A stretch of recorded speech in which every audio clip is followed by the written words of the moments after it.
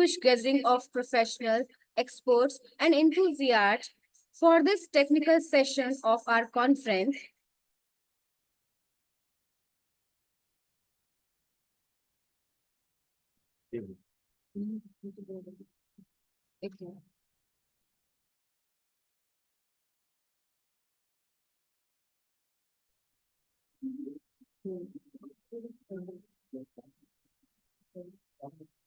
I, Charu, Assistant Professor, ACCF, with Mr. Pretosh Mishra, Assistant Professor of Amity College of Commerce and Finance, as reporter, honored to be your moderator for today. Today's session is chaired by Dr. Manisha Srivastav, ma'am, Assistant Professor and Program Leader, Amity School of Business, Amity University, Patna. And we have another chairperson, session chair, Dr. Kishore Bhattacharya, sir, Associate Professor and Assistant Director, Amity Research Center, Amity Business School, and Amity University, Patna. Let's have a glance on ma'am's achievement. Ma'am has 18 years of teaching experience. Her research interests in the area of turnover, intention, knowledge management, work life balance, demographic studies. She has more than 17 research publications and one project. She is also a reviewer of Scopus Index journals. Let's have a glance on Sir's profile. Sir has more than 16 years of experience in teaching. His research interests in the area of consumer behavior, e-retailing, service marketing. He has more than 33 research papers and he received Best Paper Award in NSE 2014. Today's session promises to be an enriching experience as we delve into the latest advancement, research, and trends in human resource. Before we begin, I would like to remind everyone of a few instructions. Each participant will be provided 10 minutes duration, including 8 minutes for presentation and 2 minutes for question and answer round. Please ensure a noise-free background to avoid any disruptions.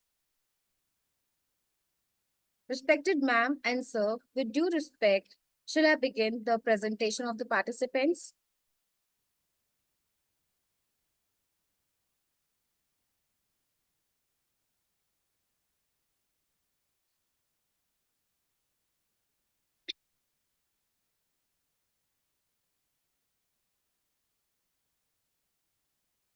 Let's begin with our first participant, Surabhi Suman from Department of Applied Economics and Commerce, Patna University, presenting on decade-wise evolution of HR digitization and its impact on work culture, a comprehensive analysis.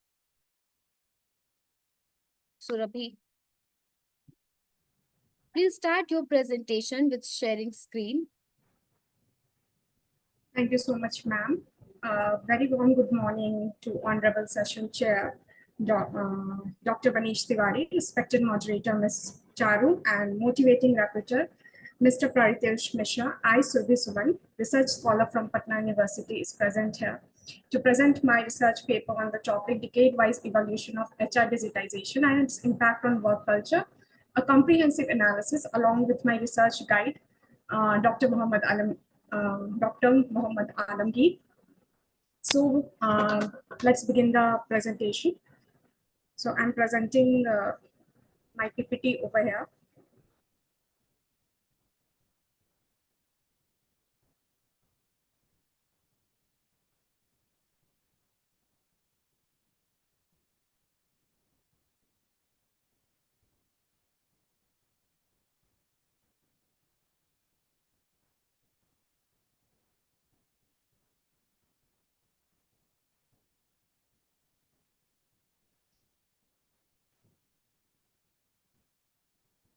So So the topic of my research paper is decade-wise evolution of HR digitization and its impact on the work culture, which is basically a comprehensive analysis.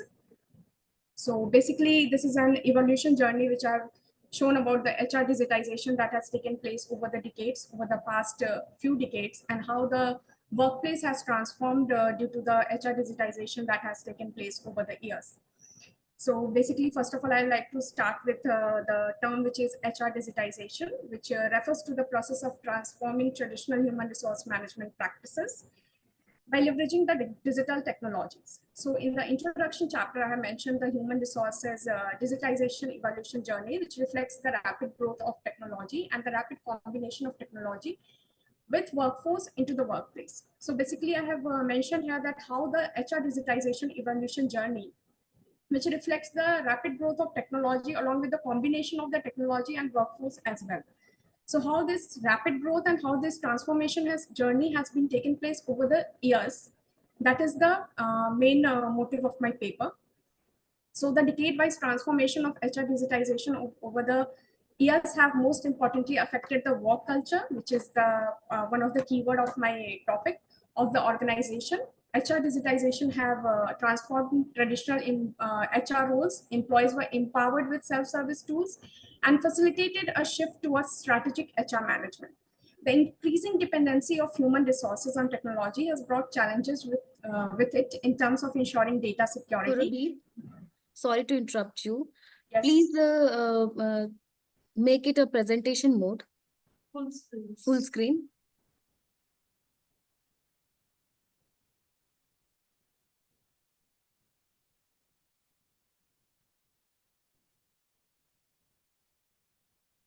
Press Control F for presentation mode. Press Control F.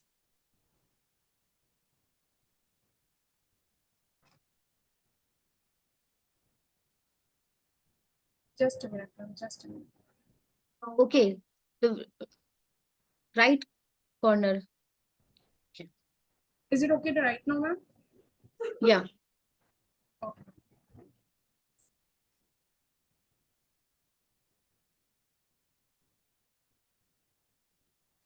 So the increasing dependency of human resources on technology has brought challenges in it in terms of ensuring data security, management of ethics, and maintaining the balance between automation and human intelligence as well, with the evolution of the HR digitization that has taken place over the years. So the intelligence of the human and as well as the as well as the intelligence of the machines, the collaboration of both, how it has evolved the workplace culture. That is the motive of this paper, to find out that how over the years it has developed in a decade-wise journey. So the future of ongoing HR digitization evolution ensures that there will be availability of much more advanced technologies such as virtual reality, augmented reality, and blockchain that further redefines the whole of HR landscape. So basically, the study is focused on the analysis of evolutionary phases of HR digitization over the years, and I have covered the period from the period of 1990s to the period of 2020s, in which we are living right now.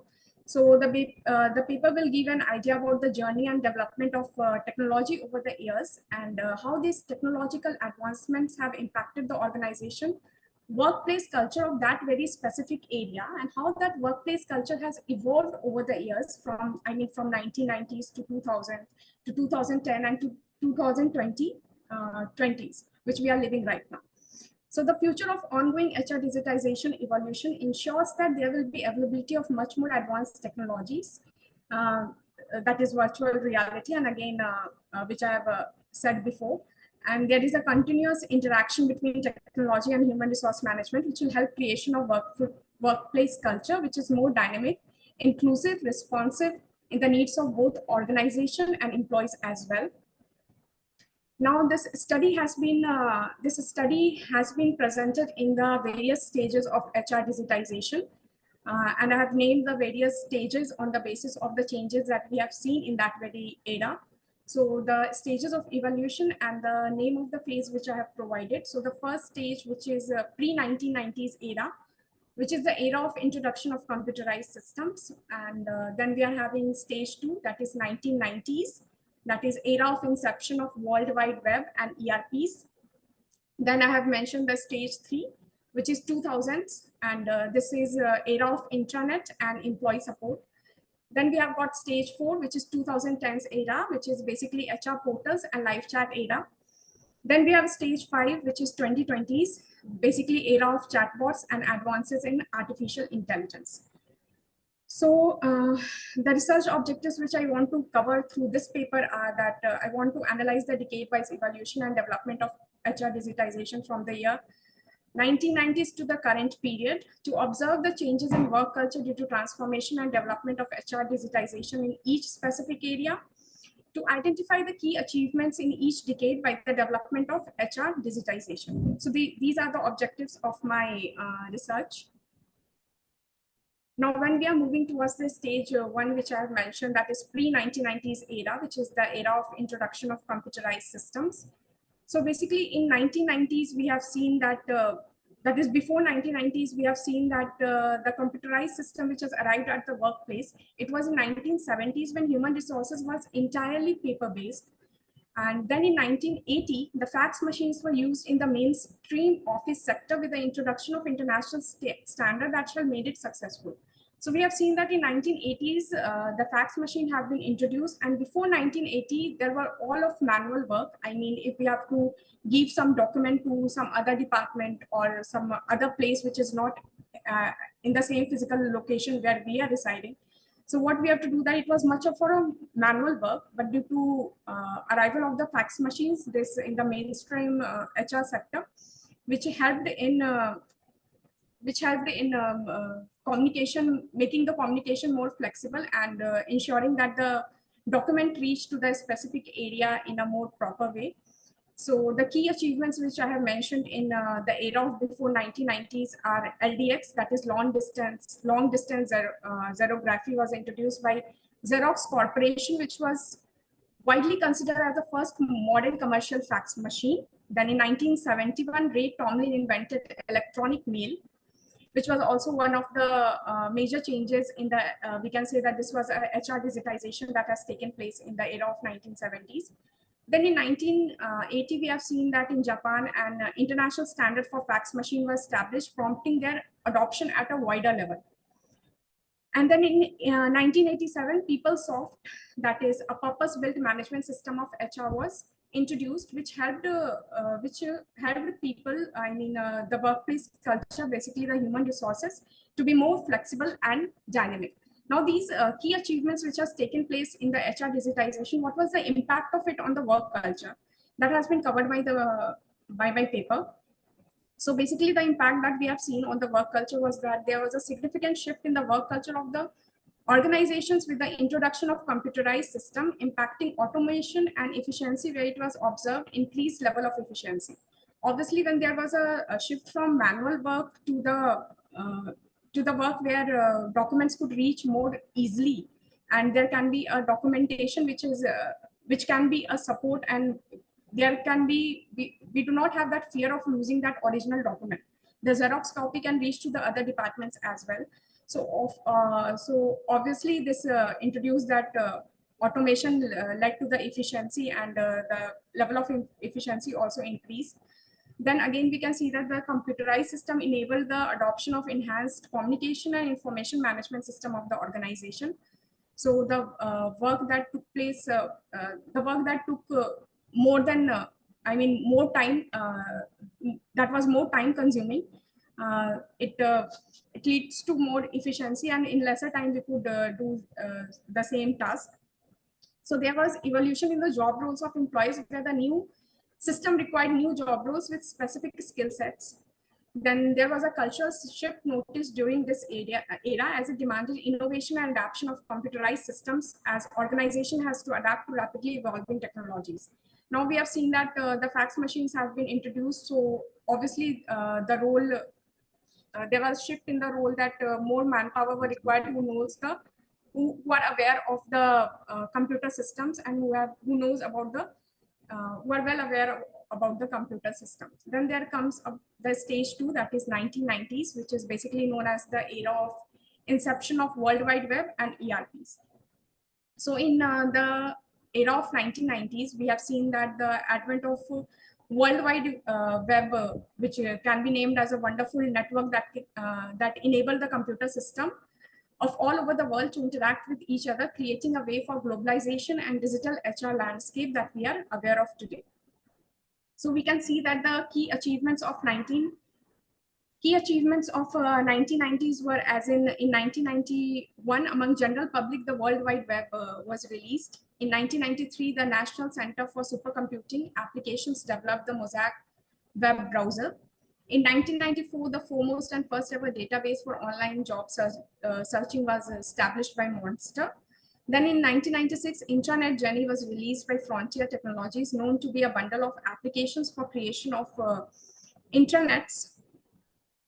Then in 1998, we have seen that application tracking system enabled the predetermined criteria to filter. And in 1999, we have seen that the worldwide, the internet has got 400 million users. So we can say that in 1990, there was a major transformation that we have seen, as there was a advent of the World Wide Web, which was released among the general public, and general public could have access to it. Which leads to a major transformation if we talk about the HR world, and if we talk about the work culture, which I'm studying in my research paper. So now, what was the impact of this advent of the World Wide Web and ERPs on the work culture? So the World Wide Web release among general public enhanced the communication and collaboration by providing global connectivity and email and instant information sharing system. Now, when World Wide Web was released among general public, so it obviously the global connectivity got increased, and the information sharing capability also got increased, which again led to the efficiency of the employees, and which again led to a work culture which was more efficient, which was more communicable. Then there was easy accessibility to information and enhanced knowledge management, prompting the culture of research and development among employees by providing platform for online learning. Now, by the advent of World Wide Web, the employees and the workforce were more, we can say that, more empowered, as they have been provided with a platform of online learning where they can do their research and development tasks, where they can study about something which is new to them, and they can enhance their skills and knowledge. Then there was a promotion of transparency and openness, as employees has got greater transformation access and availability of feedback mechanism tools, fostering more participative and inclusive work climate. So as we know that global connectivity got increased, so these HR digitization tools also help in having more participative and inclusive work culture climate, where employees across and manpower across the global, I mean all over the world and between the nations, can connect more easily. Then there comes the stage 3, which is 2000s era, which I've named it as the intranet and employee support era. So we can see that in the early 2000s, internet was considered to be a wonderful medium for the interaction with the external stakeholders, and it was really not in use for the purpose of internal communication. In order to make internal communication flexible, there was an introduction of intranet. Now, what were the key achievements of 2000? So in 2000, employee self-service HR technology was adopted by almost 15% of the organization. In the 2003, the first professional social media site, that is LinkedIn, which we all use, and most of us have got our profile on LinkedIn, was founded in the year 2003. Then what was the impact of these changes and these digitization that has taken place on the work culture?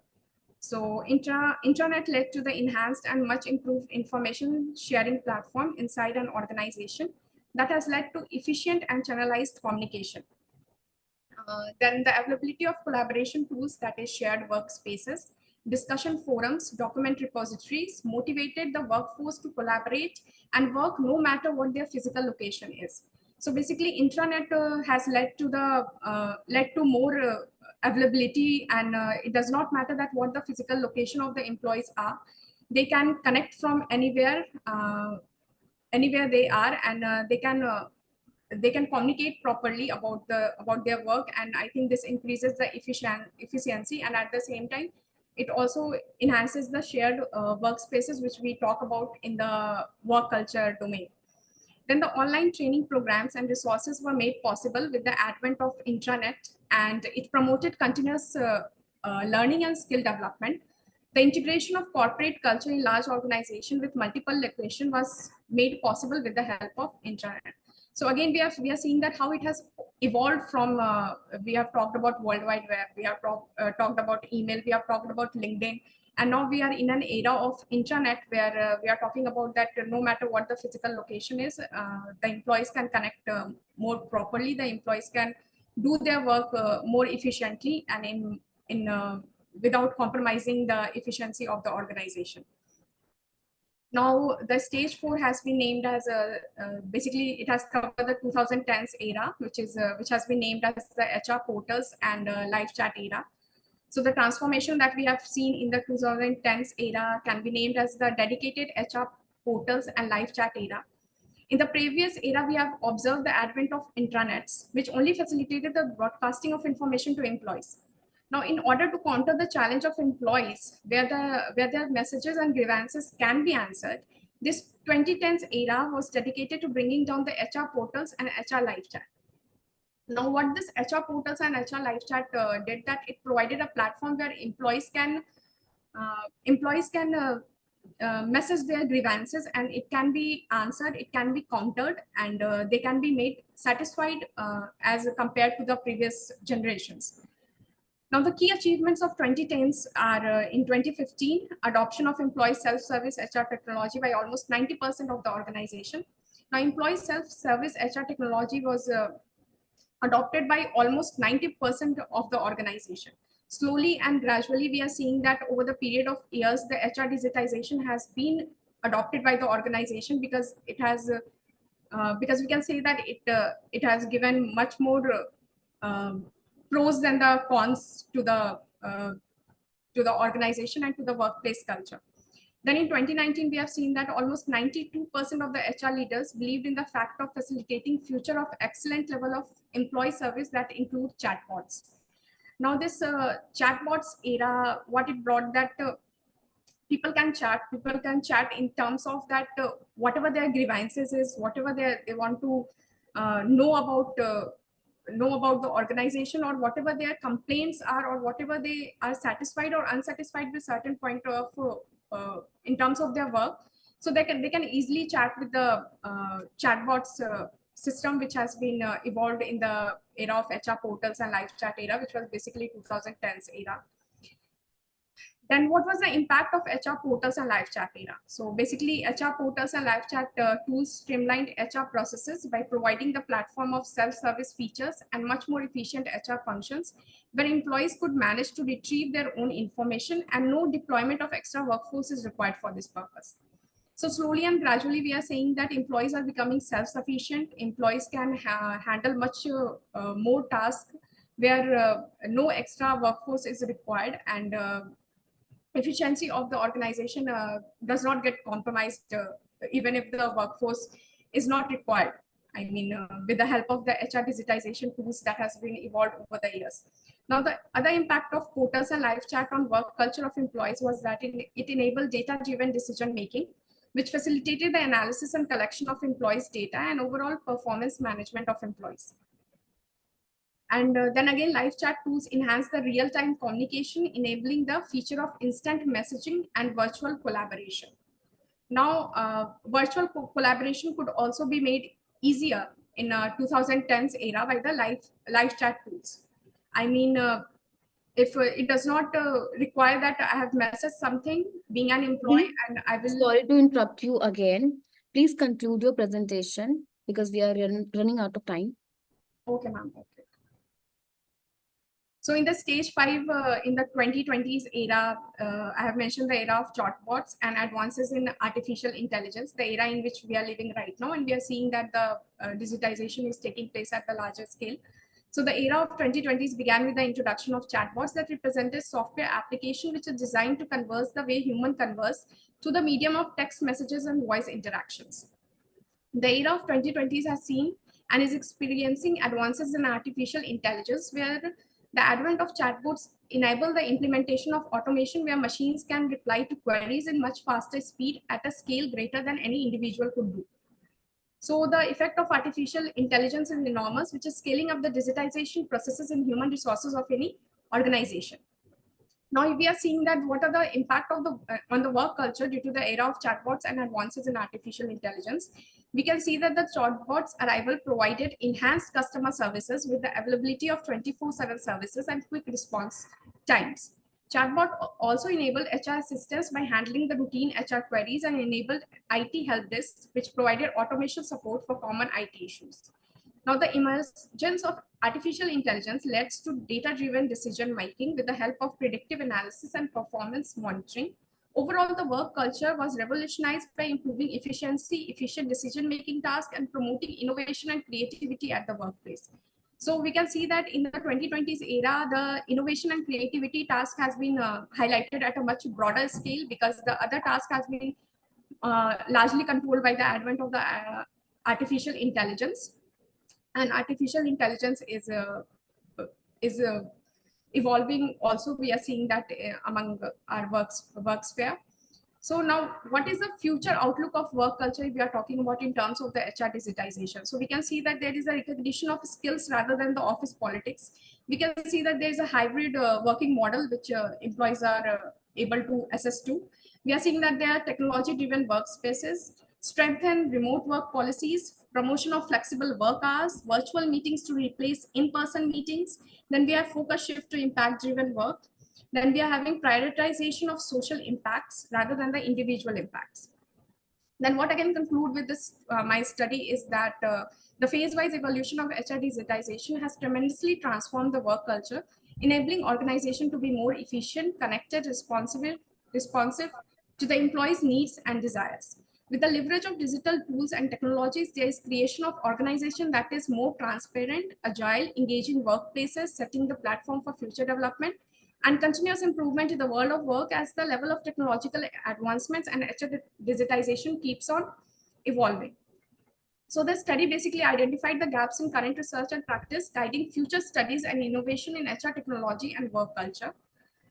So by understanding past and present trends, organization can be inspired to innovate, further exploring new ways to enhance HR functions and work culture. The study equips both scholars and practitioners with the knowledge needed to navigate and shape the future of the work. So this was all about my research paper and presentation. Thank you so much.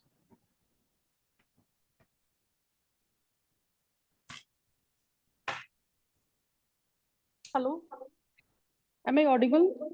Yes, ma'am, you are audible. Survi, it was a nice presentation, and first of all, congratulations.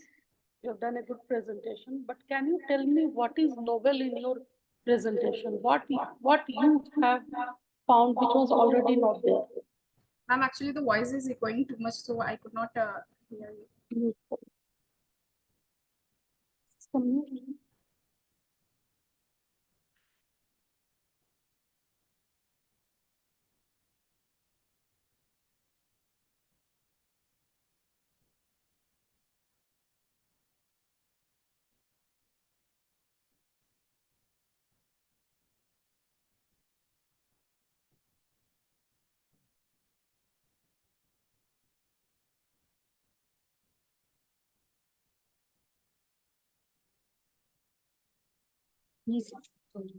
Am I audible now?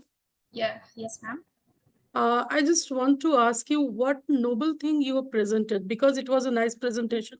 You have already taken a very good topic, but I just want to ask you what noble you are providing, because the data that you are showing us is already existing data, isn't it? Whatever has been done, many papers have been also written on that. So what your research work is providing that is new to the research community? Ma'am, basically what I'm trying to present through this research paper is that I have collaborated all the evolutionary phases that have taken place in one paper. Yes, this is a comprehensive analysis and we are having all the data that has been there. I mean, it has been existing. But I want to bring it down that what are the evolutionary phases that has taken place over the years? What are the developments that we have seen due to the HR digitization that has taken place over the years in the decades? I mean, that is something which is lacking. So it's a kind of summary paper? Ma'am, it's basically a comprehensive analysis and a decade-wise analysis. I have tried to mention that what are the developments that we have gone through and how these HR developments, the digitization developments have changed and evaluated the workplace culture and how the Okay. workplace culture is changing. Okay, two things I have. One is that you have used the word impact on organizational culture. Impact is a very impactful word because when you are talking about impact, you need to understand the strength of association. Okay, here I can see the association that this has changed, but where is the strength of association? So better it should have been effect or affected. Okay. And second thing, when you are discussing about 3 decades, like the from 1990s to 2000, isn't it? So it's 3 decade. So every decade had some landmark revolutionary things that has happened. And then you should be very clear about the context that you are talking about the Indian context. Then in 1991, we have the globalization, how it impacted. Then in 2020, if you are coming, you can talk about the Corona period, which is a very, very big change that has brought a sea change. So I'll suggest that in your paper, just talk about these revolutionary periods and how they have impacted the organizational culture and how the culture and the system is changing because of this. So that will enrich your paper too much. Yes, ma'am. Thank you Okay, so that's much. a suggestion for you. Thank you so much, ma'am, for the suggestion. I will incorporate it. Thank you so much. Thank you, and it was a nice presentation. Thank you so much, ma'am. Kishore sir, any question from your side? You have talked about the word impact. So I guess should we need to work into that area? Am I audible? Audible, can you hear Kishore sir? Ma'am, the voice is a little lower, so I could not hear it clearly. Okay, you are not able to hear it properly.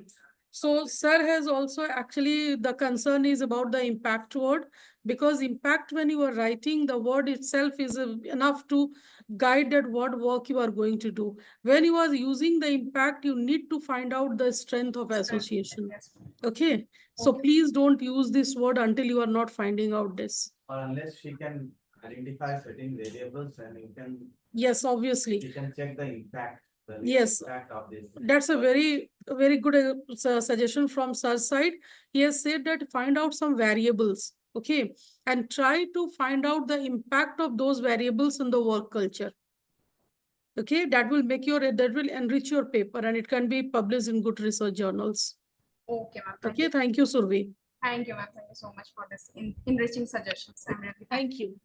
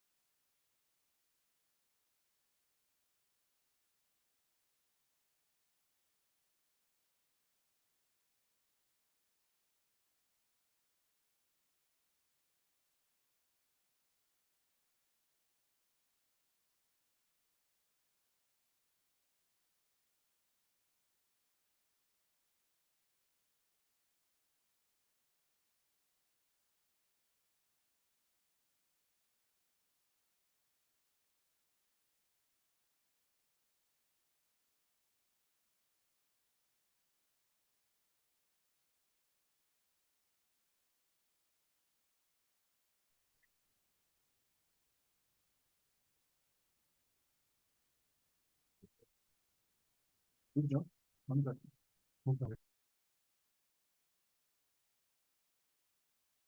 Our next participant is Neha Shukla from Deen Dayal Upadhyay, Gorakhpur University, presenting on relationship of perceived servant leadership with quality of life and mental health of employees in organization, a systematic review.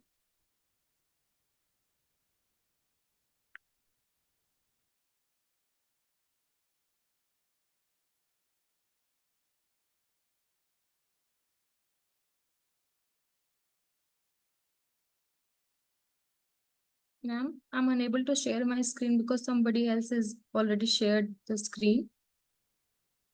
Okay, am I audible?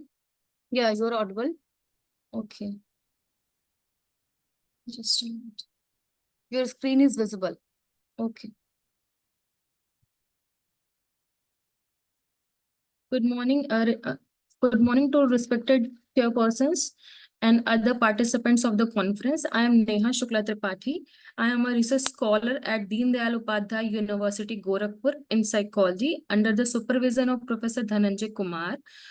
Today, I am going to present a review paper titled with relationship of perceived servant leadership with quality of life and mental health of employees in organization, a systematic review.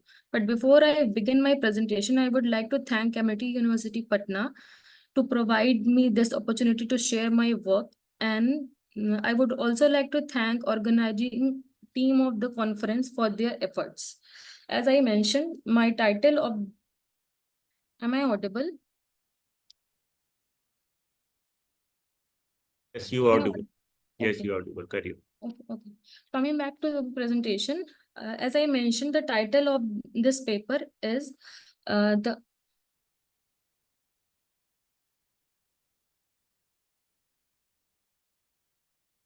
I'm relationship of perceived servant leadership with quality of life and mental health of employees in organization, a systematic review. The purpose of this study is to explore the role of perceived servant leadership in enhancing the quality of life and mental health of employees within an organization. The research objectives of this paper is to investigate how employees' mental health is impacted by their perception of servant leadership and to explore the overall quality of life of employees under the servant leadership. For any organization, one of the most valuable asset of its employees. So this review work will provide an understanding that what are the variables which can make an impact on employees' mental health as and well-being. The review investigates the effects of perceived servant leadership on employees' mental health and quality of life. Organizations are increasingly recognizing the impact of understanding the link between leadership styles, quality of life, and employees' mental health. This review has analyzes over 30 research articles from 2005 to 2023 from various sources. The results shows a strong positive association between employees' mental health and enhanced quality of life under servant leadership. Empathy, supervision, and community building are examples of servant leadership behavior that improve mental health in general, increase job satisfaction, and minimize stress. These results imply that companies can foster a more encouraging and health promoting work environment by using servant leadership, which can further lead to perception of better quality of life among the employees. The first variable of this review paper is the servant leadership, and let us know about the servant leadership. This term is coined by Robert K. Greenfield in 1970 in his essay, The Servant as a Leader. It refers to leadership philosophy where the primary goal of the leaders is to serve.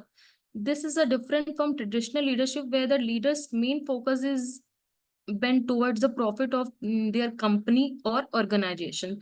There are 7 dimensions of servant leadership, which are egalitarianism, moral integrity, empowering, empathy, humility.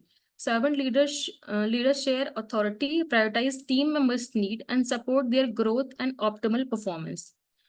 Another variable of this research review paper is quality of life that refers to the extent to which an individual feels satisfied with their life including physical and mental health, social relationships, and environment. In context of organization, the term quality of life describes an employees' whole well-being within an organization. It includes a range of factors, including their physical and mental health, degree of freedom, social connections, and how they interact with their surroundings. The dimensions of quality of life are physical well-being, psychological well-being, levels of independence, social relationships, and the environment. The third variable of this paper is mental health. A state of psychological well-being or absence of mental illness includes emotional stability, life satisfaction, and absence of stress. In psychology, a person's emotional, psychological, and social well-being are referred to as their mental health. It has an impact on people's thought, feelings, and behavior. It also has an impact on how they manage stress, interact with others, and make decisions. Free from mental illness or impairment, mental health is a vital aspect of total well-being. In the context of organization, mental health frequently includes the following aspect, that is emotional well-being, in the state of which one feels content and happy and free from negative emotion such as depression and anxiety. The next one is psychological well-being that includes things like autonomy, personal development, self-acceptance, and a sense of purpose in life. The another is work-related stress. This component evaluates how stressed and burnt-out workers are as a result of their jobs and workplace culture. The another one is a work-life balance component. The ability to balance the demand of both the work and personal life without experiencing undue stress is assessed in work-life balance. And how servant leadership affects mental health? Let us see. According to research, servant leadership creates supportive work atmosphere which has a favorable effect on mental health. Servant leaders understand the need of their staff, foster a climate of trust and respect, and offer opportunity for both professional and personal growth. These actions all led to better outcome for mental health. Here are a few linkage between found between the servant leadership and mental health. That is, first one is empathy and support. According to Burato and Wheeler, 2006, servant leader shows empathy and offer emotional support to their team members, assessing them to managing stress and anxiety, empowering them. Employees' sense of control and self-efficacy are increased by servant leaders, which reduce helplessness and foster the mental health, according to Greenleaf, 1997. Building community. According to Linde et al., 2008, servant leadership promotes a sense of belonging and community, both of which are critical for mental health. Influence of servant leadership on quality of life. It influence in various ways, which are physical well-being, psychological well-being, promotion of independence, strengthening the social relationship. Methodology of this paper is a systematic review was conducted following the preferred reporting item for systematic reviews. The methodology involves the research question, that is how does perceived servant leadership related to the quality of life and mental health of the employees in organization. Search strategy was a thorough search for literature was conducted utilizing database like Web of Science, PsycInfo, PubMed, and Google Scholar. Servant leadership, quality of life, mental health, employees' well-being, and job satisfaction were the search term used. Papers released in year 2005 through 2023 was taken. Inclusion criteria was empirical studies examining the relationship between servant leadership and employees' well-being, studies published in peer-reviewed journals and studied with qualitative or mixed method approach. Exclusion criteria was non-empirical article, review paper, dissertation, and studied not in English. Data extraction was data from selected study were extracted using the standard form, which includes information on study design, sample size, measures of servant leadership, quality of life, mental health outcome, and key findings. Data synthesis were done through a narrative synthesis was conducted to summarize the finding, and a comparison table was created to highlight key aspects of each study. This is the comparative table of the research articles which I have compared, and the key findings of these papers are here. The positive, according to Anderson and Son 2017, a positive correlation between servant leadership and quality of life includes reduced stress level. Evo et al. 2019, according to them, enhanced mental health and job satisfaction with high servant leadership. Hodge et al. According to Hodge and et al. 2018, servant leadership linked to lower depression, higher life satisfaction. Lemion et al. 2022, significant empowerment in quality of life and reduce anxiety and depression. Newman 2017, sustained servant leadership improved mental health outcomes over time. So in the discussion part, this systematic review was conducted to find out a linkage between perceived servant leadership quality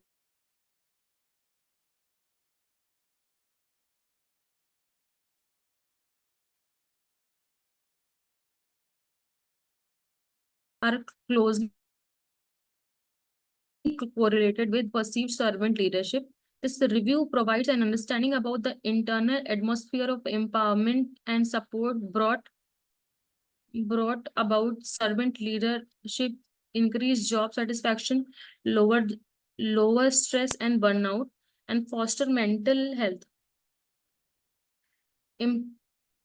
Important mediating factor in this relationship view of authenticity is leadership and organizational culture. Establishing a supportive culture and implementing servant leadership principle are two strategies that organization can take to enhance employees' well-being.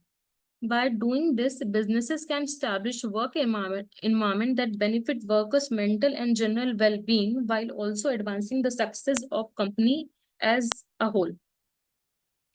The mediating factors were the relationship between servant leadership and the workers' mental and general well-being is influenced by number of mediating elements that are, according to Luba 2015, has highlighted the essential influence that organizational culture plays. Workplace culture that are in line with servant leadership ideas have a greater positive impact on the well-being of their employees. On the other hand, a misalignment may prevent these advantages. Another significant issue is how authenticity of the leadership is perceived by the workforce. Rego et al. 2012 stated that the beneficial effects on workers' mental health and quality of life are reinforced what servant leaders are viewed as authentic. Employees are more likely to reap the reward of servant leadership when they feel that their leaders actually care about their well-being. Further research direction to gain a deeper understanding of the causal relationship between the servant leadership and employees' well-being. Future research should concentrate on longitudinal research design, further investigate on the influence of organizational and cultural factor on the relationship might yield more to understanding. That is for all from my side. Thank you so much.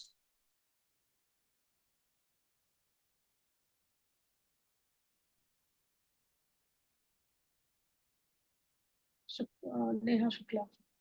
Neha, am I audible to you? Yes, sir, you are audible. Okay, Neha. Good morning, sir. Good morning. It was a nice presentation. Thank you, sir. And I'm having a few queries to you. Yes, like sir. you have mentioned that you have done a systematic literature review. Yes, sir. And you mentioned that you have taken the papers which are peer reviewed and empirical in nature, Yes, sir. right? So have you taken, you have, as you mentioned, you have taken 30 papers. All the papers are empirical in nature, or there are certain papers which are also the systematic review based papers? Yes, yes. Few papers were systematic review based paper also. But in your criteria, Because I guess you because have mentioned that you yes, have sir. selected only Because the the literature for servant labor is very limited, and the variables which are Yeah, which I would like to interfere here. Servant leadership is a very old concept, and there yes, is a swarm of literature on servant leadership. Rather, yes, if you would ask me about the destructive leadership, then I'll say that it's a new concept. Padilla's toxic triangle started this concept. But servant leadership is something that is a very, very old concept, and there is lot many papers on that. yes, So it's not a new concept. But the concept has again come into prominence after Corona period, because it has shown that this concept has shown better results as compared to other companies where it was not there. yes, ma'am. As So compared there to is other lot of leadership styles. Yes, ma'am. yes. Yes. what was your specific criteria to decide the quality of papers you have selected? Only So you empirical are not paper audible. and peer Your reviewed? voice is What I'm asking, Neha, is that yes, sir. what was your major criteria to decide the quality of papers you have selected for literature review? Am I Is there any audible? specific? Sir, your voice is Yes, you cracking. are audible. You are audible. Okay. Sir, can you please repeat your question? Your Yes, voice is cracking. what I'm saying is that as you have taken the empirical papers, 30 empirical papers for your study, Yes, sir. what were the major criteria to decide the quality of the papers you have selected? Is there any such criteria on the basis of which you have decided, okay, this is the paper which fulfills the required criteria, and this paper I'll be including in my study for the purpose of my study? Is there any such kind of criteria? No, sir. I didn't follow any such criteria, but I just taken the research, empirical papers and review papers, both for my this work. So all the papers may not have that much quality which you have selected for your study, right? Yes, There are so many different, low quality. There could be possible. The papers yes, are not that possibility is much there. having that much Well, in that quality, standard, not from a good database. Yes, right? ma'am. Yes, ma'am. Yes, So ma'am. you should opt for selecting the papers considering having such certain criteria, like certain index papers only, indexed in certain databases. Those papers will be taking like Scopus or something like that. Yes, sir. Right? Yes, sir. I will sure. I'll definitely try to Neha, again. Yes, I ma'am. have two questions from you. Yes, One, ma'am. I saw that in the introduction when you were talking about this quality of work life, you were Yes, discussing about absence of stress. yes, Is ma'am. there any situation when will be an absence of stress? No, ma'am, there is no such situation because Or an optimal level of stress is required to us to do our daily works also. in So, fact, Hierarchy's Dawson's model talks about that. yes, ma'am. Yes, ma'am. The Not optimal a new level of model. stress is required to do daily routines of our work Yeah, also. obviously. So Yes, please change that word from your paper. It should be the optimum level or reduced sure, ma'am. stress. Sure, ma'am. Okay. Thank you, ma'am. And Yes, ma'am. second thing which I wanted to ask you, that you have talked, you are at the later stage in your paper, you were talking about mediation effect. Yes, ma'am. Can you tell me when do we check the mediation and why mediation have you included here? Ma'am, when we want to explore the other variables that can affect the our primary variable, we look for the mediating variables, and here the work environment is included as the mediating variable that can also influence the mental health of the employees of an organization. That is why this is selected for So when as you are mediating. making I saw your LR table where you have taken the standard scales for mental health and our quality of work life. You have mentioned that also. That's very good. But then there also you should mention about the mediators, what they have chosen. Okay. Okay. Because Okay. to test a The construct, table. what are the factors that are contributing to the other construct, you generally go for mediation or moderation effect, isn't it? Yes, Which is ma'am. moderating the effect, lowering the effect or increasing the effect, acting as a catalyst. Yes, ma'am. When it is acting as a catalyst, then it's a mediation effect. Okay. But when it is lowering the effect, it is moderation effect. Okay. So just try to include a new column there and use this. And then I'll also suggest that as you've taken the variables, you're talking about the mediation. So you can develop a good paper out of this. Okay. Variables already is identified. Go for the standard scales, have some primary data collection, and then go for writing a good research paper. Okay. Thank you, ma'am, for valuable suggestion. Thank you, sir. Okay, thank you, Neha. Have a nice presentation from your side. Thank you, ma'am. Thank you, sir. Over to you, Charu. Thank you so much, ma'am.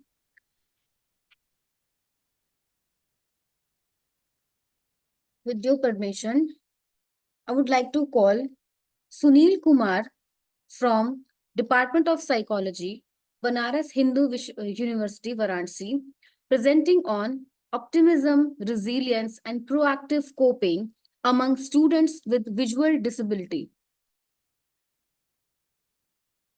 Mr. Sunil Kumar.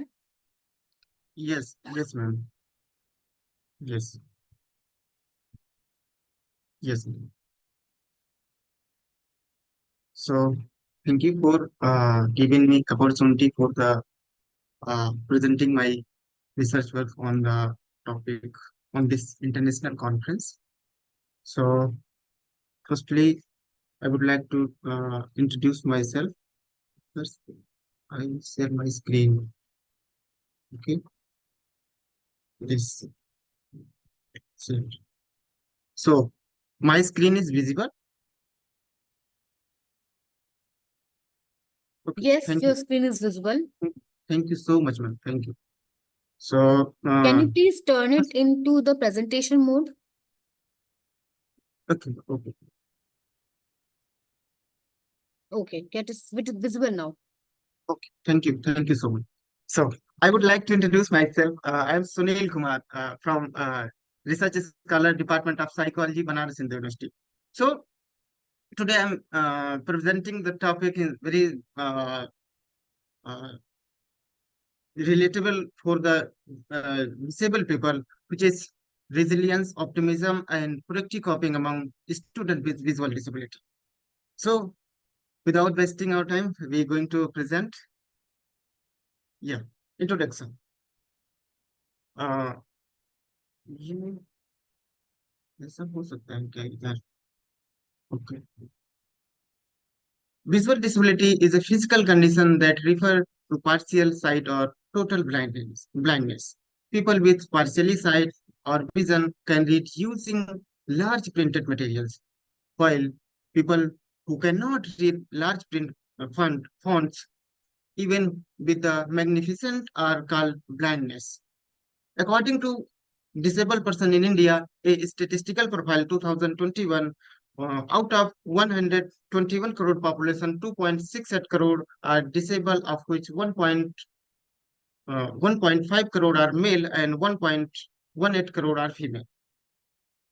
Out of these, 20% represent locomotor disability, 19% represent visual impairment, and 61% have been identified as other kinds of disability, such as language disability, speech disability, intellectual disability, hearing impairment, chronic neurological condition, and hemophilia. Resilience is a process of consequences of successfully adjusting to harsh or challenging life situations, particularly via mental health, mental, emotional, and behavioral flexibility and adjustment to external and internal pressure. Optimism is a characteristic of hope, trust, and good perspective on life. It is the overall capacity to adapt to failure that provide strength for future or happening events in our lives. Corrective coping refers to behaviors that help people avoid to prepare for future pressure. These might be behavioral such as conserving money to cover unforeseen expenditure, or cognitive such as visualizing how to deal with the expected obstacle. Rationale of the present study. As understood by the existing pieces of literature. ये रख नहीं रहा है इसका screen. हाँ. As understood by the existing literature, pieces of literature, students with visual disability face unique challenges in their lives than other disability. Therefore, they have more chances to develop psychosocial and accessibility related issues. This time, the psychosocial factor, that is resilience, optimism, and proactive coping, can help to reduce mental health problem.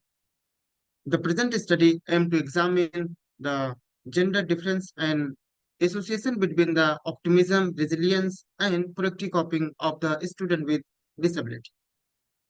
The present study, the sample has been collected from the various institutions of Uttar Pradesh, that is Jagatguru Rambhadrachar Divyang State University, Chitrakoot, Dr. Shakuntala Misra, National Rehabilitation University, Lucknow, and Government Blind Hostel, Prayagraj. This study was ethically approved by the Institutional Human Ethics Committee at Banaras Hindu University, Varanasi, UP, India.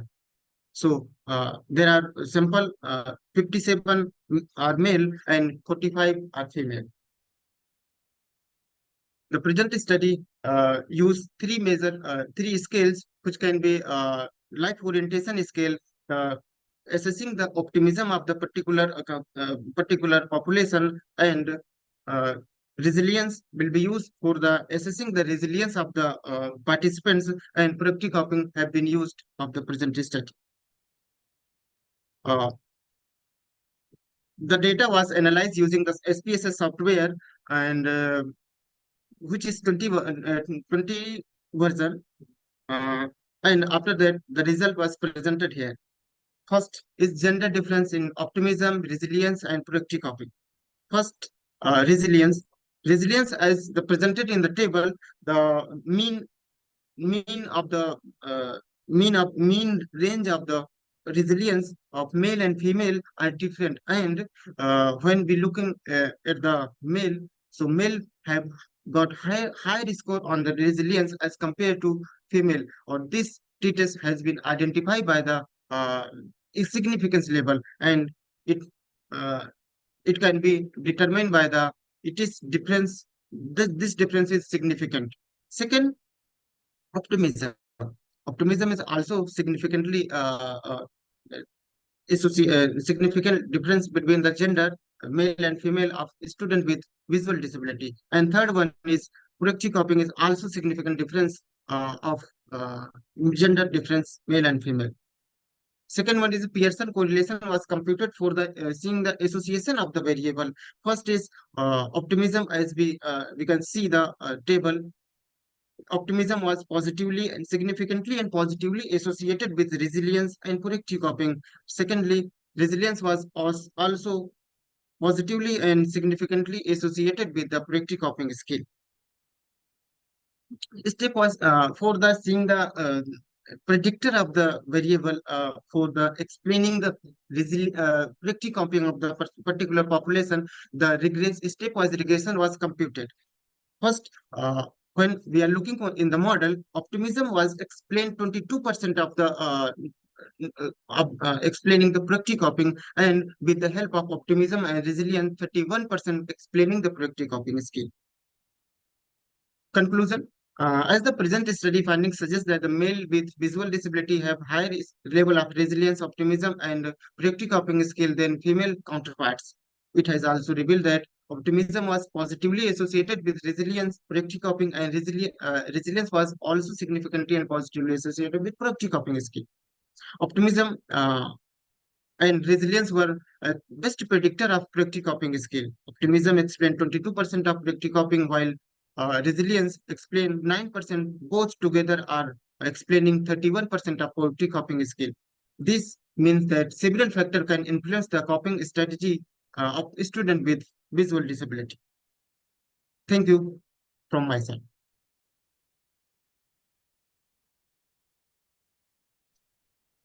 Sunil Kumar. Yes. Okay, it was a nice presentation, and moreover, it was very heartening to see that you have gone for a statistical testing Yes, sir. of the data. So it was a primary data only collected from these places in Banaras. Yes, Varanasi. no, I have selected as I have presented in my slides. Fine. There are three institutions has been selected for the collection of the data. One, What was Jagadguru the Rambhadracharya. criteria of selecting these institutions only? I have used purpose sampling only. Because when the availability of the participants, that is why this is the reason of the selecting of the institution as well as selecting of the participants. The purpose sampling has been used. No, it's okay. It's a purposive sampling because you are Yeah. only taking the visually impaired people. But then Yes. why only from Banaras? No, ma'am. Was it because it This was data has convenient for you? yes, ma'am. As I have said my slides, there are three institutions have been selected. First is Institutions Jagadguru are three, but Rambhadracharya. the place is only Varanasi, isn't it? No, no, ma'am. It is not only for limited on our RC. It is Can the you please go institution. back to that slide? Please go back to that slide. Yes, ma'am. Yes, ma'am. There are three institutions. One is Jagatguru Rambhadracharya Divyang University Chitrakoot, and second is Lucknow, and third is Prayagraj. So there are three cities have been So selected over there. all from the UP. Yes, ma'am. Any reason for that? Because it Yes, would have been a because very good because study. of I am looking for the yes, I am looking for the availability of the participants. So that is why I have selected the particular institution which is provided the education for the individual with disability. That is the reason behind it. But there are other institutions also in various states where there are visually impaired people. Like you have Yes, taken yes, ma'am. data for the students, so you might have Yes, considered that. That would have actually given you the locational or geographical variations also, because yes, you yes, ma'am. are coming from only one state, so it's a very confined data you are using, Yes, isn't it? yes, ma'am. Yes. Then sample size also, I can see that it's not a very big sample size, 57, 100. 45, isn't Yes. it? Yeah. So 100 sample to size data. and sample size actually you should have calculated, actually should be based on some reasoning, because sample size you cannot just pick on your whims and fancies. Okay, there Okay. you should be based on the objective, what objective you Okay, are ma'am. choosing. Okay. Yes, yes. I will incorporate in the future research when I have Yes, contacted. yes, Yes. very much. And then because you are going for a quantitative research, I'll suggest that research question and the hypothesis, because you're testing something, isn't Yes. it? Hypothesis you have not used, which you should be using, and then you should be testing it for the null hypothesis and the alternate hypothesis. Okay. Please try to build up on that form, then this will be a very good research. Okay. Okay, ma'am. Okay, okay. It will be. Okay. Okay. And please move on to the t-test where you have used the t-test. This is T table. It's an introduction. Please move on to the t-test table. Yes, yes, please stay. Now I can see p-value for resilience 0.05, while the Yes. p-value for optimism and proactive coping you have taken more than 0.01%. Why the variation is there in the p-value? Why not 0.01 for resilience also? I think it has not accepted in the level of 1.10 0.01 level. That's why So I'm it, pointing it ha, ha, out. When you are yes, yes, yes. comparing the data, you cannot have different parameters for the data, isn't Yes, it? I You have one computed the normality. I have computed the normality of the data and skewness, kurtosis also have been I calculated. can understand, After but that, when you are showing the p-value, there should not be variation. When you are taking three scales, three constructs, and you are showing the p-value, so this p-value should be equal for all. The on same p-value, you can show on confidence level, you can show that this is the result, yes. isn't it? So this is p-value is only in the present analysis. The resilience was only p-value 0.05, and this level is significant. And another analysis and other construct has been taken. After that, we got the p-value of 0.01. Yes, 0.5 is enough. If it is even significant on 0.01, so it will be significant on 0.05. So Yes. don't actually bring this kind of mismatch between the data, because it makes your data ambiguous. Okay, And ma'am. one most important question that I would like to ask you, why going for this kind of research for visually impaired people? Any reasons for that? What is instigated you to go for this research? Yes, yes. One reason is I have seen because I have studied that particular institution, that type of particular institution. So I have seen this problem is big. People with disability face more problem as compared to other kinds of disability, as mentioned. So I have seen, I want to, how to reduce these kinds of problems and how to reduce these kinds of uh, obstacle of their life. So I think when we are talking about the psychological parameters, so there is a positive construct of the optimism, resilience, and grief. So that is why, with the help of these constructs to developing the quality of life and mental health will be increased. So that is why I have taken the particular construct for the particular populations. See, I think I was not I able think to it hear you. I think it will be helpful after. Sorry, ma'am. I was not able to hear you properly because there was some network issue. But when you are talking about optimism, you are talking about proactive coping. So it's already there is a quality of life. These people, if they are about like optimism is something which goes beyond quality of life issues. Because if you are optimistic, obviously you have the ability to make your life good. Yes, Okay, ma'am. then Yes, proactive coping is again the same thing. Resilience, when you're talking about resilience, these are all personality traits which will actually help you to have a good quality of life. yes, ma'am. Okay, So that is why so I don't have relate selected. quality of life. Don't relate it with that. It's about a personality trait. Yes, Okay, yes. and Okay. basically a psychological construct also. Yeah, yeah, yeah. It is a positive psychological construct. Yes, Yes, yes. ma'am. Yes. Okay, thank you so much. Sunil, one more question from my side. Yes, ma'am. Yes, yes, yes, sir. On your findings, you have mentioned that the optimism, resilience, and proactive coping, this you have found more for the male students, male Yes, visually disabled students. yes, yes, Is yes. there any possible justification behind this finding? Could be the As possible. yes, yes. I has read one article, one or two, many article I have uh, read, but I have seen in Then literature also. I can I have second self opinion because your data for the male was more. So I can say that this result you got. Because yes, 45 for female, 57 for male. So your data showed that the male are more resilient and optimist. ma'am. Actually, when we are going to There is no perform, problem. when we are going to perform the SPSS analysis, so that type of analysis will be provided by the SPSS, and there is no variation of the participants, number of the participants.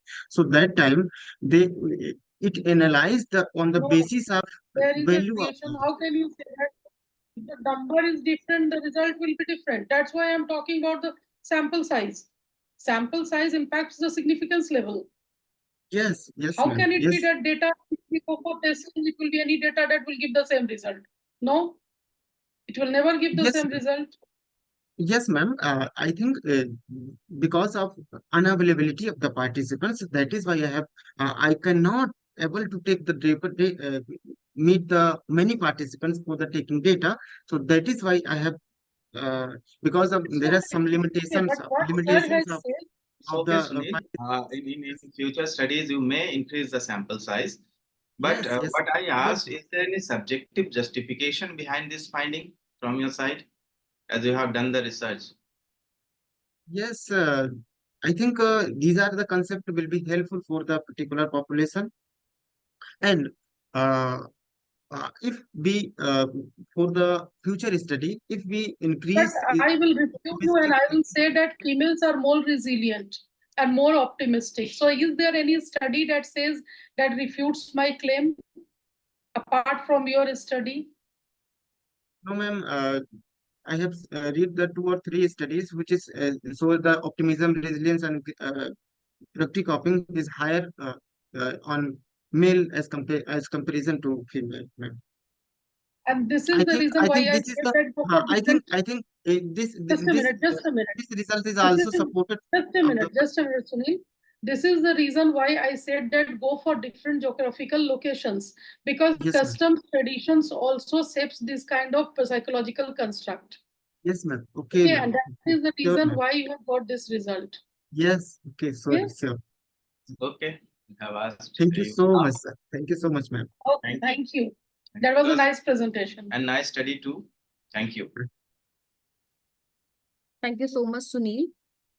With due permission, session chair, I would like to call our next participant, Swati Kumari from Department of Psychology, College of Commerce, Arts and Science, Patliputra University, presenting on perceived trust on social media personality and interactionist perspective.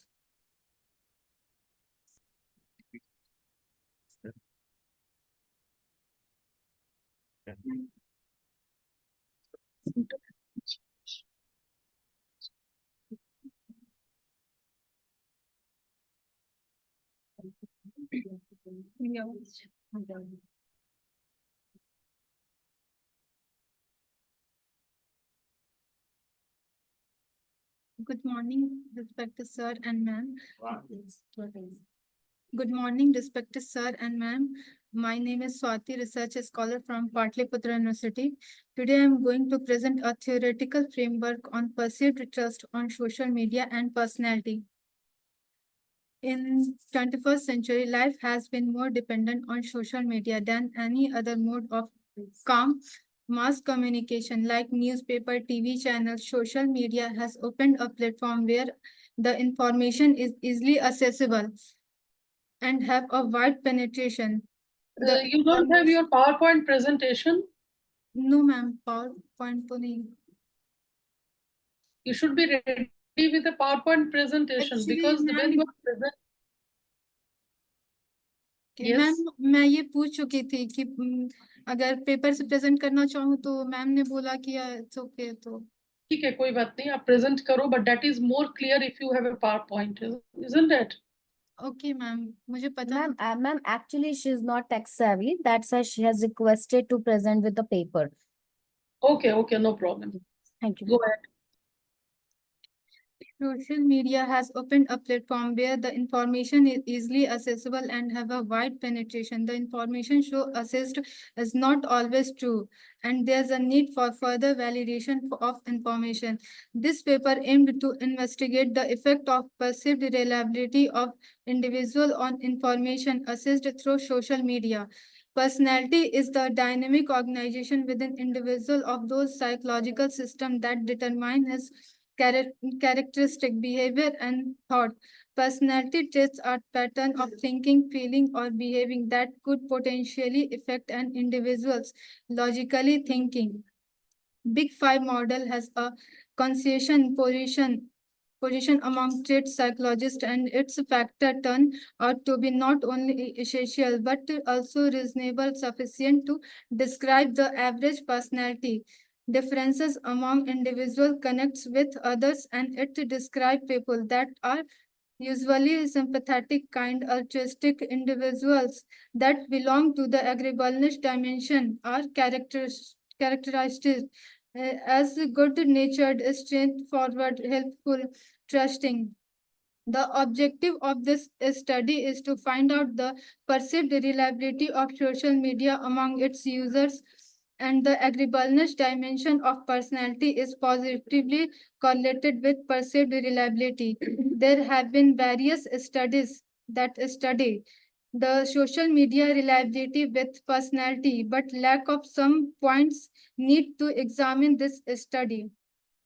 The conclusion is the study will help in personality profiling of people who perceived social media information as highly reliable.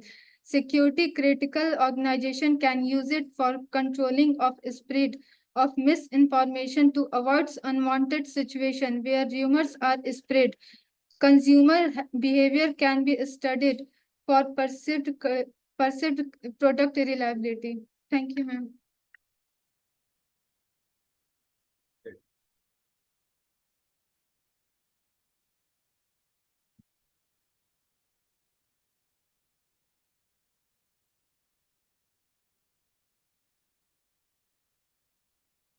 purpose of your study?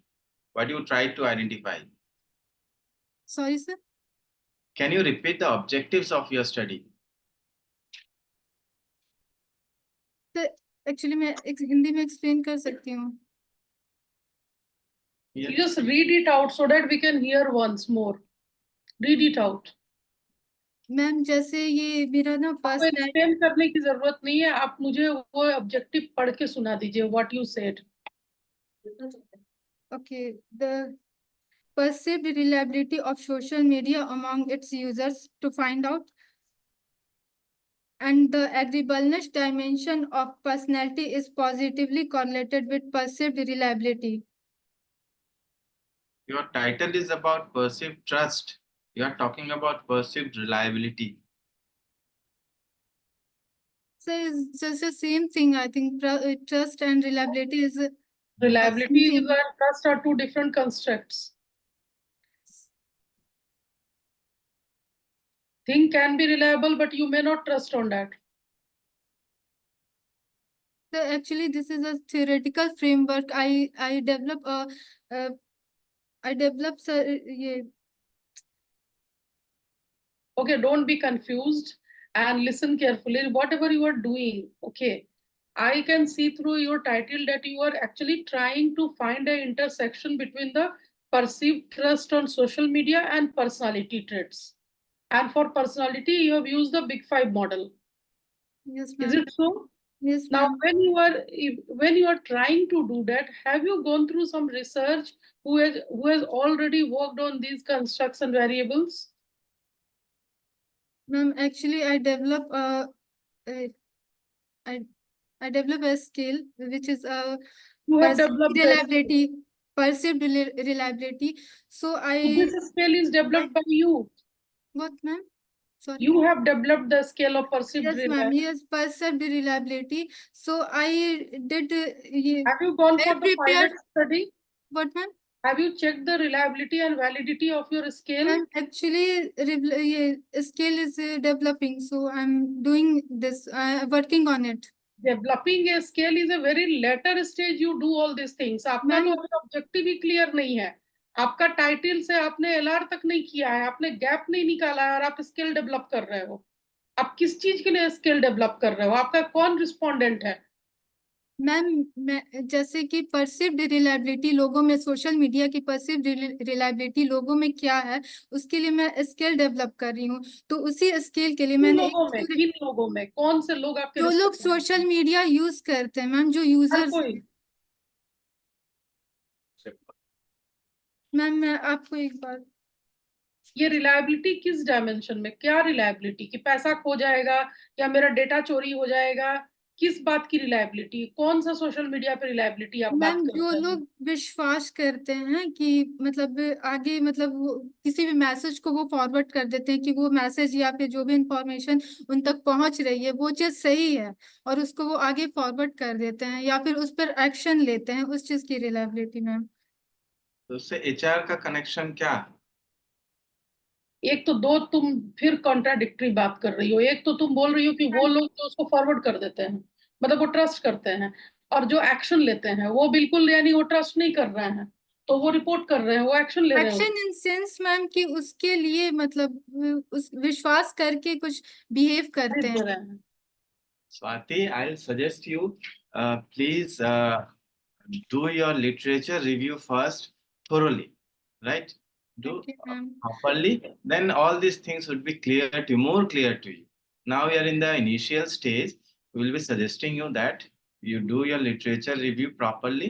It would be more clear to you. Otherwise, the topic on which you are trying to conduct your study, it is very good. It is very interesting, right? आप थोड़ा सा और literature papers को पढ़ो, आपको थोड़ा सा और पिक्चर क्लियर हो जाएगा, आपका ऑब्जेक्टिव्स आपको क्लियर हो जाएंगे, then you continue with the study.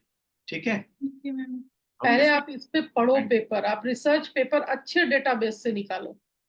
ठीक है, गुड पेपर्स आप इसके ऊपर पढ़ो. पढ़ने के बाद ही आप क्लियर होगी कि आप कर क्या रहे हो, because you are still not clear what you are doing. Okay, Don't get upset. पढ़ाई पढ़ लो थोड़ा सा. This is the start of research. When we start the research, we are in the same condition.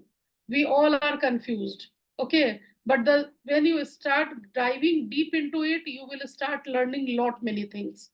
And we are suggesting that dive deep into that. See, go deeper. Okay. हमारा purpose आपको demotivate करना नहीं है. आपको motivate improve करना it. है. Okay. Next time when you present, you come up with a very good paper, and we will be there and we'll be judging your paper as the best paper. Okay, I'm sure for that. Thank you. Okay, thank you.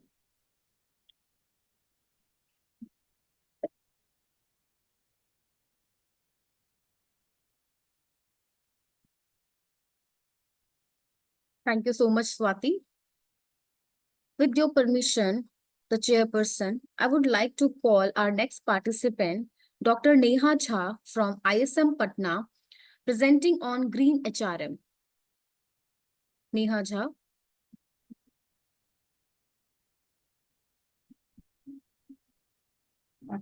Good morning, ma'am. Good morning, sir. Good morning. Yeah, I interviewed an HS assistant professor.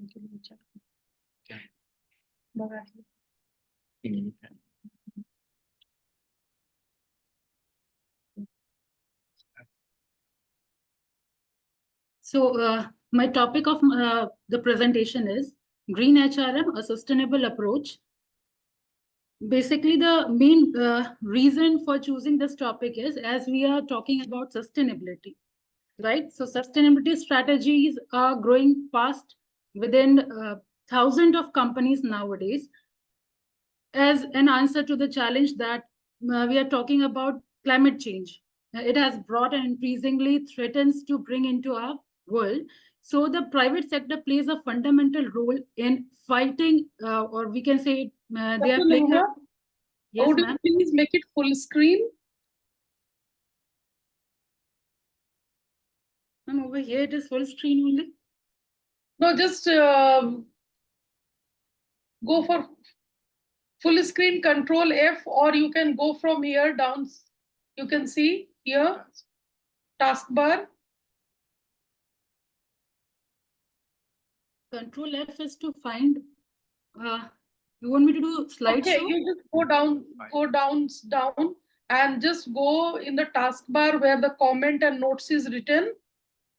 There you can see a symbol, just 89% where it is written. You can see just beside that minus का sign है, वहाँ बगल में एक symbol है ना, size increase करने का जो बना हुआ है बटन, उसके बगल में आप देखिए एक सिंबल बना हुआ है, उस पर क्लिक कीजिए. नीचे आइए, come down. Here, where are you? No, not here. You just go to this one, just beside that. वो जो माइनस का साइन बना हुआ सब्सट्रैक्शन का, उसके बगल में जो है. हाँ, yes, please do that. Click on it. Yes. Oh, thank you. So basically, I was talking about the topic. The reason why I chose this topic, because this sustainability is very much a buzzword nowadays. Like we are talking about sustainability strategies, which is growing very much fast within thousands of companies nowadays. And as an answer to the challenge that climate change has brought and increasingly threatened to bring into our world. So the private sector plays a fundamental role in the fight to stop climate change. So for companies to succeed and move forward in their sustainability journey, a top-down approach is essential as the support of, we can say, VPs and the senior management, including people in HR. So what is Green HRM really accountable for? This I have gone through different literature review. And I can say that the major objective of this study is to comprehend the prevalent green HRM strategies, to outline several initiatives which has been adopted by different corporates in India. So if we talk about introduction part, what green HRM is all about. So green HR is when the field of HR focuses on expanding its role to support the organization in the pursuit of sustainability. So in green HR, HRM policy are used to stimulate and support the sustainable use of resources and perceive the natural environment. So there are different components of green HRM. If we talk about green HR practice, we talk about green human resource planning. We talk about green recruitment and selection process, onboarding process, learning and development, performance management and appraisal, rewards and compensation management. So first, if we talk about green HRM planning, it will help figure out how many people and what kind of jobs are required to carry out environmental management initiative to company. Like we talk about ISO 14001, we talk about responsible care, greener manufacturing, and many more. So uh, moving to next, green recruitment. Now organization is giving their advertisement through their website. We talk about green selection. Interviews are conducted by group discussion, personal interview, and different activities through online test, right? We talk about green performance appraisal. In performance appraisal, we use of green practice should be one of the key performance area, KPA, what we talk about. We also want to discuss that green compensation and reward system. Many companies are not introducing the reward system which is related to green HRM. Like employee might be motivated to embrace eco-friendly activities by the remuneration component, and it can both be financial and it can be non-financial. Like if I talk about financial component, it may be pay raises, bonuses, or other form of financial aspect. And if we talk about non-financial, we can talk about holidays, special holidays, or simple appreciation. Yeah, public recognition can also help. So basically, I've taken few companies which are practicing green HR. But before that, some challenges is there in order to introduce green HRM, like resistance to change, cost of implementation, difficulty in measuring impact. We are not sure about implementation, like need for strong leadership and commitment to sustainable practice. Implementation part, if we talk about, many businesses have implemented, we will be talking later on it, but implementation part, what benefit company can have, it can enhance their competitive advantages. They can improve their corporate image and sustainability by fostering green innovation, promote environmental awareness, and implement green HR practice. Few companies are there, like LG India. It has introduced newly launched LED E60 and E90 series monitor. What impact it did in green HRM was that 40% less energy than conventional LED monitor. MRF green practice was eco-friendly tubeless tire, and impact was offers extra fuel efficiency. IndusInd Bank green practices sending electric message without counter foil in ATM, which impact was saving paper. ONGC green practice was Harit Moksh.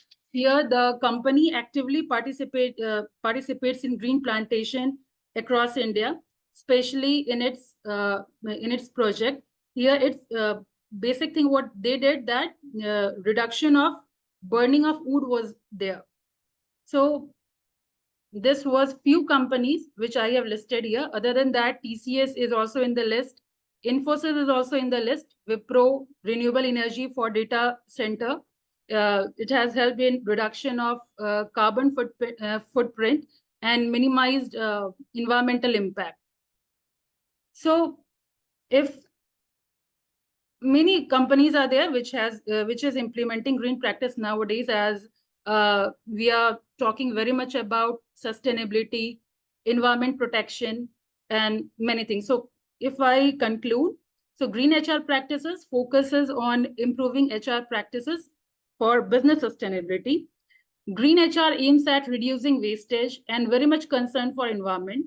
Green HR initiative results higher productivity and build a developmental climate for business. And by doing so, organization would add value to their brand image. The green recruitment, green selection, green induction, green performance appraisal, green compensation and reward system, as we have seen earlier. These can be a powerful tool in making employee more eco-friendly for business sustainability. So every organization, whether it is manufacturing industry or health sector, everyone should focus on green HRM. We have heard about green marketing, green accounting. So green HRM should also be focused now. So that's it for the presentation.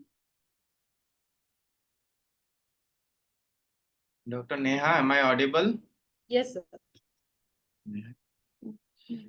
Yes, Dr. Neha, whatever concepts you have elaborated related to green HRM, it was very nice. But my question is, what research you performed related to this? So as I said earlier, that it is basically to understand what green HRM, how companies are implementing this green HRM. So These things are already there in the literature. Then what is the research from your side in it?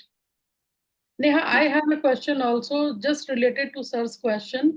If you come to the companies who are adopting the green practices, just come to that slide. That company is adopting, yes, this slide. Now you have shown that these are the green practices these companies are adopting. Where is green HRM? Whether they are adopting the green HRM or not? Are there these practices are like in the bank? If the employees are saving more paper, are they getting more appraisal? No, this is the main gap which I was discussing about, that this has not been done. Very few companies are doing that. They are doing appraisal, whether financial and non-financial. As I have also seen shown the graph in this slide. Here also, because performance KPIs, key performance metrics are actually made as such that what work you are doing. So if your environmental concern is a part of your work, then only you can be evaluated on that. Otherwise, your key performance indicators are enough to assess you based on that. Otherwise, you cannot go for it. For example, if I have a work of teaching and taking classes, I cannot go for just having plantations and I can claim that I have done a lot of plantations, so I should be given a better appraisal. Is it so? Of course not. Yes, that's what I am saying, that please go into elaborate researcher survey, because these are very, very broad concepts which we have summarized in just one line: green HRM, green performance man appraisal. These are very, very elaborate concept. Okay, just go in detail, search some good research papers from journals, read that, and then find the gaps and then develop your own paper based on that. Okay, that's a suggestion. Then you'll be able to write a very good paper. Okay, thank you, Neha. Yes. Over to you, Charu. Thank you, ma'am. Thank you, Dr. Neha. With due permission, ma'am, I would like to call our next participant, Ruchika Kulshrestha from GLE University, IHM Bodh Gaya, Amity University Patna, presenting on unveiling HR, analytics and digitization, investigating technology adoption in Indian tourism.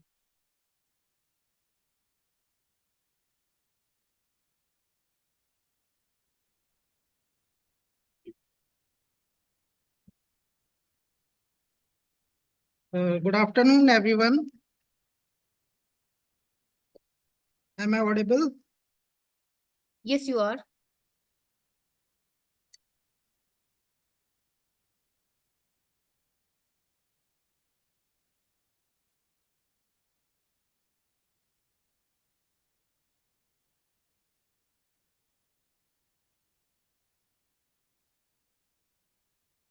Good afternoon, everyone, and welcome to my presentation on unveiling HR, analytics, and digitalization, investigating technologies adoption in Indian tourism. My name is Dr. Vaibhav Kumar Chauhan. I'm lecturer in Institute of Hotel Management, Bodh Gaya, and I'm excited to share my research findings with you all today as we all explore the intersection of technology and human resources in the tourism industry. Through our research, we try to show how data-driven insights can transform business outcomes. Let's dive into the agenda. My screen is visible to all, I think.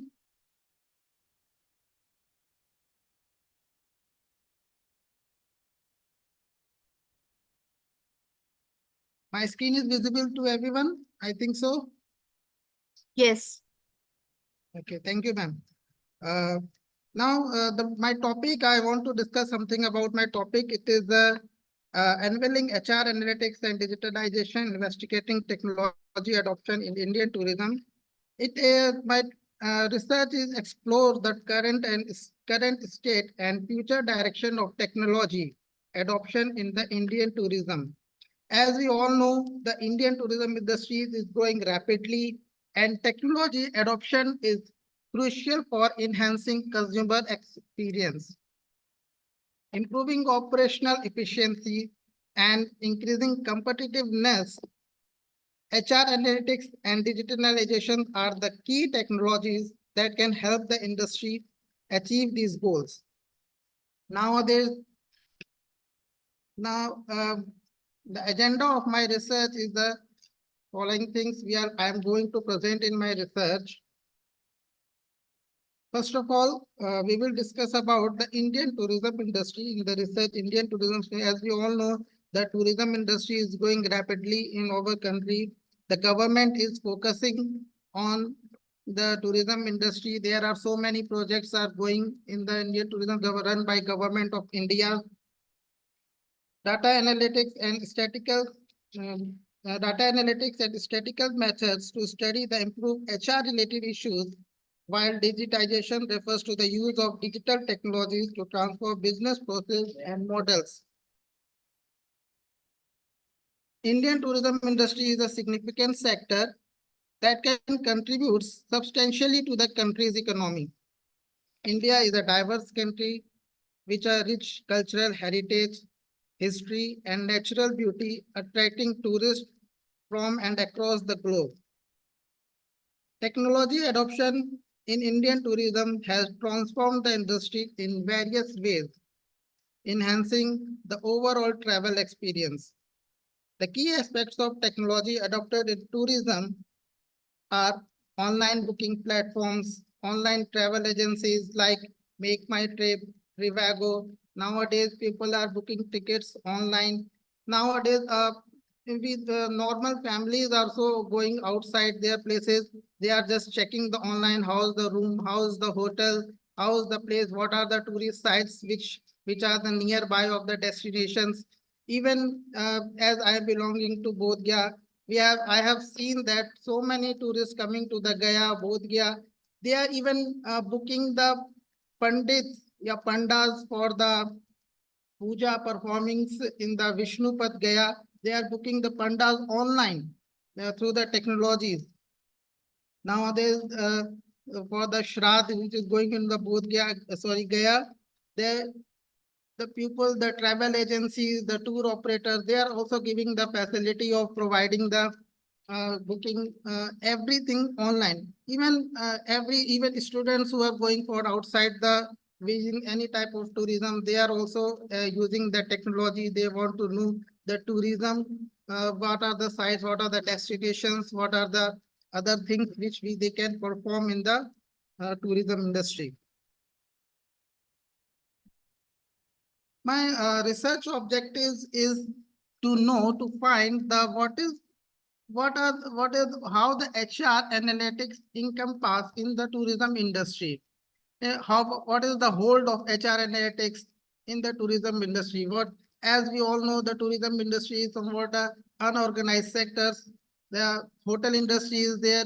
Their HR, which is totally many things depend on the data analytics, which are due to the data we can decide many of the things. We can plan the workforces, we plan the optimizations, we know we are able to find the talent, we able to find the even we able to find the workforce in the tourism industry. The next is next objective for the research is to find what impedes the adoption of HR analytics within India tourism industry. How the HR analytics can be adopted in the Indian tourism industry, and what are the things we can do, what are the new things we can do in the tourism industry through the HR analytics. The methodology of research is mainly, it is a qualitative study through the review of literature, the within the journals, magazines found in the based on the tourism and HR, the keywords of HR, analytics, digitization, technology, and tourism, Indian tourism industry. Based on these keywords, the review of literature has been done through that the qualitative study is performed. Now, through the qualitative, through the review of literature, there are some points, a concept of HR analytics and digitalization. A process is to decide how the HR analytics works, how the digitalization in tourism industry works. The first thing which we found, it is decision making in HR practices. Through the HR analytics, we are able to decide that what kind of services we can perform, we can give to the tourists who are coming to our country or any places who are visiting to any places. Through the HR practices, we are able to optimize HR processes. We will be able to drive business successes through the HR analytics, the business, how the business can be performed, how the business can be success, because nowadays data is playing a big role in the success of business. As we all know that we are going through the data, many things we decide only based on the data. Like lakhs of people are visiting to Ayodhya. According to that, many people also try to visit to Ayodhya based on the data. Based on the data, based on the reviews, which are online reviews, we decide sometimes what hotels we have to choose, what tourist sites we have to visit. So it has the data collection, data analysis, and data analytics also give the insights to plan the HR strategies. What HR strategies can be planned in the tourism industry? Through the data analytics, through the HR analytics, we are also able to make a strategic decision making. We can do this. We can plan a strategy so that the tourism can be grown. The next things which I tried to provide from my research paper is what is the encompass the digitalization in the tourism industry. What are the role of tourism technologies? How much technology has been adopted in the tourism industry? The tourism industry, the online booking and reservations, which is a basic thing technology is performing. It has a technology adopted in online booking and reservations. Many travel applications are there. Through which we can decide. Vaibhav, Sir, Dr. Vaibhav, am yes, I sir. audible? We request you to quickly come to your research part. If you can quickly come to your research part. Right, sir.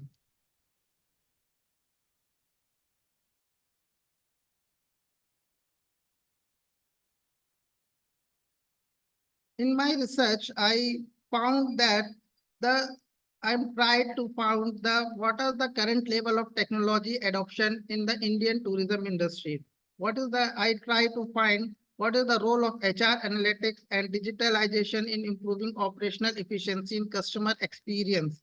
The role of HR analytics is very much in improving the operational efficiency. See that in a hotel industry, in a tourism industry, we are able to, through the HR analytics, through the data, through the research, through the review of literature, I come to know that we have to work on the data so that the more people can understand about the tourism industry. better opportunities can be given to the startups in the tourism industry. See, many of the tour operators, many of the travel agents, they are unable to cope up with the HR things. They are because the normal people are also opening the travel agencies, so they are not very much aware with the HR analytics and digitalization. So it can be given more opportunities to them so that they can be have more new startups can be beneficial with the HR analytics and data analytics. Better communication coupled with the Dr. Davo, madam. I'd like to stop you here because you have been discussing about HR analytics, digitalization, and tourism industry, if I'm not wrong. Yes, ma'am. Good. So could you please explain me the difference between HR metrics, analytics, and digitalization? Because I think there is a big confusion in your presentation. Ma'am, digitalization in tourism is about the how much technology is adopted in the tourism industry. As we What know, is the HR tourism. analytics in tourism? Sorry, ma'am. HR analytics in tourism? HR analytics is also there in tourism industry as due to the Is it data.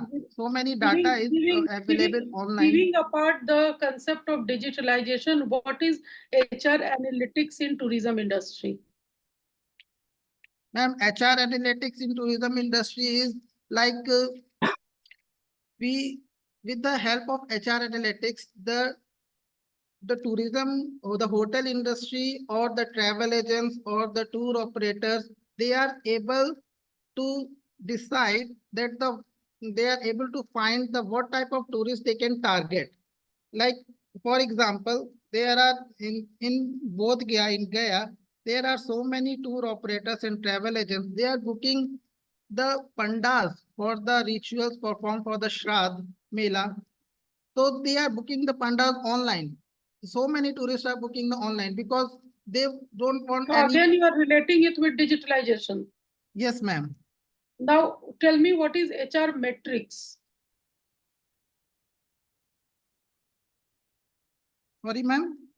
HR metrics.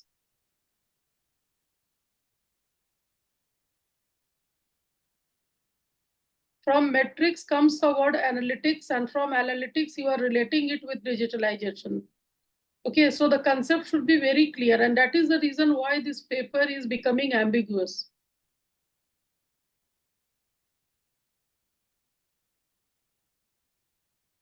Most of the things you are talking about digitalization only. What are the applications of HR analytics in tourism? Yes, sir. And what is this HR analytics? Please read some good papers from good journals. Then you will be able to understand that how the HR matrices are translated into HR analytics and how HR analytics is using today's digital processes. Okay. Sure, and yes, then ma'am. have a good LR for that. And you can, and the second thing, what I'll say that literature review is not a methodology part. Literature review is a secondary source of information that you actually have for generating your gap, finding out the gap where the work is not done. Then you can go on building on those gaps. You can find out your research objective from the gap, then your hypothesis, and then the methodology will come that how we are going to address this research. Who Yes, will be the population? What will be the sample size? What test? Which software? What analysis? What inference? What future direction? What limitation? Yes, Isn't ma'am. it? Yes, ma'am. So Yes, please ma'am. build on that, read some good research papers, and then try to build on this paper. Sure, ma'am. Yeah, Sure. although the topic is very good. Thank you, ma'am. Thank you very And much. very relevant. Thank you very Okay, much. thank you, Vaibhav Kumar. Thank you, ma'am. Thank you.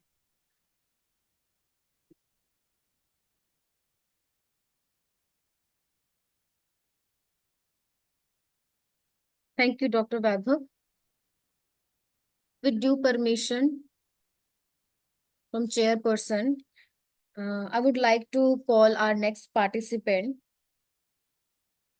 Pallavi Sharma from Suresh Gyan Vihar University, presenting on exploring the influence of perceived service factor on student satisfaction, a student-driven framework. Pallavi Sharma. Yes, ma'am.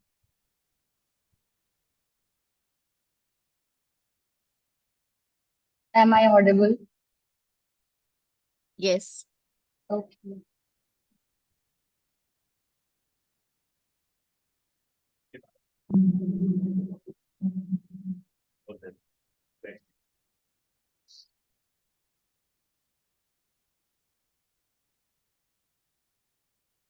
Okay.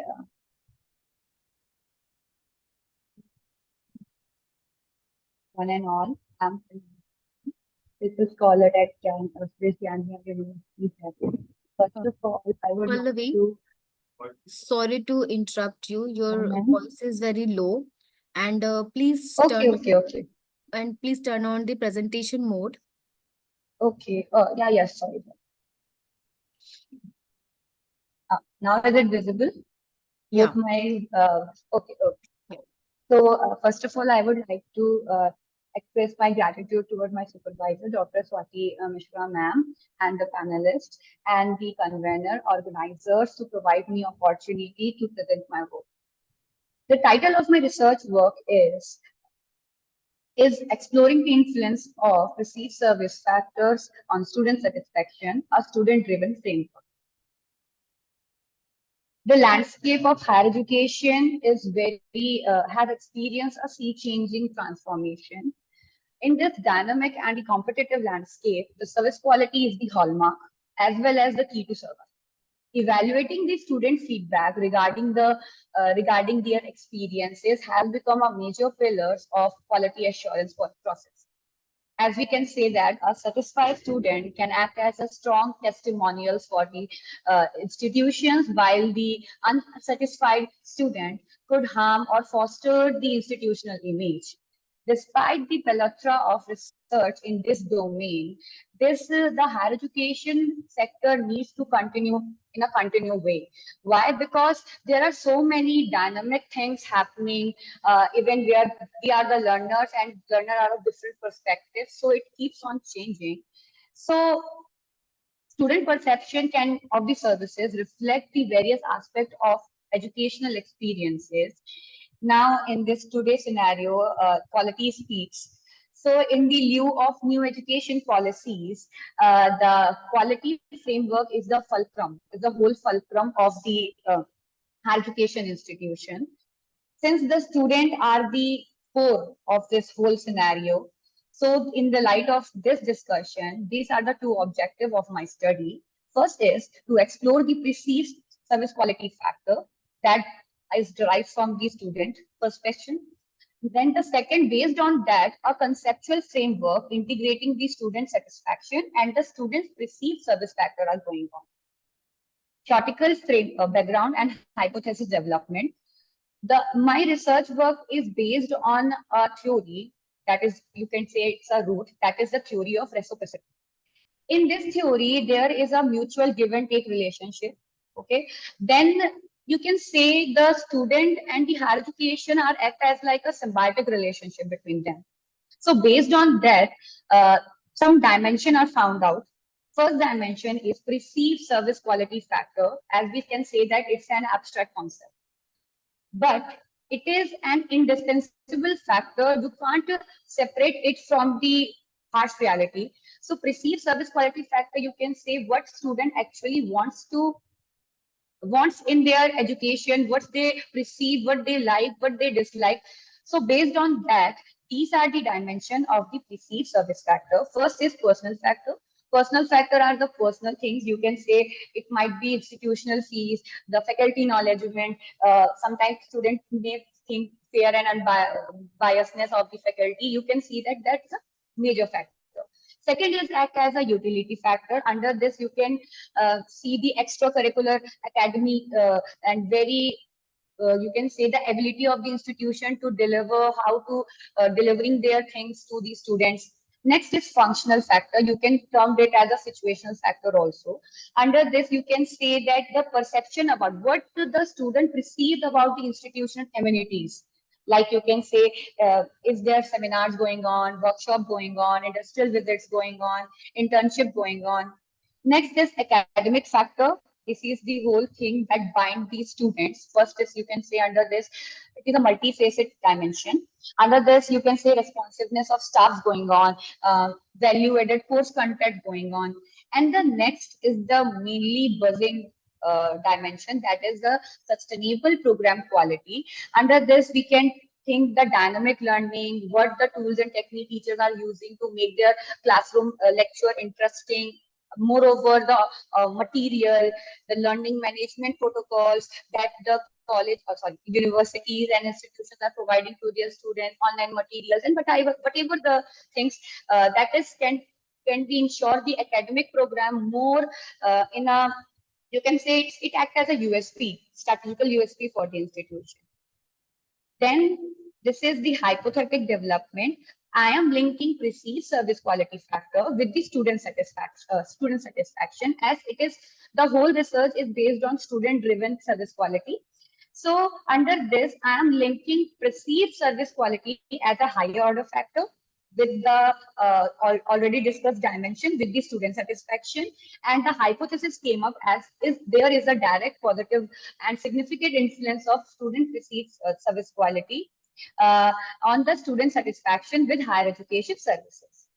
Next is research methodology. Talking about the population, sample size, and sampling techniques, this study consists only the enrolled student UG and PG courses in the state of Uttarakhand, and the data is collected from a viable sources that is termed as the social economic statistics, where I got the data how many students are currently enrolled in UG and PG programs. And based on browse of the sample size calculator that is online available, I got the sample size regarding 384, where I drive the questionnaire, self-developed questionnaire, and send it to the 384 students, where I got only 360 questionnaire feedback, and the study used self-regulatory questionnaires. Talking about the research instrument. Firstly, the research, the data is collected via student-driven questionnaire, where the questionnaire comprising the personal detail of the respondents, then the perceived factors, and then the overall satisfaction of the students. Based on that, first of all, I missed that. The item is generated from the extensive research review. After that, I have I have taken focus group support, where I have selected the students from management, arts, and engineering groups, and 10 students are added on this group, and note-based techniques applied there.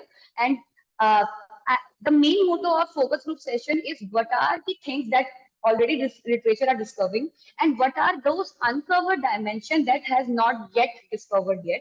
So I came up with the some more you can say items that are not covered in the literature. After that, I have taken expert opinion. Expert are from the, you can say, institutions that are already under the NAC and the IQAC department, having 20 years of experience. They have fine and tuned the items, nomenclature them, and give me the green sign that you can go and you have got the items and go for the further testing.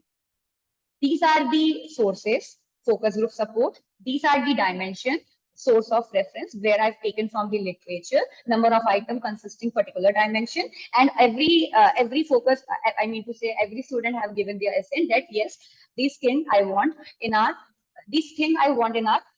institutions. Talking about the data findings and analysis, first of all, as my first objective is in order to explore the uncovered dimensions. So I have tested the EFA test while using principal variable component. I have gone from KMO and Bartlett test that indicates the sample size adequacy and eigenvalue there. And by the grace, I got all the green flags over there. Then I covered the CFA test, where the two things mean happening, that is the reliability and validity test. And the table, these are my tables. This shows that my construct has good reliability, you can say alpha value and AVE value. These are the core content. I'm hoping my screen is displaying, obviously. Talking about the next thing, these are the discriminant validity. Discriminant validity shows the correlation between the construct. It is propounded by the two methods, as foreign locker and STMT criteria. And these are my screen is displaying that I have passed all the parametric that are showing that my model has shown the discriminated validity as well as STMT criteria. Both are showing this. And the last phase, that evaluation of structure model, assessing the predictive relevance is a crucial for determining the model's ability to make it well fit, not order in my study, but if anyone wants to try it, it will validate the same result. So two things are coming up with this. R square, actually I have done this in Smart PLS version 4.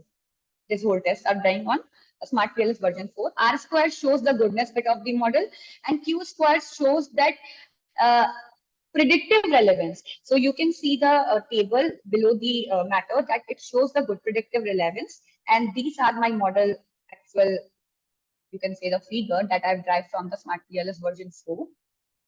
And talking about the hypothesis analysis and the result, by using bootstrapping method, I got the following result that my perceived service factor somehow 60% affect the student satisfaction, and it supported my hypothesis.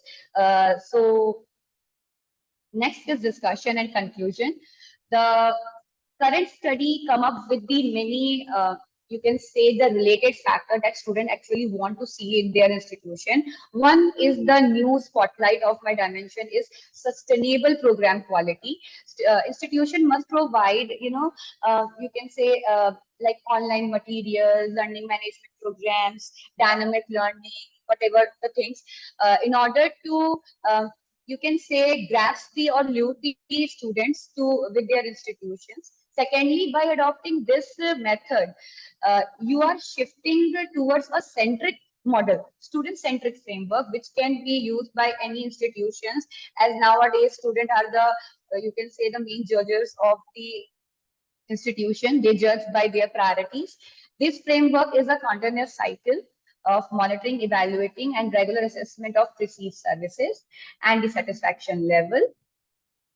Coming up with the limitation, as all the studies has some limitations, so do mine. This study is completely based on the Uttarakhand, and it might be differ from any other states.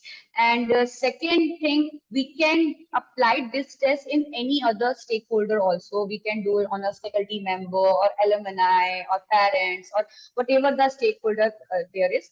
So these are all my presentation, and I'm done with my presentation. Thank you. Dr. Pallavi, it was a very nice presentation. And Thank you, you can see that you have used many statistical tests and data. Yes, we have two very important concern and questions to you. Okay. First thing, like your topic, I was going through it and it shows that exploring the influence of perceived service factor, isn't it? yes, So perceived service factor is somewhere where you talk about, it's a construct, it's not a variable, isn't yeah, it? yes, You have ma'am. taken the factors like utility and all these factors. Ma'am, sorry, your voice is breaking. I'm not understanding. Your voice is breaking. Please repeat your question, please. Like you have taken various factors there, utility and all these functional factors. So are that in the literature, that's established factor, or you have identified No, those? ma'am, these mind factor, as I have established it from the literature, but dimension is done by the expert opinion. They have renamed all the sort of things, and they have interlinked what items should go best with that dimension. So all is done by the expert opinion. Yes. Okay, and then student satisfaction is again a construct. It depends on many factors. Like when you talk about the service quality, you have identified 5 factors, if I'm not wrong. Okay, okay. Yes, ma'am, you're right. You're right. Yes. So when we come to your hypothesis, what you have said that good service quality will increase the student satisfaction. Do you think service quality will any way deter the satisfaction if it is good? Without testing also, Please I will repeat say your that question. yes, it will increase. Ma'am, please repeat your question. Your voice is breaking. Just come back to your hypothesis once. Yeah, sure. Yeah, sure, ma'am. See, Here we go. yeah, please. There is a direct positive and significant influence of a student's perceived service quality factors on a student satisfaction. Yes, Yeah. without any test, I can say that yes, there is a correlation, and that's a direct and positive significant relation. Without any test also, I can say that. Although if you would have asked me what is the strength of that relationship, yes, I am not able to say that without any test. But then this, this like, can you ever go for rejecting this hypothesis? Yes, No. no, ma'am, actually it's not. Hypothesis can never be rejected. Yeah, Isn't it? ma'am. Like, for example, if I give you an example that I am alive, so I am breathing. Yeah, definitely. It can never be rejected. Until I am alive, I'll be breathing. If service quality is there, obviously it will lead to satisfaction, isn't it? So yes, ma'am. else your search is very good, but I just have a concern that when you are making any hypothesis, just think about it twice whether it's established truth, it's a fact, or it can be tested. Okay, Ma'am. I suggest one more thing. If you would have tested the factors that you have taken for your service quality, isn't it? Those things like the utility, the delivery, all these that you have taken for these factors, if you have tested that these variables are actually contributing to these factors or not, then it would have been a very good research. Okay, ma'am, definitely. So yes, go for that, because your paper has the potential to come up with some good research from here. Yeah, yes, ma'am, definitely in future. Thank you. It was a nice presentation, although, and I like your paper because you have gone through a lot many research and you have actually utilized the quantitative methodology. Yeah. Thank you, ma'am. Thank you so much. Nice. Thank you. Okay, thank you, ma'am. Thank you, Pallavi.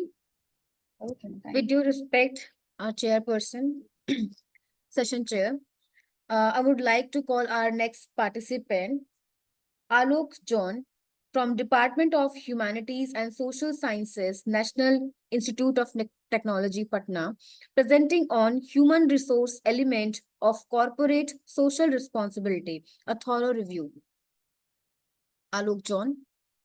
Thank you, ma'am. Good afternoon.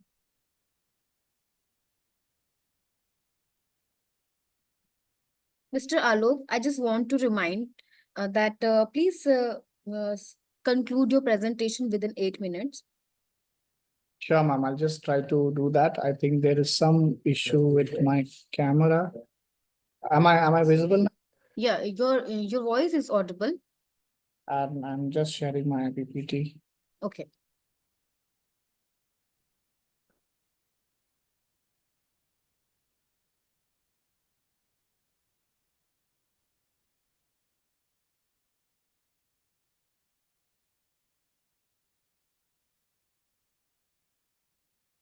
So warm good afternoon to all.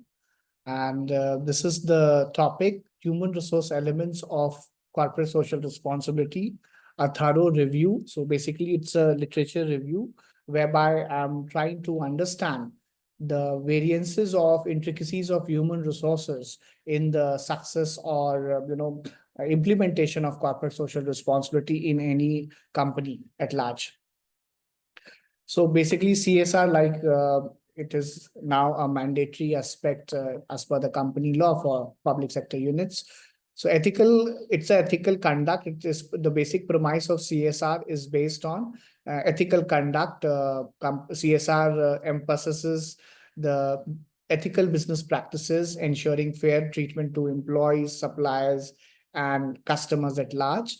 And also the focus is on environment sustainability. So CSR also focuses on minimizing environmental impact, resource conservation, implementation of eco-friendly practices, and thereafter community engagement with respect to the society, since always it is said that business is functioning from the society. So it has a basic premise of has certain responsibility towards society as well. So that is why the focus is on community engagement, philanthropic activities, and contributing to the social well-being. With respect to the intricacies of human resources and its impact on CSR, there were certain studies which I have undergone. So individual and organization motivations for CSR varies. So like, for example, if we, I mean, it is just my premise that, there are two companies like Tata and Reliance. So because of the CSR practices, people prefer Tata, while the second option will always be Reliance. But uh, when the name Tata comes, people are always thinking about its social responsibility and the impact at large it has done to the society, and that is why they prefer Tata as a workplace rather than Reliance. So the majority of CSR research has been conducted at a macro level, and most of the CSR activities, researches which were conducted were on the impact assessment or towards the societal aspect, but not on the human resource aspects. So human resource holds the sole responsibility for effective implementation of CSR. So our intention is to explore how CSR capabilities, resources, particularly in the areas of recruitment, communication, training, performance appraisal, career development, so on and so forth, can be leveraged in support of CSR initiatives. And also, in the year 2013, Gully has said that, it has said that it had to incorporate human resources and OBE theories into the CSR researches. So organization definitely can improve their image in the minds of individuals by presenting itself as an extraordinary employer that cares about its employees and includes them in social duties. So this is a framework of CSR HRM relationship that resources from encyclopedia. So basically, input, process, and output is being visualized from here. Input being the economic incentives, teamwork, recruitment and selection, training and development, ethical culture, and there are transparency in the work culture. So basically, the octa-pace theory is implemented organization culture, effective organization culture.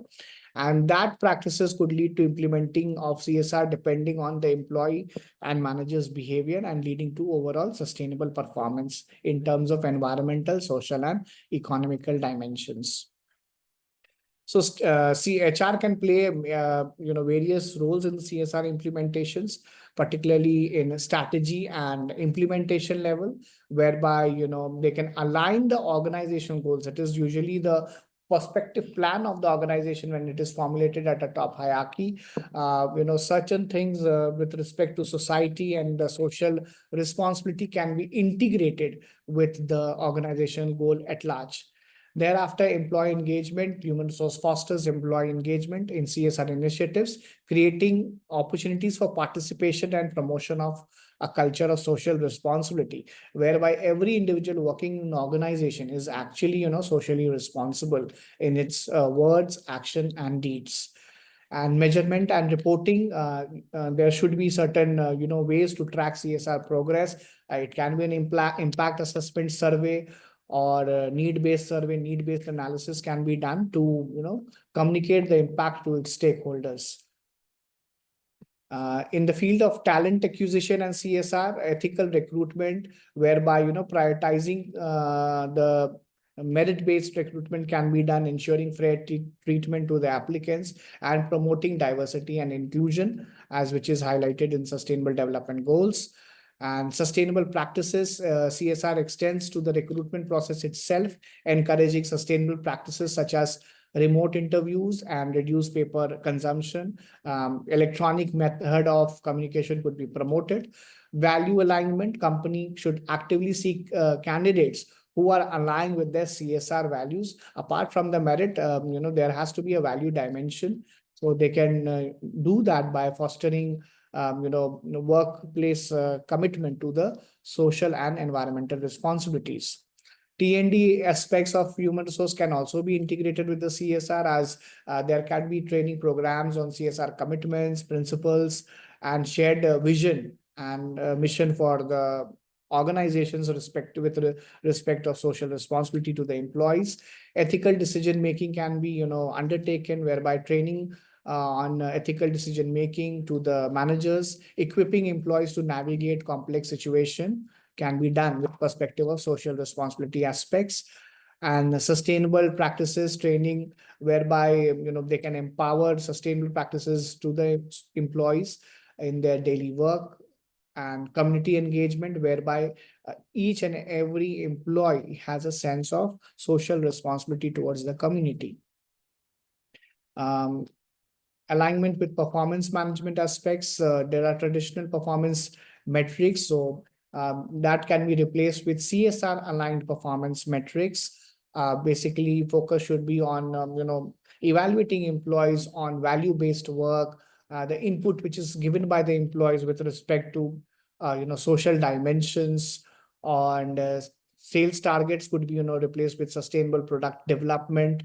Customer satisfaction could be through ethical supply chain practices, and profitability could be, usually Milton Friedman has said that the purpose of business is to do business, but focus should be on community engagement impact. So this is how, if we align CSR performance metrics, can be involved in it, and performance appraisal can be, undertaken using these aspects in the CSR aspects.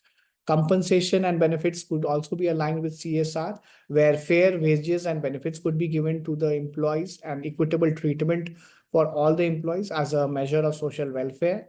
And sustainable development, eco-friendly transportation options can be explored. Promotion of health and wellness programs could be ensured, and also reduction of occupational hazards and employee safety. Employee stock ownership plans can be promoted to employee, where it promotes affinity and ownership to the employee's long-term sustainability goals. So in the nutshell, we can say that it involves a collaboration of your CSR with HR practices and also other departments, so that the shared vision, mission, and the values of the organization can be implemented in the implementation level. So transparency is the crux of CSR. So there has to be a transparent communication and effective, across all the sections. So building of trust and accountability can also be, enhanced. And innovation, HR can drive innovation in the field of CSR initiatives, exploring new avenues and new vistas to integrate social and environmental consideration. And of course, then thereafter, if CSR is integrated to HR practices, continuous improvement and adaptation of societal well-being and expectation can be, figured out using this aspect. So these are some references. Thank you, ma'am.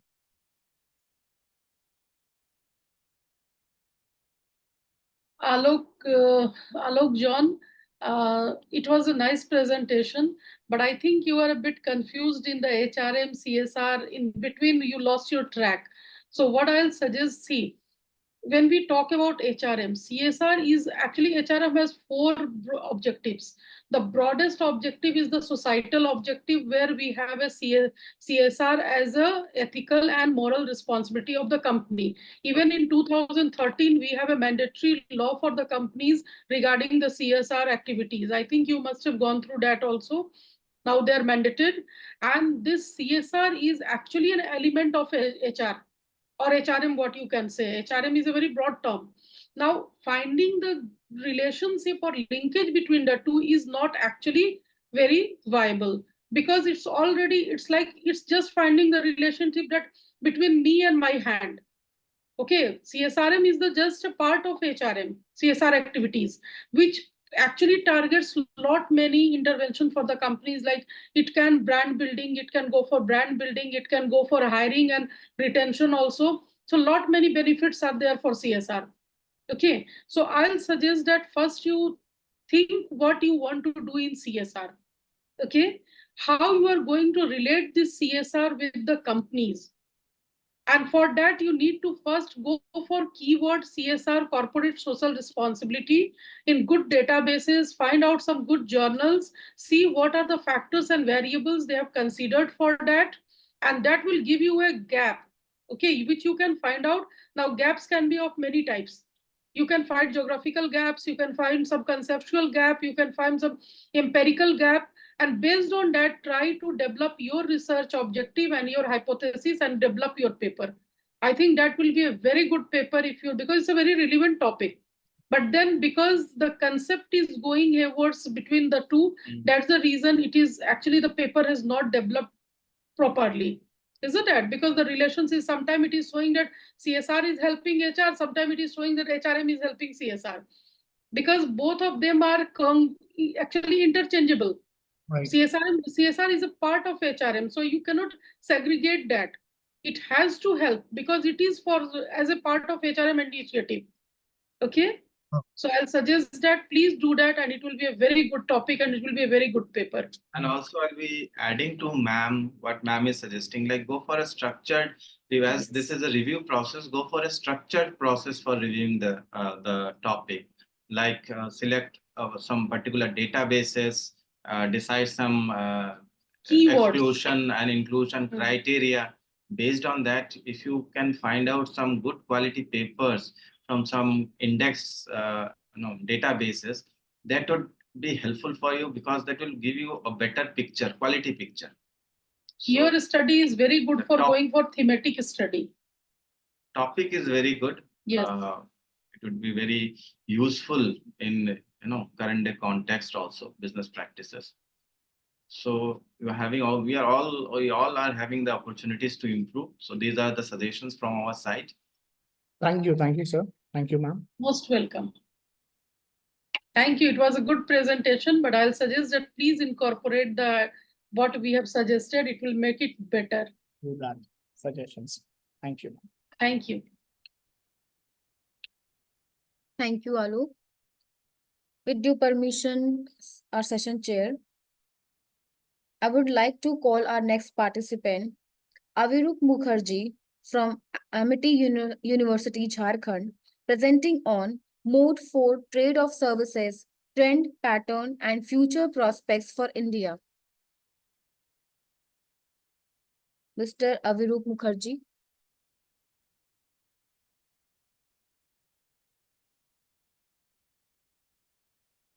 Good afternoon, everybody. First of all, very thankful to the organizers that they have given the opportunity for presenting my work. Let me share my screen first.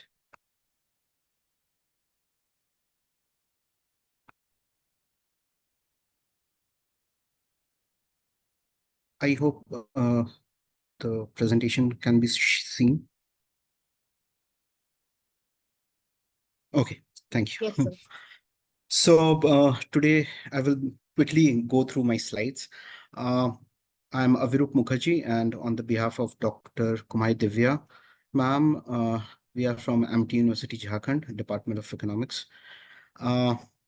Today I'm going to present a topic which was a talk of town once, but later on it is discussed under the closed door. Mode 4 trade of services.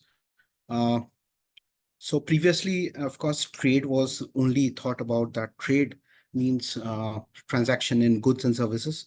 But later on in 1995, when Uruguay round multilateral trade negotiations came up and general agreement on trade in services GATS was took birth, trade in services was acknowledged.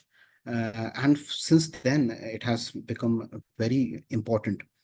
As of 2021, the proportion of trade in services is 22.7% of the total world trade. So it is very important.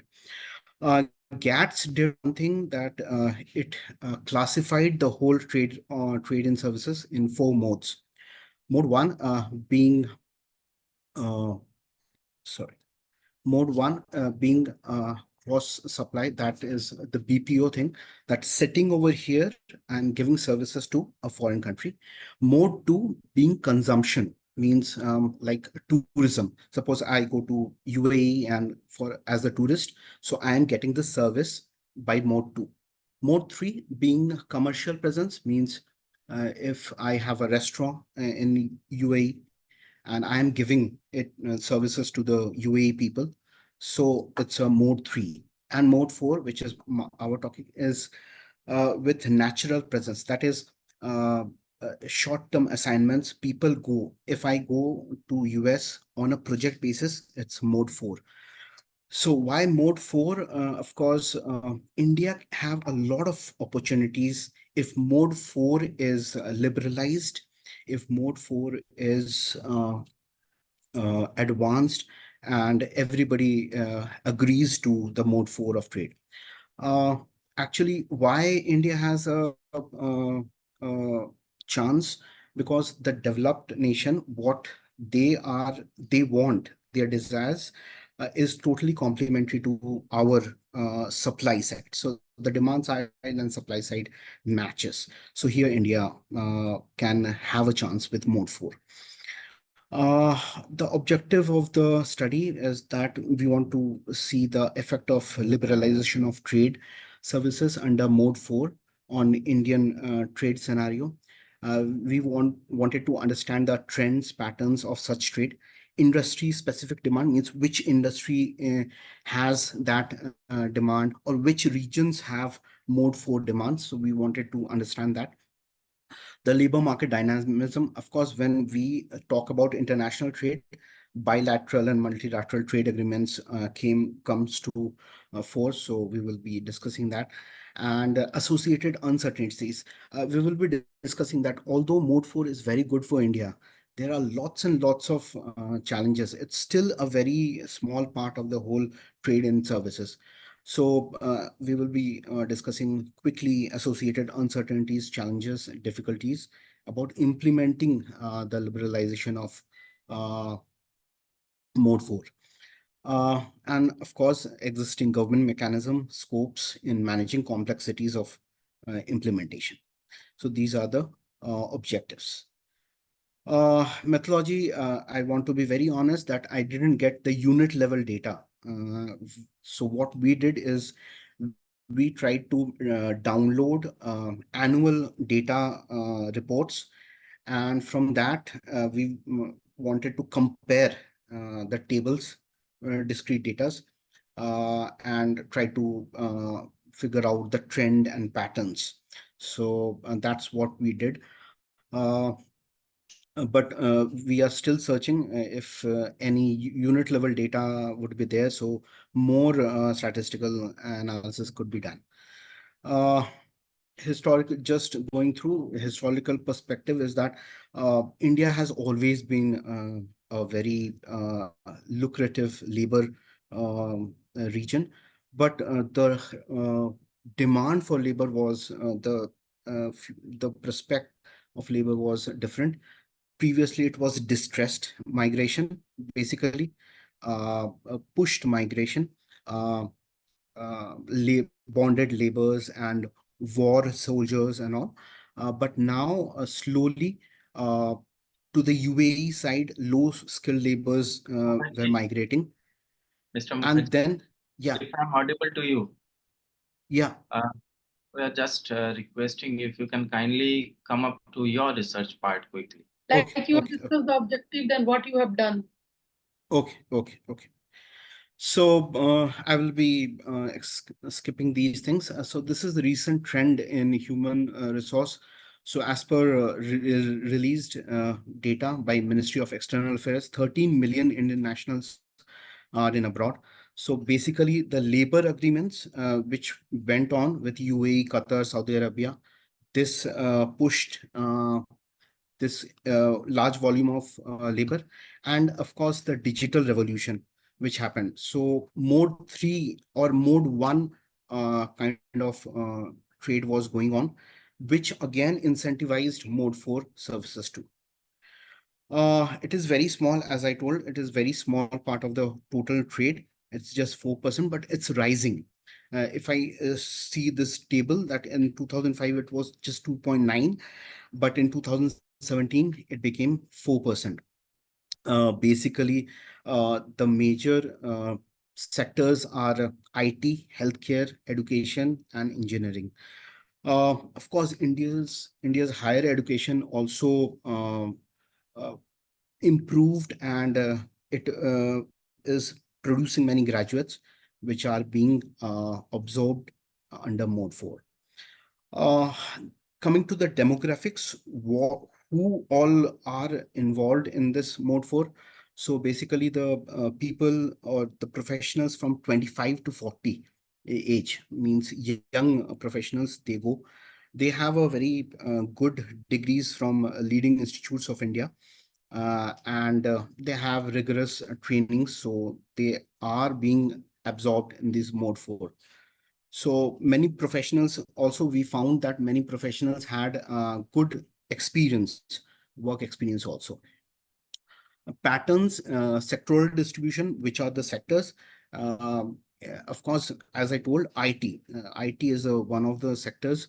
Previously, as I told, distress migration was there, but now people think that it is a big gift from the corporate to go on a off-site assignment. So that is the mode 4. Uh, so Indian IT firms have already established, and what they are doing is that they are uh, opening offshore development centers where people are from India are going for 5 months, 6 months, 7 months. They are going and they are completing. That is a project based. Healthcare, of course, healthcare also, Gulf countries, especially they have invited, and especially nurses in the healthcare, they go on a project basis or a very short term assignment like 1 year, 2 year. They don't go and settle over there. It's just 1 or 2 years, so we can carry it in the mode 4. Education, of course, there are lots of academicians who are uh, involved in collaborative research projects. They are also given teaching and training programs, very short term again. So this is also a sector where Mode 4 is being done. Engineering and consultancy, I also didn't knew, but after looking the reports, we found that many of the big projects in UAE and Dubai, Indian civil engineers are involved. So a lot of engineering and consultancy people are also being absorbed under Mode 4 in short term. Uh, Now let's come to pattern geographical distribution. So I've divided into developed countries and emerging markets. So developed countries, United States, United Kingdom, Canada, Australia, and emerging markets, Southeast Asia and Africa.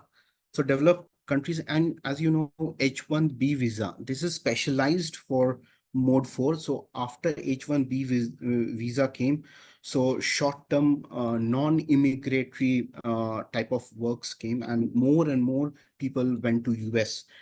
Of course, UK also, there's a National Health Service. So many of our doctors and nurses, we have seen that they are empaneled in National Health Services. They also are consulted on a case basis also, the developed markets. Emerging markets, of course, like Singapore, Malaysia, UAE, they also have lots and lots of Indians, especially in petroleum engineering. Malaysia recruits a lot of Indian engineers for very short period of time on a project basis. Now, what is the any transaction should be win-win. So we, as an Indian, we are getting, of course, very good projects under mode 4, and on the other side, the receivers, they are also inviting only project based people. So if they keep a person for 2 years, 3 years, they have to bear the cost. What they are doing, they are not keeping them for 2 3 years, just a project basis, 6 months, do the work and go. So both have win-win situations. So mode 4, the future of mode 4 is good, but of course, we will be coming to the challenges. Although the prospects of mode 4 are good, but there are a lot of challenges, like visa and work permit regulations. There are lots and lots of processes, stringent eligibility criteria, which is stopping people to go to foreign countries again under mode 4. The recognition and qualification. We all are from academics. We know that many of us, if we go to USA for our PhD, then we don't get recognized. Our masters don't get recognized. We have to again do our masters. So that is a restriction.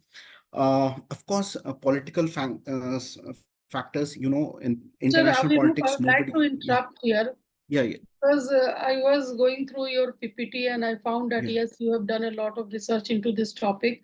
But Yeah. can you tell me what is the difference between repatriation and mode 4? Uh, Ma'am, I'm not in a position to Yes, actually that's why answer I'm this. asking you. See, when you are discussing mode 4, it is all about repatriation. Okay, in Yeah, international yeah, HRM, you will get a word that is called repatriation, yeah, where the employees or the people are sent on foreign projects for a short period of time. And yeah. when they come back to again to their mother country, it is called the expatriation process. Okay, Okay. okay. So, and globalization has happened long back. We are already a Yes, global country. So this repatriation has a lot of factors which I suggest, like the ease in exim policies, the forex demand, the currency rate at which the currency exchange value. That's why also okay. people are going. Then, if you can ask me, then there are like the borders have opened up and transportation. All these are also the ease of Yes, transportation. Companies are also expanding globally, so they want yes, their ma'am. employees everywhere. So obviously this number will increase. It 2.6 and 2.4 or 2.7 is not something which is very extraordinary or surprising. Okay, this has Yes, lot many factors. So now when you yes, are working on this paper, yes, like ma'am. board for trade of services, trend Yes, pattern ma'am. and future prospects for India, I'll Yes, suggest ma'am. that trend and pattern is not that important, which you have already Okay, discussed. Future okay, prospect is very, very important, where you need okay. to find out how this, which sector can contribute to India's GDP or the growth, or how it can Yes, improve the Indian forex deposits, and how it can yes, ma'am. help India grow as a country.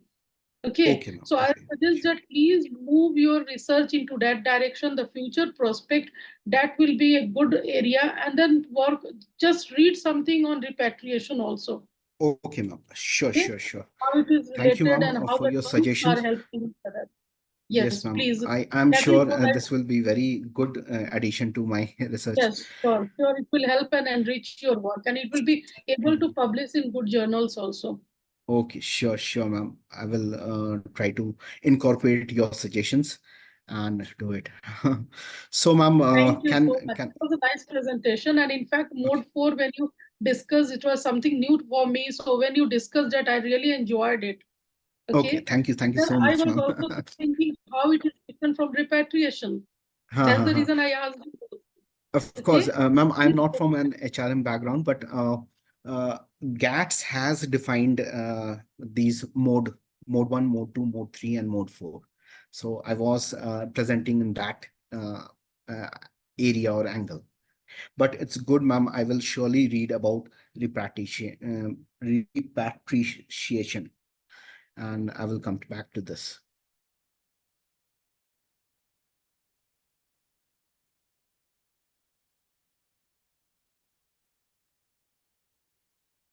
Am I audible?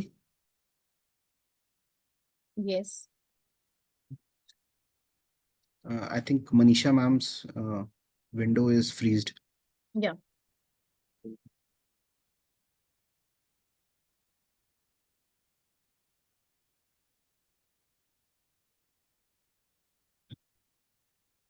Okay, ma'am, will I conclude You can with now these things? stop your presentation. It's okay. It's going Okay. very long because we are Ha, into ha, ha. the crunch of time, Yeah, isn't yeah, I it? can understand So that, I ma'am. can Okay, okay. understand what you are trying to say, and just I Ha, ha. suggested you so that you can build a Okay, very good research paper. Okay, that okay, can ma'am. be, Thank you so much, ma'am. and that's the basic aim of this kind of conferences. Okay, ma'am. Thank you so much, ma'am. You can wind up your presentation. Charu, you can proceed with the next one. Okay. Thank you, ma'am. Thank you, sir. Our next participant is Noshi Parveen from Department of Psychology, Patliputra University, Patna. presenting on psychological aspects of online interaction in modern education system.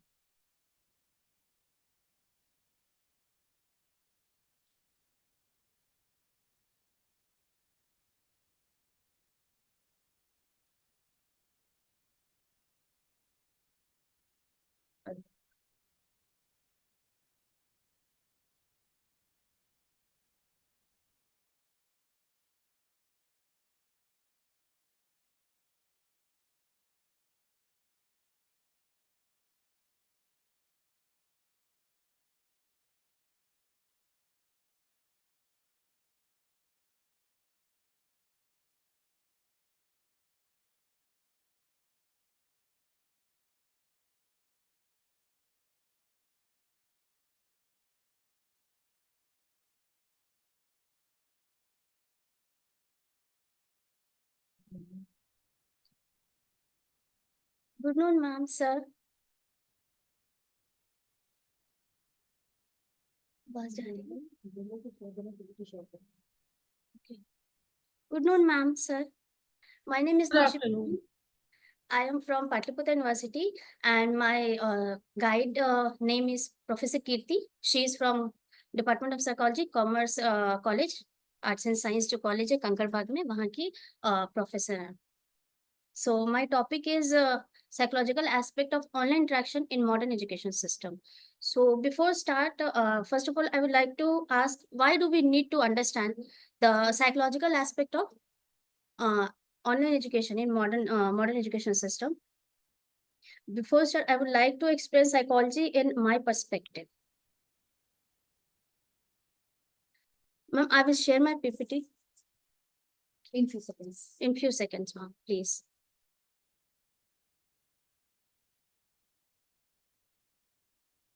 Ma'am, in psychological aspect of online education, so there is many platform like MOOCs, Swayam Prabha, and Unacademy. There is online education channels, Grade Up, Byju's. So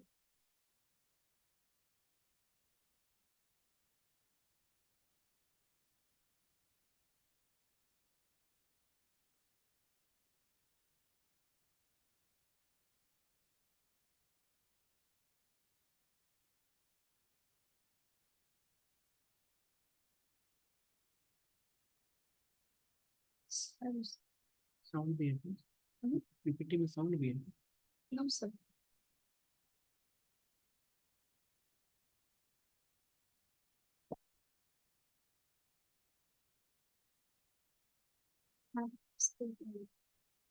Slide change करना होगा.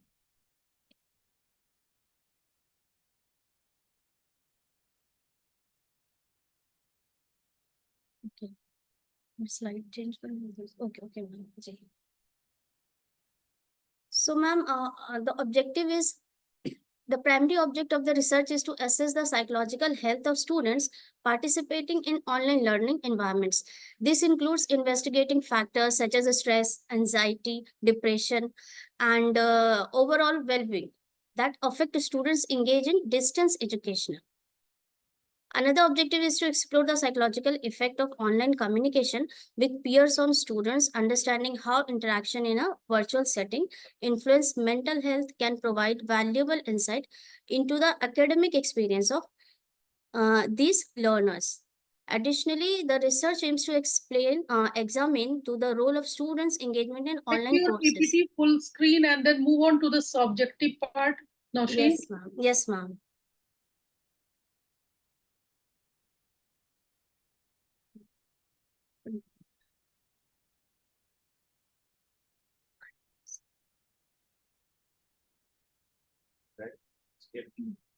Ma'am, skip this slide or Now move on to the objective and make it full screen, Charu.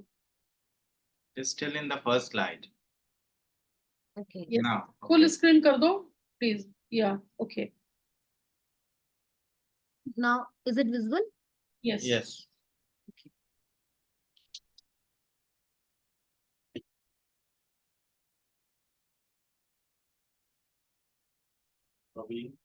So, ma'am,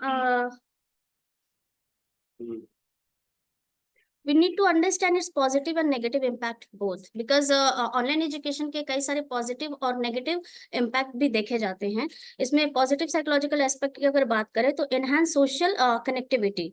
online interaction enable individuals to maintain relationship from new ones। ठीक है। For conducting geographical boundaries, online education में कोई किसी भी तरह का geographical boundaries नहीं होता है, बिकॉज हम ऐसी जगह से पढ़ रहे हैं जहाँ पर दिल्ली में या फिर बैंगलोर में सर पढ़ाते हैं और हम अपने घर पे बैठे बैठे पढ़ रहे हैं। सो इसका कई सारा पॉजिटिव ये पॉजिटिव एस्पेक्ट भी देखने को मिलता है कि हमें किसी तरह का कोई मतलब फेयर वगैरह नहीं देना हो रहा है, या फिर हमें कोई फीस उतना ज़्यादा नहीं लग रहा है वहाँ जा करके एडमिशन लेने में। ऑनलाइन में हम जब घर पे रह करके पढ़ रहे होते हैं तो उस वक्त हमें टाइम का काफ़ी ज़्यादा सेविंग होता है। और दूसरा है सपोर्ट नेटवर्क्स। Support networks में online communication, communities and support groups provide valuable emotional and psychological support individuals with rare conditions। Like बहुत सारे ऐसे online platform है जहाँ पर हमें अगर किसी तरह की help की जरूरत होती है, like NGOs, किसी तरह का अगर supportive psychological हमको कोई भी ऐसा support चाहिए होता है, then we call and take some guidance, advance guidance through the counsellor and guide, जो भी हमको गाइड कर रहे होते हैं। एंड एजुकेशनल बेनिफिट्स इसका हो जाएगा, online platform facilitate learning and knowledge sharing, educational forums, webinars and online courses, like जिस भी तरह के कॉन्फ्रेंसेस वेबिनार्स होते हैं तो उसमें हम जाकर के पार्टिसिपेट करते हैं और वहाँ पे बहुत सारे ऐसे रिसोर्स पर्सन आते हैं जो हमको बहुत कुछ सिखाते हैं, तो उसमें हम लोगों को बहुत कुछ सीखने को भी मिलता है। और जो ऑफलाइन आप मतलब नहीं ये कर सकते हैं, कहीं भी अगर बहुत दूर है, जैसे अभी अगर एक बेस्ट एग्जांपल इसका ये है कि जो रांची में है, झारखंड में है, चाहे जहाँ भी है, वो डायरेक्ट वहां से यहाँ हमको अपना पेपर प्रेजेंट कर पा रहे हैं, हम उन्हें सुन पा रहे हैं, समझ पा रहे हैं, उनसे कुछ सीख पा रहे हैं, या फिर आपके थ्रू जो इंस्ट्रक्शन दिए जा रहे हैं वो उनको डायरेक्ट मिल रहे हैं। सो ये सारा ऑनलाइन एजुकेशन का पॉजिटिव कहीं ना कहीं एक साइकोलॉजिकल एस्पेक्ट है। अगर नेगेटिव की बात करें तो एडिक्शन एंड डिपेंडेंस है। बहुत सारा आज के दौर में हम देखते हैं कि नेगेटिव एस्पेक्ट ज़्यादा देखने को मिल रहा है, मिसयूज हो रहा है मोबाइल का। चाहे बहुत सारे ऐसे ऐसे प्लेटफॉर्म्स है लाइक फेसबुक, ट्विटर, इंस्टाग्राम, जहाँ पर अनइवेंचुअली टाइम काफ़ी ज़्यादा वेस्ट हो रहा है। सो ये कहीं ना कहीं हमारी प्रोडक्टिविटी को ख़त्म कर रहा है। या फिर साइबर बुलिंग एंड हरासमेंट, पहले ये था कि स्टॉकिंग होता था, बट आज घर में ही बैठे बैठे लोग आपको कहाँ से मतलब हैक कर रहे हैं, या फिर आपको बेमतलब के मैसेजेस, चैट्स आपको भेज रहे हैं, and you can't control it if you block, but वो एक अदर वे ढूंढ लेते हैं आपको परेशान करने का। So it is the negative psychological aspect, because इसकी वजह से एंजाइटी, स्ट्रेस होता है, डिप्रेशन होता है, कितने लोग सुसाइड अटेम्प्ट करते हैं। सो ये कहीं ना कहीं एक मतलब मोस्ट नेगेटिव साइकोलॉजिकल इफेक्ट देखा जाता है ऑनलाइन एजुकेशन सिस्टम का या फिर ऑनलाइन प्लेटफॉर्म का। उसके बाद सोशल आइसोलेशन, जैसा कि हम देख रहे हैं अभी हमारे परिवार में जितने भी लोग हैं, सबके पास अपना अपना इंडिविजुअली मोबाइल है, and they take more time with this mobile के साथ बहुत टाइम तक उन लगे रहना, आपस में बातचीत ना करना, ये कहीं ना कहीं एक साइकोलॉजिकल डिसबैलेंस पैदा करता है। क्योंकि बहुत बार इमोशनली अगर हम इनबैलेंस हो रहे हैं तो हम अपने परिवार से ना बात करके डायरेक्ट हम सोशल मीडिया पे डाल देते हैं, चाहे वीडियो बना के, चाहे किसी के भी थ्रू। तो ये एक नेगेटिव एस्पेक्ट होता है देखने का। सोशल आइसोलेशन, बच्चे का माँ से बात नहीं करना, अपने फादर से बात ना करना, अपने फ्रेंड से सजेशन लेना, या फिर सीधा ग्रुप पे ही डाल देना, या फिर बहुत सारे ऐसे videos. Yes ma'am, your topic is about the psychological aspect, interaction and related to education. Yes ma'am, online Online interaction or online interaction in education system, isn't it? Yes ma'am, yes ma'am. So this harassment, bullying and social media, I don't think this is a part of online interaction in education system. Like we are right now interacting online. Yes ma'am. So it's a very productive platform we are interacting. Yes ma'am. We are talking about are related to this online aspect, but these are completely different things you are talking about. Right? Your Yes, topic yes, yes. something related to online education. Ma'am, actually I add more material in my full paper, but there is on PPT, so I just thought कि एक slide wise करना है, so मैं in detail, क्योंकि बहुत सारे MOOCs का जितना भी platform है या वो है सब उसमें add है मैम पेपर में, full paper. नहीं बेटा, एक बात सुनिए मेरी नौशी, Yes the ma'am. thing is not that ki what you have done and what you are presenting here. The thing is that what you are presenting here, Yes, isn't ma'am. it? You might have done lot many things. I agree to that. You have done a very good thing. You have written a very good paper. You have done extensive research. But here, what you are intended to present, isn't Yes. it? On this platform, you are presenting about an online interaction in higher education sector. It's a very streamlined topic. Yes, ma'am. You need to streamline your work also, and you need to only present in the area that is required, isn't it? Yes, ma'am. Because I know everything, it doesn't mean that I will discuss with you everything. What is required, I am discussing that now. I am discussing with you the online interaction because we are Yes. talking on that area. Why should I discuss anything else which I know? Yes, ma'am. Okay, that actually that is all about relevance. Okay. Yes, ma'am. So that is also saying the same thing. And because I can also see that your topic is very different, your topic is all about online interaction. And even when you were discussing that with Baiju on Academy, you started with that. It was good. Yes, It was ma'am. okay. Ma'am, all thing is included in my paper, but I don't know, ma'am यही सब सीखने के लिए यहाँ है, क्योंकि improvement बहुत जरूरी है. सो फर्स्ट टाइम ऐसा है मैम कि जहाँ पर कुछ सीखने को मिल रहा है. सो फर्दर अगर देखो कुछ बेटा, ऐसा होता है सो ये बात मेरी सुनो. देखो, yes ma'am. Whatever you are presenting that a part of your thesis, वो कहीं ना कहीं से आपके थेसिस से निकल के आया है. I know that. Isn't that? This is also a part of that. So only present that part, because if you'll try to present all thesis here, it will be not be futile. Okay. So just focus on those areas and then just discuss with us that what you have found there. Because Yes. these three objectives which actually is stuck in the PPT mode, we can only see these three objectives. And these all three objectives are same.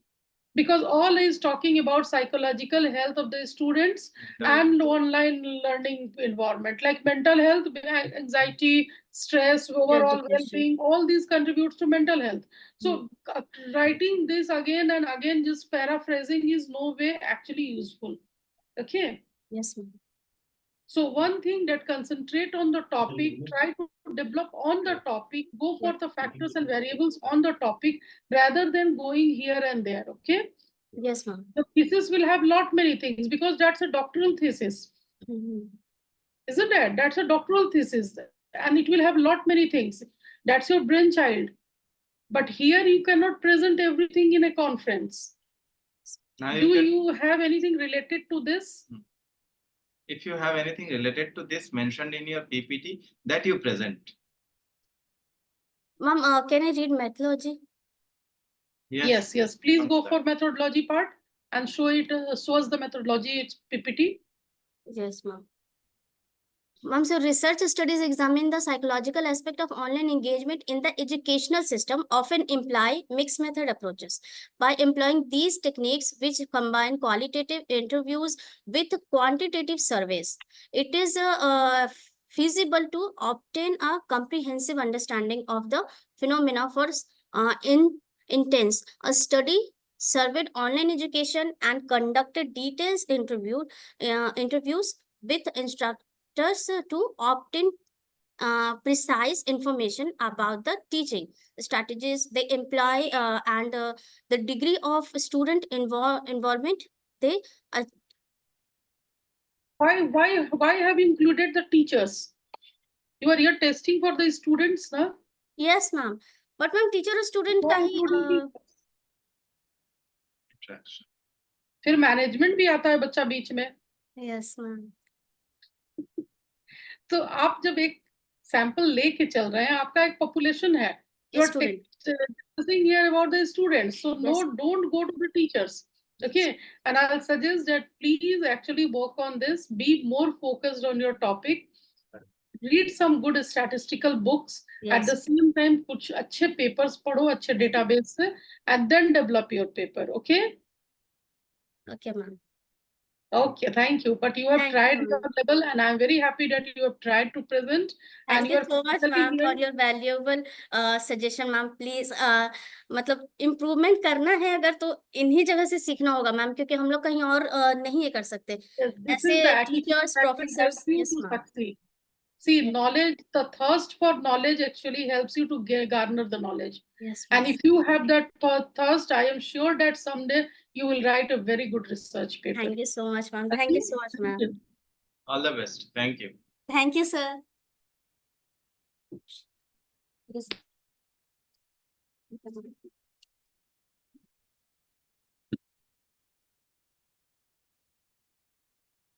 Thank you so much, Noshi.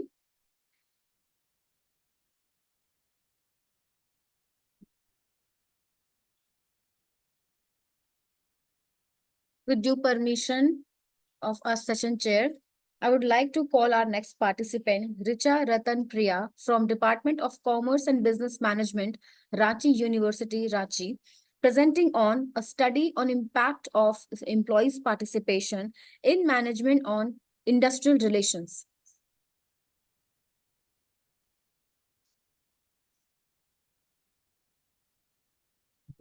Richa, I would like to inform you that please Yes. conclude your presentation within 8 minutes. Yes, ma'am. Very good afternoon, ma'am. Very good afternoon, sir. I'm Richa Ratna Priya, a research scholar from Ranchi University under the Department of Commerce and Business Management. I'm here to present on topic which is a study on impact of employees' participation in management on industrial relations.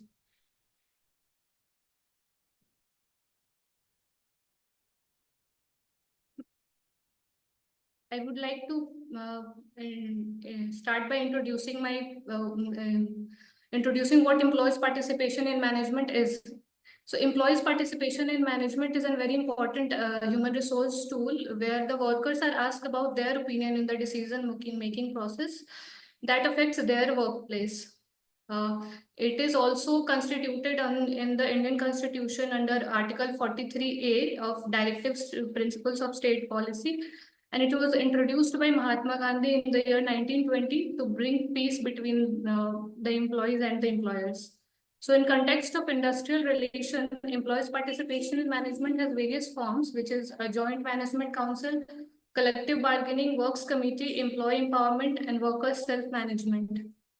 The joint management council is a body where the representative of workers and employees, where representative of workers and employees are there, and their role keeps varying to making decisions or only giving suggestions. So collective bargaining also often collective bargaining is also ensures employees' participation in management because it is a process of negotiation on the terms of employment, and it ensures employees' participation as it also comprises of representative of both employers and the employees. Works committee is also body comprising the employees. So all this is body comprising the representative of employees and employers. I will move on to next slide. There are various levels of employees' participation in management. Which is. Excuse me, Richa. Yes, ma'am. Richa, go back to the previous slide. Yes, ma'am. This things, employee empowerment, worker self-management, do you think that will come as a part of employee participation in management? Yes, ma'am. Employees' participation in management is about asking their opinion in the decision making, and worker self-management. So that is the concept of participative management. Yes, ma'am. Auchi's principle, theory Z. Yes, ma'am.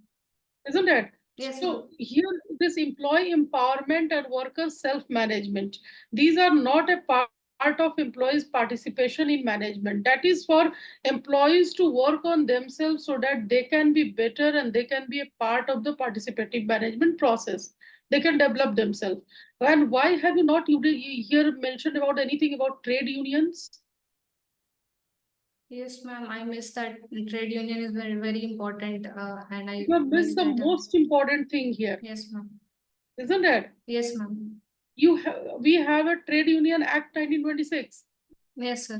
Yes, ma'am. And basically the management and the you can say the employees' participation in any decision making regarding a major decision making is done through that. Yes, ma'am. Yes, When you are talking about joint management council, collective bargaining, again, collective bargaining is a process of negotiation. Yes, ma'am, but they include the representative of employees as well. So if there will be any kind of dispute, any kind of disagreement, then only collective bargaining goes on. Yes, ma'am. Bargaining process.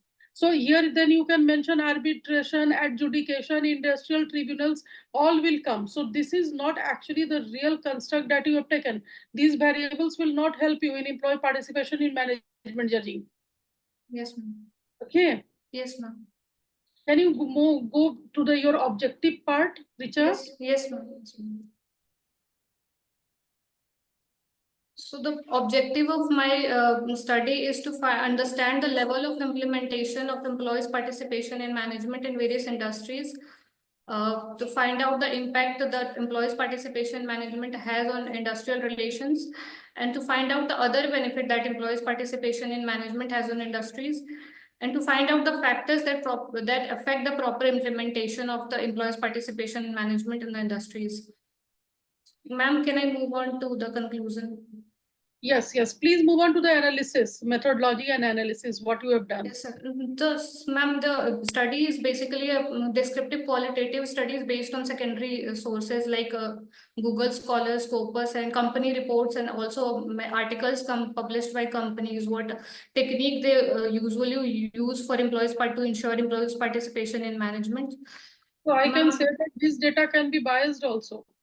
Yes, ma'am. I have mentioned in the limitations there is a lack of reliability of sources. Data that how much participation they are providing to the employees.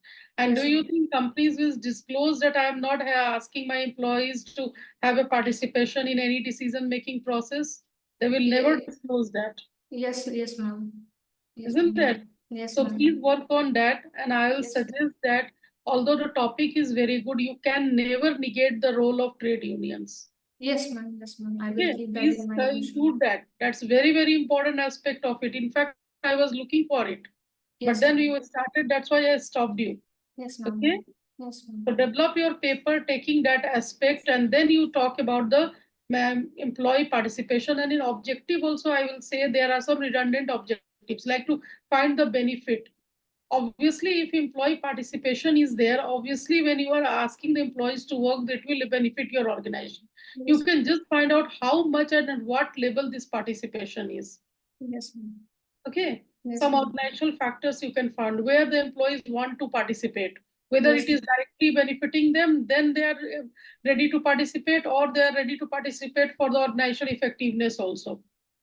Yes, ma'am. Okay, these Yes, things ma'am. you can find out. Yes, ma'am. Okay, that will help your study to become better. Thank you. Okay.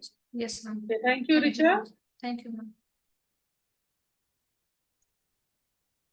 Thank you, Richa. Thank you, ma'am. With due permission, ma'am, I would like to call our next participant, Surabhi Rashmi from BRAB University, Muzaffarpur, presenting on a study of the impact of government policy in the digital era in India.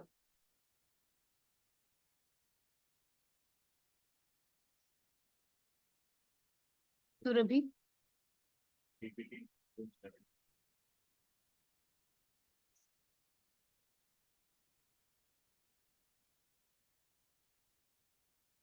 Surabhi, are you online?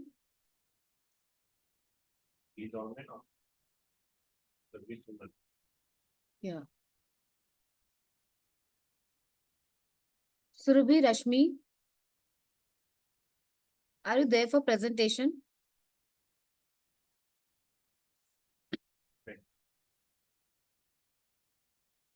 Okay.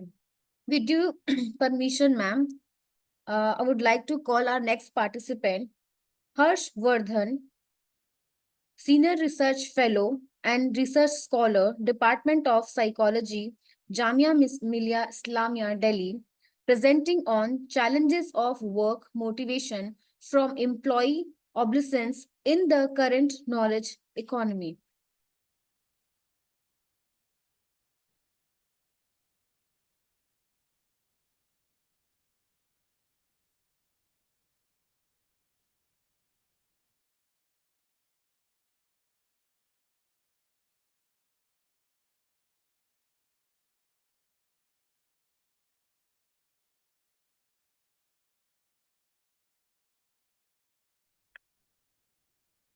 Mr. Harsh, your voice is not audible. Yes. Am I audible now? Yeah, you're audible. Your screen is visible. Please turn Okay. on the presentation mode. I'm unable to see the panel. Are they all online? Yes, we are Panel are here. online. Harshvardhan Prashant. I think you are Harshvardhan Prashant, na? Yes, ma'am. So the Survi Rashmi has not presented. Charu? Yes, ma'am. She is not online. Okay. Okay, I'm moderator, how much time precisely I have? 8 minutes for your presentation and 2 minutes we will have an interaction. Okay. That is the protocol. But yes, I will allow you 10 minutes. Okay, thank you. So, good afternoon, panel. I'll be presenting on my title that is about the relation, exploring the relation of work obsolescence and work motivation among employees. I'll be shifting to the introduction. So, in the current knowledge economy, as we can see, it is a trend, and the management is working on diversity inclusion also. So there is a requirement that even the job description, job specification, they both are changing. And it is true that hiring can be done accordingly, they can be customized, but the veteran employees who are working from before, and they also need to be updated. Now what happens is sometimes that if Harshvardhan, sorry to interrupt you. Can you show me the topic once, the title of your presentation? Okay. I missed it. Please. What motivation?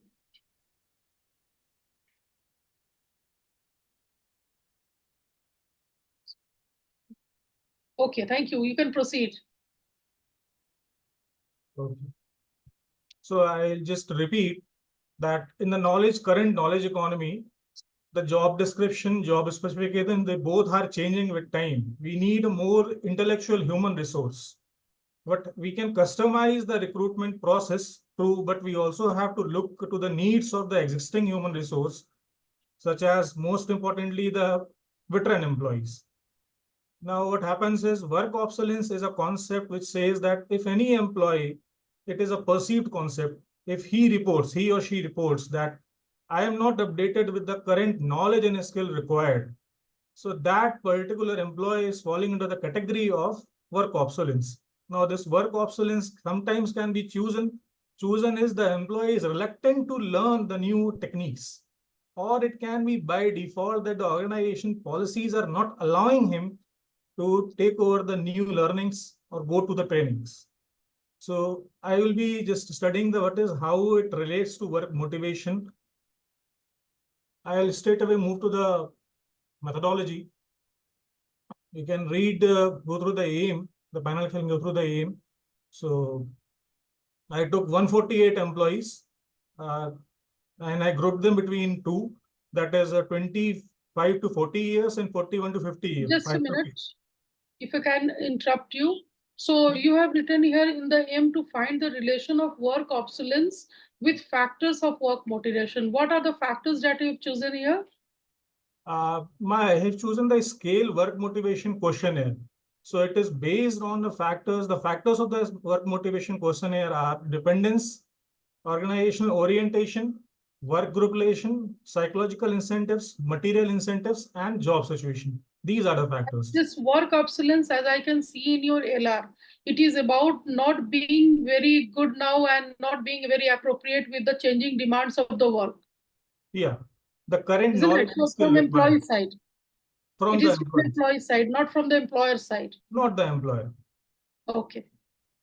If Please they proceed. perceive that I am outdated, they are work obsolescence. They are perceiving work obsolescence. So I took middle level employees and I grouped them into two. And that's for the same reason, the inclusion exclusion criteria, I took purpose of sampling. And 81 males and 67 females were there in the study, and both public and private sector. I'm very surprised to see that you have taken the age from 26, and at the age of 26, they are feeling about work obsolescence. You will see it in the results. Not everybody has reported. We have to take them in the sample to at least evaluate that are they even. That's why I have actually pointed out, because this actually it can be a future direction for you, but don't include them right now when you are talking about work obsolescence. Okay. This is the most productive years of work. Isn't it? They are highly capable, skilled, and they are recently trained. So you cannot talk about work obsolescence to these people who have recently joined and in the age of 25, 26, 29, 30. Isn't it? Ma'am, I thank you for the Future suggestion. direction can be in the form of finding out these factors for them also. But in this study, I will suggest that exclude them. It's true, but I slightly disagree with you. Yes. Because we cannot presume that everything is being possessed by the new joinees. No, so that Veteran means your employees are having recruitment process something. is faulty. Then go and search your recruitment process. I will say that if then you are not able to justify your job So description and specification. Veteran employees are also possessing something beautiful with them, and they can also feel outdated. They can also feel short on something. This feeling of being outdated has nothing to do with motivation. When you are feeling outdated, you will never be motivated. How can you feel that you are outdated? And if you are having this feeling, it is somewhere related to your low self-esteem. Okay, what is work experience? What about work experience? Work experience, that's why I said, na 26-year-old candidate cannot have a work experience. True. So if I feel that I am obsolete on work experience, it is a parameter in my scale, and I feel that I am short on work experience as compared to my veteran employee. So am I not obsolete? No, it doesn't need the obsolete concept is very different. You may be lacking in some skill, but you are not obsolete. Obsolete means where you don't have possess those skills just because you are not in a ability to get that. Then you are obsolete from the market. Lacking in a skill is not obsolescence. Please understand that. If you don't have the ability to absorb those skills, then it's obsolete. So your suggestion would be to incorporate the veteran employees only? No, not the veteran employees. Generally, those who are in their 40s, mid-age, okay, include them and then try to find out whether they are feeling that their skills are going down and they will be obsolete from the market in coming days. That will be a very beneficial study. I'll take care of that in the next study. Okay, thank you. It will actually benefit you. We are also interested to check your findings. Yes, as obviously. you have taken this particular age group, so we are interested to see that as well. Yes, we will surely look at that when you will be presenting. It's quite interesting topic. Please continue. Okay. So tools were this obsolescence assessment scale by Nachimuthu and WMQ by Agarwal. Hypothesis was work obsolescence because we can also in the past 1 hour we were able to see how digitization has been affecting, and also work motivation was not directly related to obsolescence. Any study was not so, but there were relations which were indicating that it can be negatively related. So I kept the hypothesis. Procedure So this is the null hypothesis that you are showing here? Not null, ma'am. It is directional. You can see. Negative correlation you are writing here, that there will be a negative correlation between work obsolescence and factors of work motivation. So Because it can never be an alternate hypothesis. ना से जब आप शुरू करते हैं ना वो नल में चला जाता है, वो H0 में चला जाएगा. ठीक है, थोड़ा सा स्टैटिस्टिक्स को भी देखना पड़ेगा. ठीक है. Okay. Please look to that. Okay. Procedure is the same as every study. So I'll just come to the results here. So between the two age groups, just for the argument's sake, if I keep the 1/3 of the population, so I will just say that here at, if you can see my arrow, 1 second, this.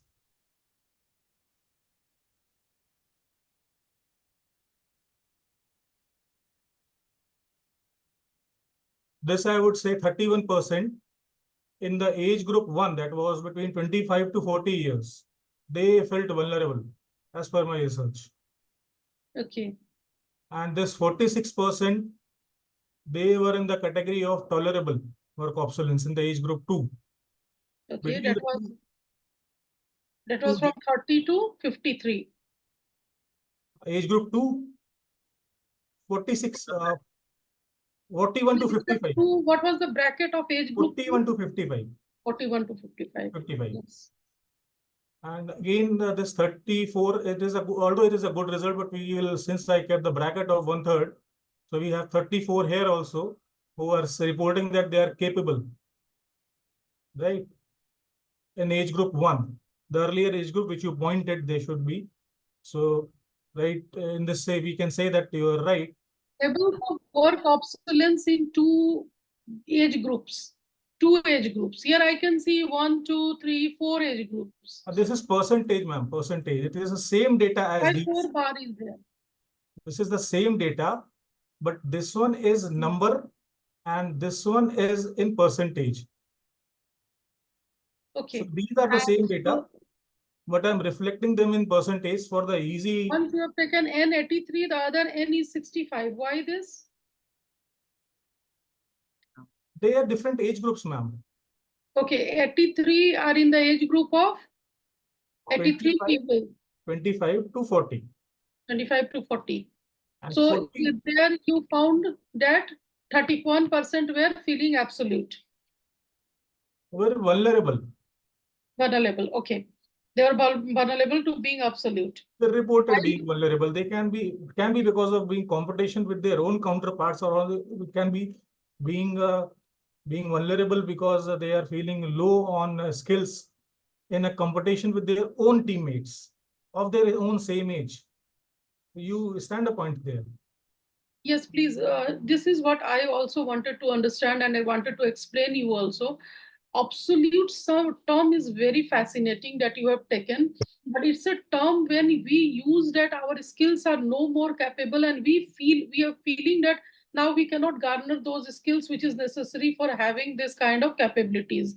For example, when the internet and this computers were introduced, then these people who were in banking sector or some railway sector, they started feeling that they will not be able to garner those skills, and they were taking VRS, the golden handshake. Okay, so that was a term for obsolescence. But when we feel that we are in short of skills, we are vulnerable, it's not obsolescence. It means that somewhere we are lacking in training on the skills, the required skills. Okay, we are not as competent as our contemporaries. So we need to work on our skills, and we need to make our skills much better.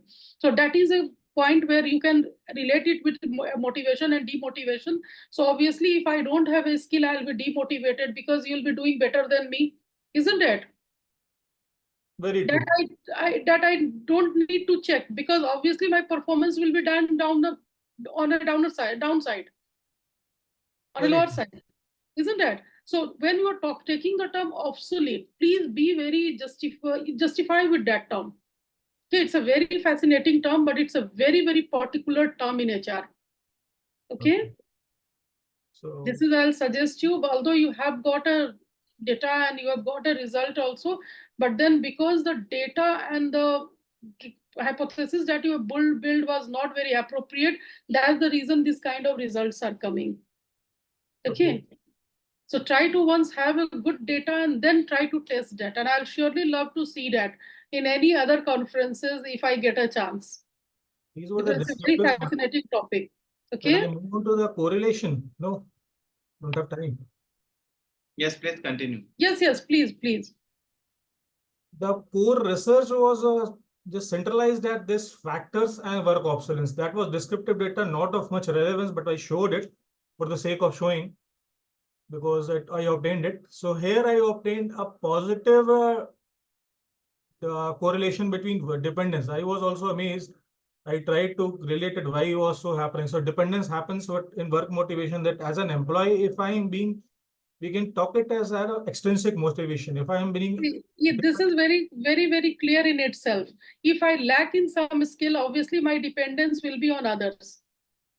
Okay. So dependence will always be positively correlated. But see here, the work group relation, if you are not working nicely, then people will not actually help you to be motivated. Isn't it? You can see here the negative organizational orientation. Organization will not be happy with you if you are not very skilled. That you can see from your result itself. Psychological work incentives. Obviously, it's a negative correlationship. You will not very get the weak and incentives. insignificant it was. Yes, and it is a negative. See the symbol also. Job situation is 0.19. Although it's not negative, but then it's not very significant also. Okay. So your result is okay. Inference is different. Okay, maybe. And this job situation, this again, I was very much puzzled with my own findings for this particular job situation and dependence. So this was something which I want Dependence to will be explore high more. because I don't know something, I will depend on others. This I want to explore more because job situation is positively correlated with work obsolescence. There must be something which must be happening. If I increase the sample or something, I can just dive in more. And the next which was, I was Think now. about your sampling frame. Okay, the boundaries of your population. If you choose a good sample, obviously you'll get a good result. Okay. Okay. In a research, ma'am, problem is fine, we agree, but I always think that what is the solution now? For the solution, I tried to just eliminate those who were low on dependence or low on organizational orientation and what is the similarities between them. So this was the result. The population which was low on dependence, low on organizational orientation, how much if we want to improve the work motivation, first of all, we have to focus on those marginalized employees who are low on these parameters. So how much people are there, or you can say percentage of people are there, but here I have indicated the N who are low on dependence. So vulnerable, capable, tolerable, and unable. It is being represented by different colors. And the same goes for psychological work incentives, material incentives, and job situation. There was no such in this material incentives again. There was zero for capable. Who felt that capable I was. Straight away, I'll move to the recommendations. Training needs for the vulnerable human capital in the age group 1. Unable category. Again, knowledge increase training for them. Team building and inclusion of marginal employees should be done who are reporting low on work obsolescence. And positive organization orientation, it was a negative correlation with the obsolescence. Again, citizenship behavior for them, whatever way should be meant to them. And developing intrinsic motivation among employees as motivation from dependence. I would again say that the management should focus on efforts. Now, the limitations, the limited analysis, because I did correlation and descriptive, I would want to have a parametric statistics analysis for that. I'll move to ANOVA or regression if the sample increases. If I try to perform the normal distribution test, it was fine, but not so much that I would say that it was not so much near to zero. So a more normally distributed sample would be better so that I can derive the parametrics and assumption about the populations.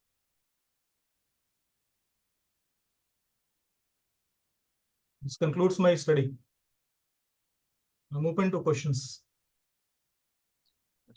Is actually, Harshvardhan, we are already done with the questions because I'll again suggest that please work on your sample. Note down the suggestions, ma'am. Please work on that. It will be a very good paper because obsolescence is a very different concept, and obsolescence concept is actually misunderstood in this research. Okay, skill obsolescence, employee obsolescence is a very, very important concept in HR, but it is not utilized properly. Okay, so please first read some papers on employee obsolescence, work obsolescence, and then you'll get a better picture of it. Then you can have a better understanding of it, and then you can have a good data collection and hypothesis, as I said. That also you please look to that. Okay, make some more hypothesis based on this and go for data analysis, because work factors that you have found out, that is okay. The factors of motivation. Okay, and have some citations for that. From where have you taken that? How you got that? So it will make your work very, very reliable and very rich also. And then you will be able to present it in a very good way because you have done a lot of things. But because it went actually not in the right direction at the start only, so you are getting different kind of results. This topic is very interesting. Yes, topic is very interesting. In fact, I wanted to know how you have taken this and how you are going to study this, because no employee will tell you that I feel obsolete. ठीक है, तो ये topic ना ऐसा है कि यहाँ data collection बहुत डिफिकल्ट होता है. You can talk to the HR manager also and they will also not agree that my employee is obsolete. Because अगर वो ये बोलते हैं तो आपको वो बताते हैं कि मेरा मैनफोर्स अच्छा नहीं है. ठीक है, ये टॉपिक The area बहुत was he justice. So that Yes. was even more difficult. Collecting data on Yes, injustice yes. at the organization was True. very much Very difficult. true.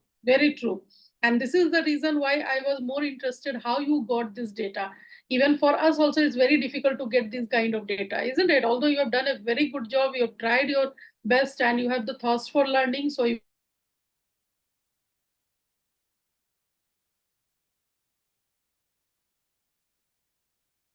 good paper. Thank you. Okay, thank you. Thanks from our side. Okay. Thank you, Panu.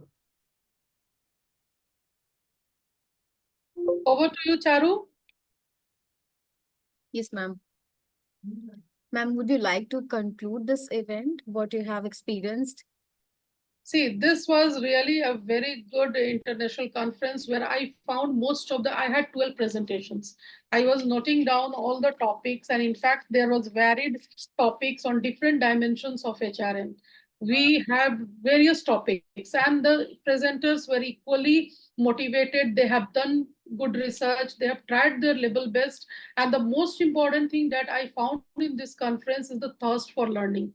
All the candidates, they had a thirst for learning, they were into research, and they wanted to do a good research, and that is the beginning of good research. When you are hungry for the research, you will obviously learn it.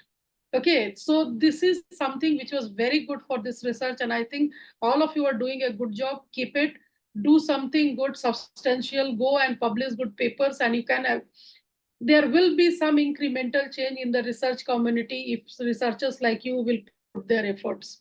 And we, India will also be a pioneer in research also, hopefully. Yes, This ma'am. is from my side. Thank you, Charu. From my side, I'll repeat the same thing. As ma'am said, all the topics are very interesting, very contemporary, and all the best from my side to all the researchers, presenters. Keep doing your work into the direction as suggested by us. We guess that these suggestions would be helpful for you to improve the quality of your research further. And even with this suggestion, if you get an opportunity to get some suggestion from your guide or somebody, the expert from the domain, please have that. Never be shy of getting the suggestions.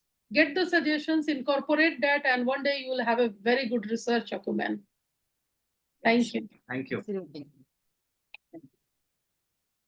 I would like to extend my gratitude to the session chair, Dr. Manisha Srivastav ma'am and Dr. Kishore Bhattacharya sir, and to all the participants for their outstanding contributions.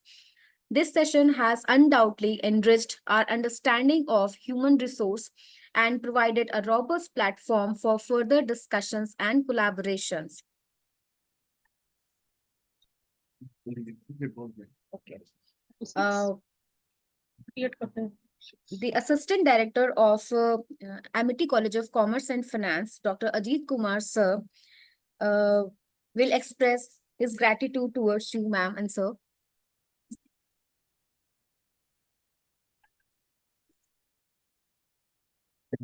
Good afternoon, Manisha ma'am, Kishore sir. Good afternoon. Firstly, thank you so much to be the session chair of this session with a short notice. And really thanks to both of you for sparing your valuable time. And definitely your insights and engagement was truly invaluable. And not only the participants, we also have learned something from this conference. Your insights will definitely be used by the researchers, and they will definitely use your inputs in their future research. So once again, thank you. Thank you so much for being with us for this session. Thank you. Thank you so much. Thank you, Ajit sir. It was our pleasure. Thank you, ma'am. Thank you.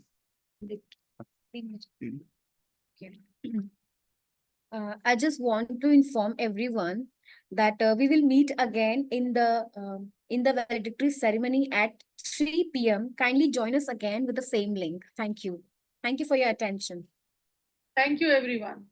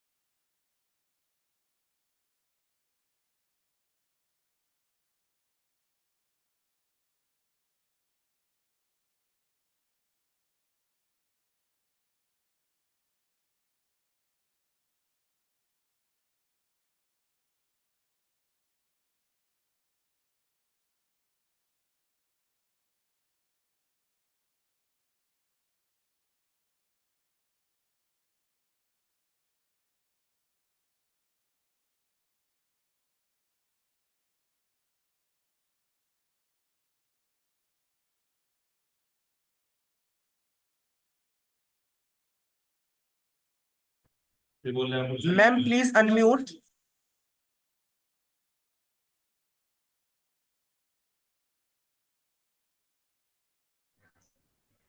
Hello.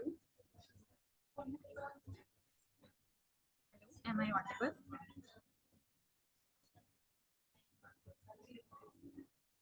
Am I audible? Yes, ma'am, you are audible. Please okay, we are waiting for our chief guest to Yes, join. ma'am. Thank you.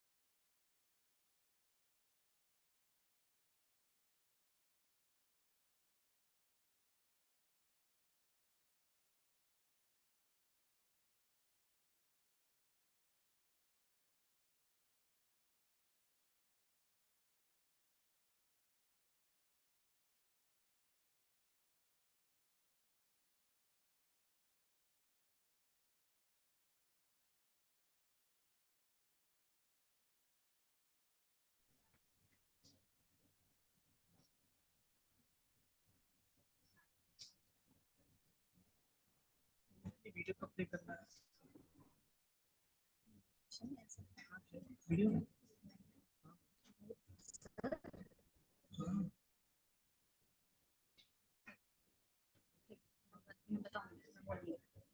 क्या बोली गई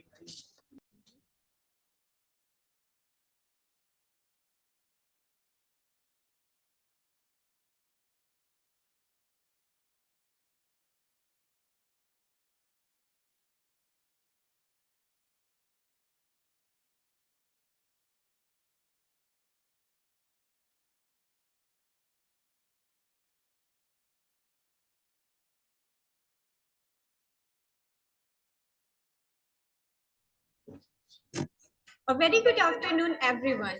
It is both honor and privilege to stand before you all today. I, Ashna Sinha, Assistant Professor on behalf of Amity College of Commerce and Finance, Amity University, Patna, welcome all the dignitaries.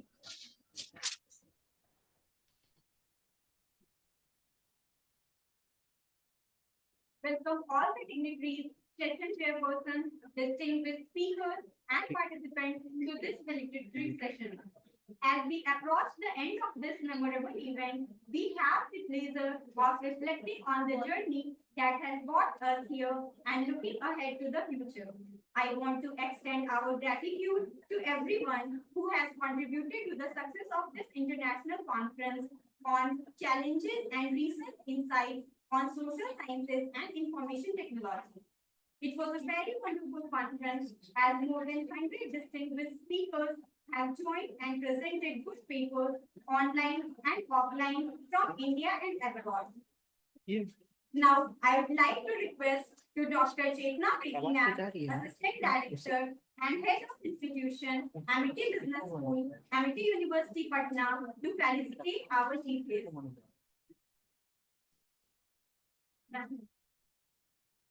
चलिए video भी चलाएं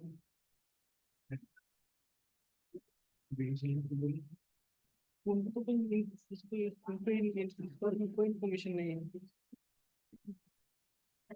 video के बारे में कोई information नहीं है बड़ा कंफ्यूजन है कैमरा बनाने में साइड पे नहीं है काफी मालूम है काफी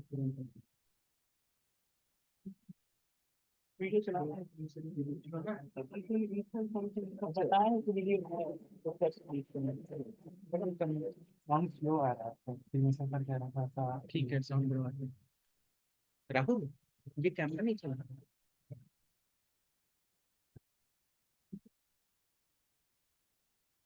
से इंटीग्रेटेड इसका होगा इंटीग्रेटेड इसकी चल रही है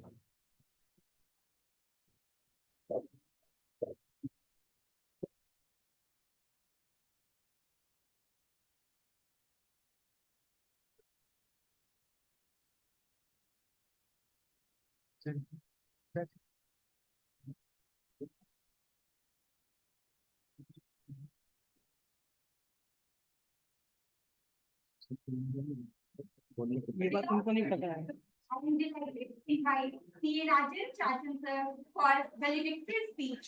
He is a practicing CA since 2009. He is a regular faculty at NSS Patna and Ranchi since 2012. Let's know more about him.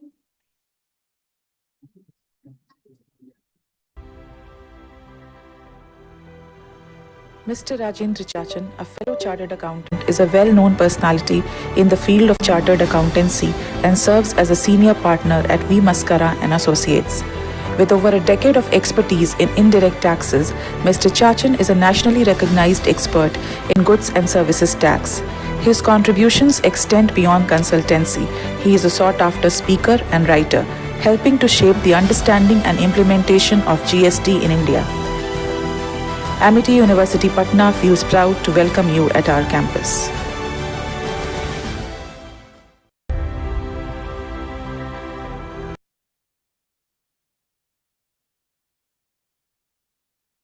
Please share your reflections and insights on this event. Now, the dash is on you.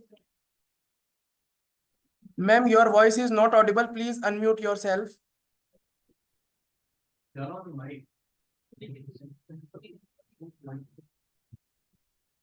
नहीं जब बोल रहे नहीं करने के लिए चलो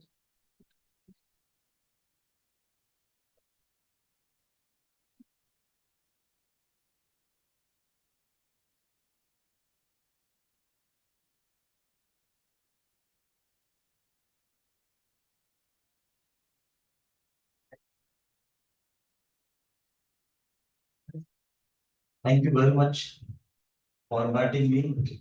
It's my privilege once again.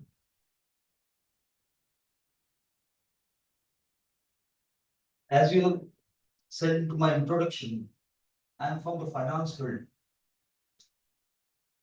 So today I will talk about the field to which I belong. So first of all, I just want to know from all of you, how many of you have interested in finance to adopt as a career?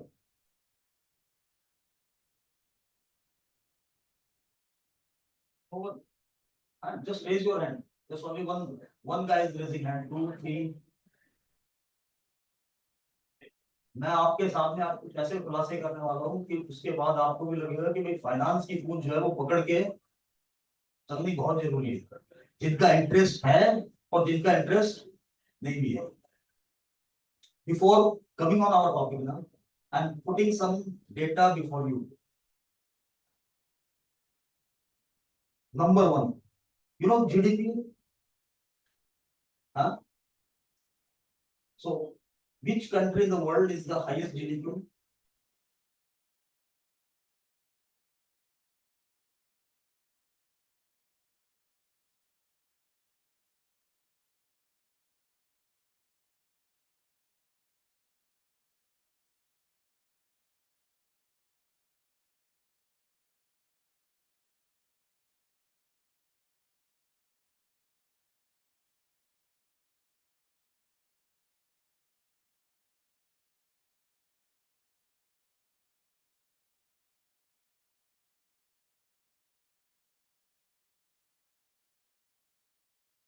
Sorry to interrupt, sir, but you're muted and we can't hear you.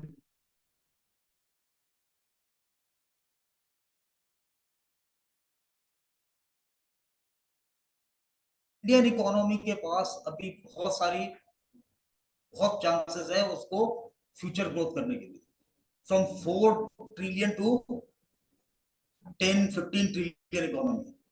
और जब मैं बोलता हूँ कि GDP का size बढ़ेगा, it means क्या, the business in India will explore, and the business in India will explore, definitely each and everyone who are residing here will get benefit of it. The per capita income of the Indian right now, what is the per capita income? Around $2,500 per year. This is an average per capita in the US. Is around $1 lakh. So when the economy will grow, so definitely the per capita income of each and every person will also grow. And as expected, till 2020-30, the per capita income will go up to $10,000. When the GDP will grow, definitely the benefit of GDP growth will avail each and every person who works in India. Either you are doing business or you are in a job. तो as an student हम इस growth का फायदा कैसे ले सकते हैं? जब ये बात तो पक्की है कि आने वाले टाइम में फ्यूचर में इंडियन कंपनियां, इंडियन बिजनेस वाले, क्योंकि जब जीडीपी ग्रो करेगा तो उसका बेनिफिट किसको मिलेगा? जो कंपनियां ऑलरेडी बिजनेस कर रही है. फॉर एग्जांपल, आप जितनी भी बड़ी कंपनियां जिनके बारे में आप जानते हैं, है ना, चाहे वो टाटा की कंपनी हो, रिलायंस हो, HDFC बैंक हो या कोई भी कंपनी, आज इन कंपनियों का साइज आप जो देख रहे हैं ना, 5 से 10 साल के बाद ये साइज जस्ट डबल होने वाला है. क्योंकि ultimately when the GDP will grow, the benefit will be pass on to the companies who are already existing in the scenario, और कुछ नई कंपनियां जो है वो बिल्डअप होगी, वो भी उनको भी उसका फायदा मिलेगा. तो फाइनेंस एक ऐसा फील्ड है, आज के दिन में अगर मैं बोलूं ना, आईटी और फाइनेंस, इंफॉर्मेशन टेक्नोलॉजी और फाइनेंस, ये दो फील्ड है. जैसे हम सुनते ना कि चैट जीपीटी आ गया, कैरियर के ऊपर बहुत इंपैक्ट पड़ने वाला है. लेकिन ये आईटी और फाइनेंस, चूंकि मैं आईटी का बहुत ज्यादा जानकार नहीं हूं, लेकिन मैं फाइनेंस के बारे में बोल सकता हूं कि ह्यूज पोटेंशियलिटी है इस फील्ड के अंदर. Not only from the job point of व्यू, as a individual, I should know how I manage my finance. If I'm not able to manage my finance, The time will come after 10 years you will find कि भाई मैं race में एकदम पीछे रह गया, लोग आगे बढ़ गए और मैं पीछे रह गया। मैं अपने दो एग्जांपल, मैंने अपना पर्सनल फाइनेंस कैसे किया उसके दो एग्जांपल आपके सामने रखता हूं। फाइनेंस करने के लिए सिर्फ पैसे की दरकार नहीं होती, कम पैसे से आप बहुत ज्यादा बेनिफिट उठा सकते हो। एक पहला एग्जांपल जो मैं आपके सामने रख रहा हूं, इन 2015 हमने अपने परिवार की एक कंपनी फॉर्म की। उस कंपनी का नाम था चाचान real estate investment limited private limited. 2015 में हमने ये कंपनी स्टार्ट की और उसमें 50 शेयर होल्डर बनाए, सारे हमारे, चूंकि मैं चाचा हूं तो बाकी भी 49 क्या थे चाचा, और सबसे हमने 1-1 लाख रुपए इन्वेस्ट कराया। कितना इन्वेस्ट कराया? तो हमारे पास कलेक्टिवली कितने रुपए आ गए? 50 लाख। उस कंपनी का ऑब्जेक्ट था रियल एस्टेट में इन्वेस्ट करना। उस कंपनी का ऑब्जेक्ट क्या था कि हम उस पैसे को रियल एस्टेट में इन्वेस्ट करें। इंडिविजुअली हमारी इतनी कैपेसिटी नहीं थी कि हम डायरेक्टली रियल एस्टेट में इन्वेस्ट करें, तो हमने एक ग्रुप बनाया, 50 लोगों का ग्रुप बनाया, और उस 50 लोगों के ग्रुप से हमने एक अमाउंट कलेक्ट किया, एक फंड तैयार किया, और उस पैसे को हमने रियल एस्टेट में इन्वेस्ट किया।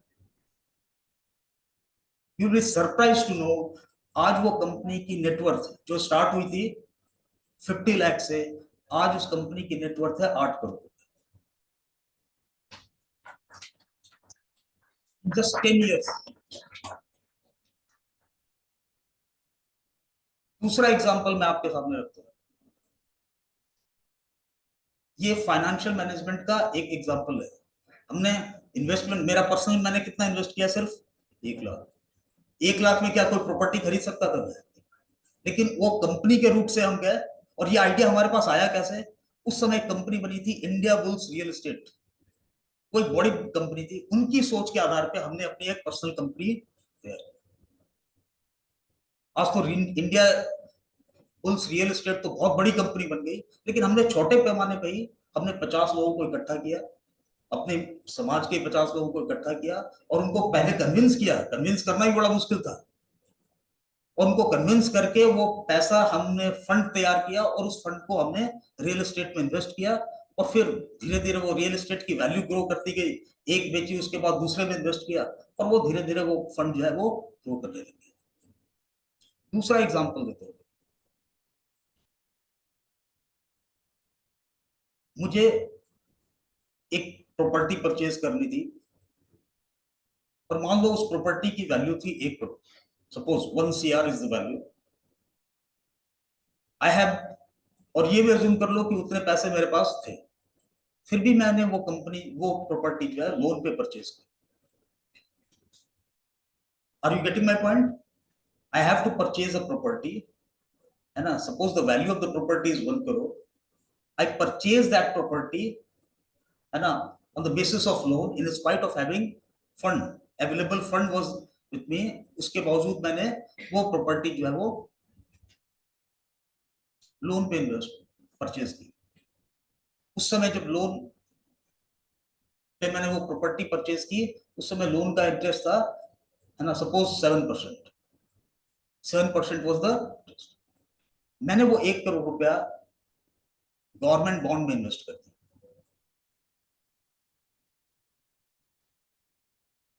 इधर मैंने क्या किया? लोन से प्रॉपर्टी की, मेरे ऊपर 1 करोड़ की लायबिलिटी आ गई, और वो पैसा मैंने, I have invested in a government bond where I was getting interest at the rate 7.3%।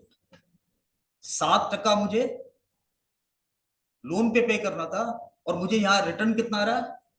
7.3%। It means कि भाई मैं उस लोन को भी पे ऑफ कर पाऊंगा, और 0.3%, जब तक वो लोन और मेरे मेरे बॉन्ड कंटिन्यू रहेंगे, मुझे एडिशनल 0.3% की क्या होगी? इनकम होगी। उसके बाद भी मैंने एक स्टेप और आगे लिया। ये जो गवर्नमेंट बॉन्ड होते हैं, इनको आप प्लेस करके, है ना, कंपनी के शेयर खरीद सकते हैं। I hope you are understanding what I am trying to tell. मैंने स्टार्ट कहां से किया? आई नीड ए प्रॉपर्टी, रहने के लिए घर चाहिए था। वो प्रॉपर्टी खरीदने के लिए मैंने लोन का सहारा लिया, लोन से वो प्रॉपर्टी परचेज की, और वो प्रॉपर्टी का पैसा जो मैंने सेव कर रखा था उसको मैंने इन्वेस्ट कर दिया बॉन्ड में। बॉन्ड में रेट ऑफ रिटर्न था 7.3% का, लोन जो मैंने लिया था वो 7% का। तो there was a gap between interest income or interest expenses, and after that the loan, the bond which I have bought and I placed the bond, और उन प्लेस के आधार पे मैंने कुछ कंपनियों के शेयर खरीदे। At the end what will be the benefit? I will, मेरे पास एक प्रॉपर्टी भी होगी, और मैं ये 10-15 साल के अंदर उस प्रॉपर्टी के उस बॉन्ड के पैसे से मैंने जो शेयर में इन्वेस्ट किया उससे एक बेनिफिट आएगा, और वो बॉन्ड से 0.3% का एडिशनल बेनिफिट आएगा। So that is the power of financial management. It's, आज के दिन में ये सिंपल नहीं कि भाई मैंने अपने पैसे है, पैसा जमा कर रहा हूं, पैसे बहुत धीरे धीरे एक्यूमुलेट होते हैं। लेकिन अगर आप फाइनेंशियल मैनेजमेंट करना जानते हैं तो आप कम पैसे से एक प्रॉपर प्लान डेवलप कर सकते हैं, और जब आप अपने लिए कर सकते हो तो जाहिर सा बात है, जब आप उसमें एक्सपर्ट हो गए तो आप दूसरों को भी इसकी सलाह। Consultancy, financial consultancy, tax consultancy, these are the areas in which I have seen last 10 years rapidly grow.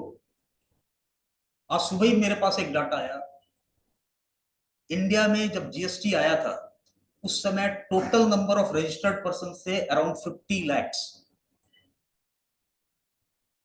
कितने थे? 50 lakhs। और जीएसटी कब आया था मालूम है आपको? 2017 में जीएसटी आया। आज total number of registered person कितने हैं इंडिया में?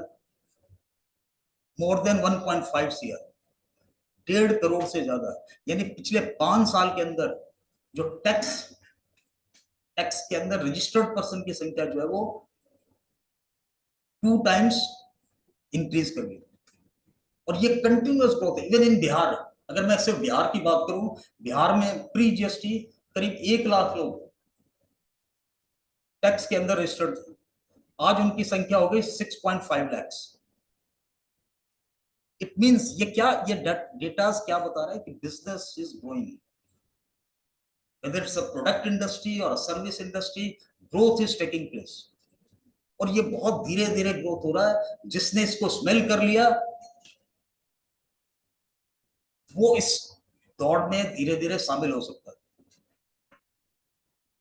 और if you are ignoring it, after 10 years you will find कि कुछ तो हमने मिस कर दिया। There was something which we should start from the beginning. तो ये 10 साल 12-15 साल जो आने वाले टाइम है ना, it's very crucial for each and every one.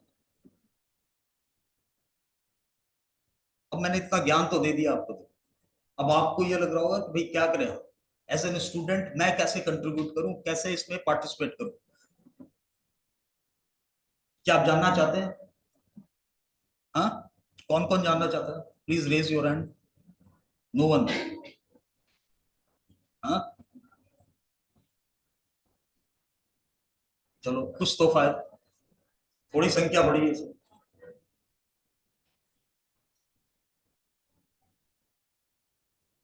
अगर आप जानना चाहते हैं, बहुत अच्छी बात है। बहुत सारे रिसोर्सेज है आज के दिन में, तो आज इंटरनेट के युग में ना रिसोर्सेज की कमी नहीं है। Lots of resources are available, YouTube is the resources, best resources. First you have to learn, है ना। ये नहीं कि भाई आज ये लेक्चर सुना और कल से इन्वेस्टमेंट और बाकी फाइनेंस मैनेजमेंट में करने जाने लग गया। First 6 months 1 year you just give your half year or at least 1 year, है ना, to learn the financial management, learn the economy, and then once you will learn, so definitely there is no need to take help of others, you will start thinking in that way। तो मैं आपको ना 2 चीजें जो है बता के जा रहा हूं, और अगर आपको लगे तो फॉलो करो। हाँ, और उस फॉलो करने के बाद 6 महीने में अगर आपको डिफरेंस नजर नहीं आए तो सर से मेरा नंबर ले लेना और नंबर लेके मेरे से बात कर लेना और बता देना कि भाई सर आपने क्या सलाह दी थी। सिर्फ 2, और ये मैंने अपने बच्चों को भी सलाह दी है। Number 1, whether you belong to finance field or not, चाहे आपका फील्ड कोई भी हो, finance is such a field कि इवन आईटी वाले को भी फाइनेंशियल मैनेजमेंट की दरकार होती है। पहला, स्टार्ट वाचिंग बिजनेस न्यूज। एक रूटीन बना लो आप कि हर दिन कम से कम हाफ एन आवर जो है मैं बिजनेस न्यूज जो है, ये पॉलिटिकल न्यूज की बात नहीं कर रहा, इनको तो जितना अवॉइड करो बेटर है। You just start watching business news. I know पहले 1 महीने तक सब सर के ऊपर से भी जा सकते हैं, बट वंस यू, अगर आपने ये हैबिट डेवलप कर ली, आप सिर्फ सुनो, चाहे समझ में आ रहा हो या नहीं आ रहा। I can guarantee you after 1 month, you'll find that you are starting understanding the contents of the news. So any news channel, but शर्त यह है कि वो बिजनेस न्यूज चैनल होना चाहिए, और आप बिजनेस न्यूज को, और एक मैगजीन, बिजनेस न्यूज की एक मैगजीन,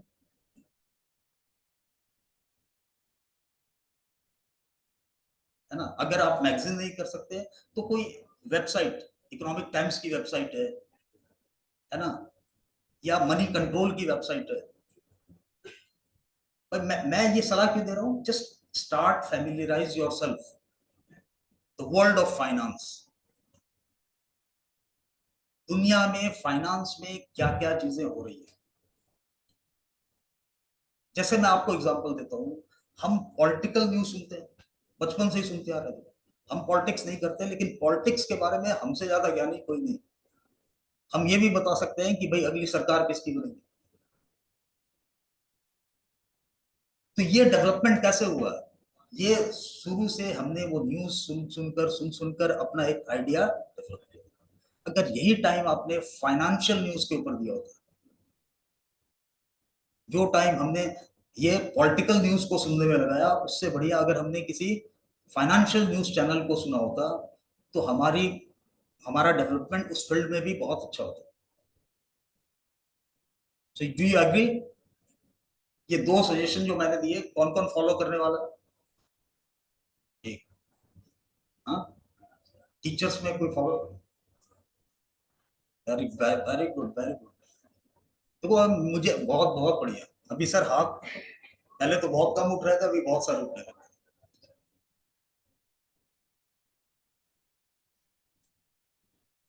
ये जो फाइनेंस का फील्ड है ना, ये बहुत कॉम्प्लिकेटेड भी नहीं है।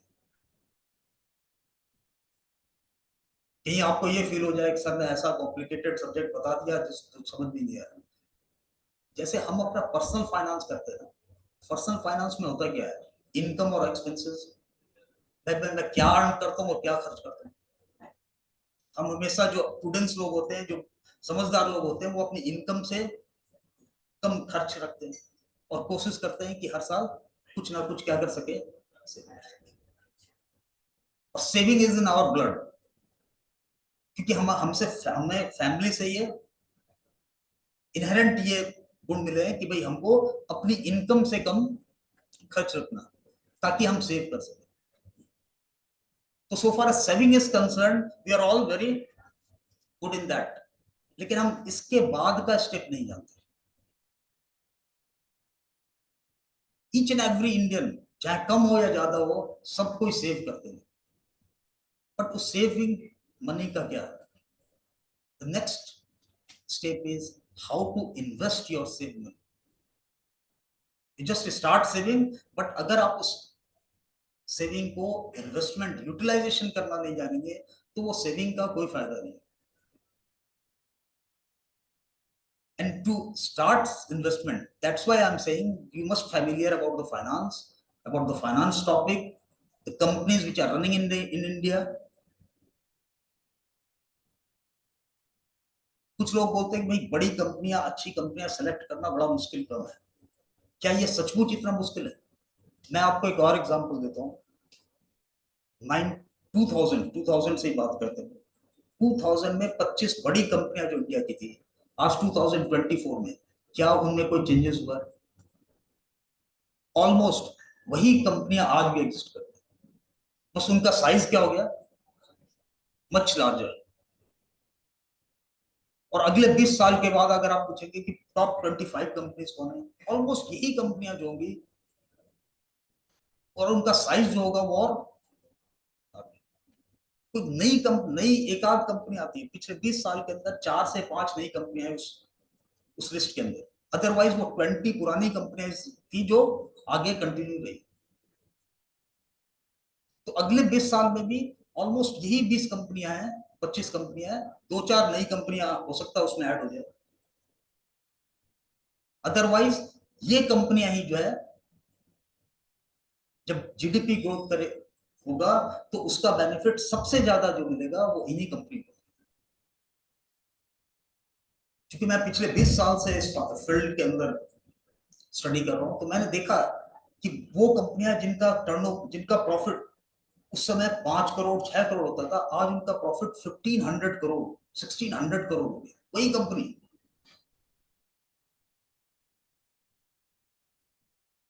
सेम मैनेजमेंट, सब कुछ same. And next 20 years same company will find आज 1500 करोड़ आपको लगता बहुत बड़ी कंपनी होगी, 20 साल बाद उन्हीं कंपनियों का प्रॉफिट जो है 5000 करोड़ क्वार्टरली, मैं ईयरली नहीं क्वार्टरली की बात कर रहा हूं।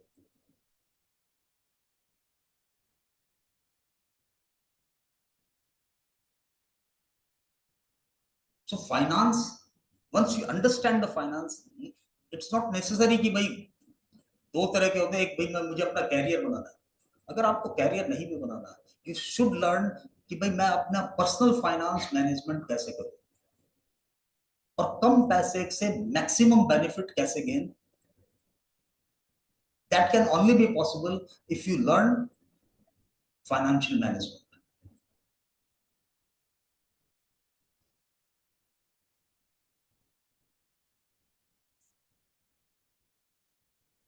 As a career you can adopt it, or if you don't want to adopt it as a career, then for personal financing, to learn the personal financing, financial management is very important.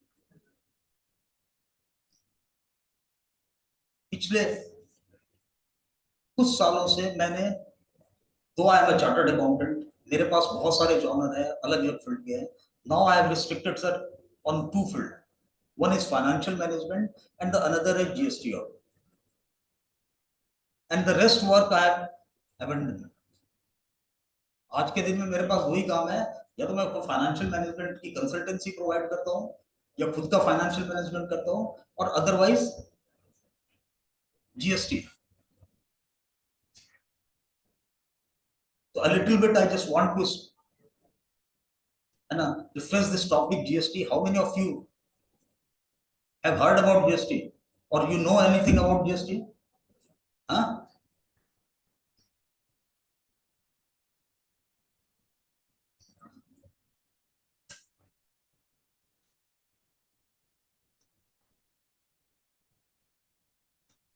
Very good.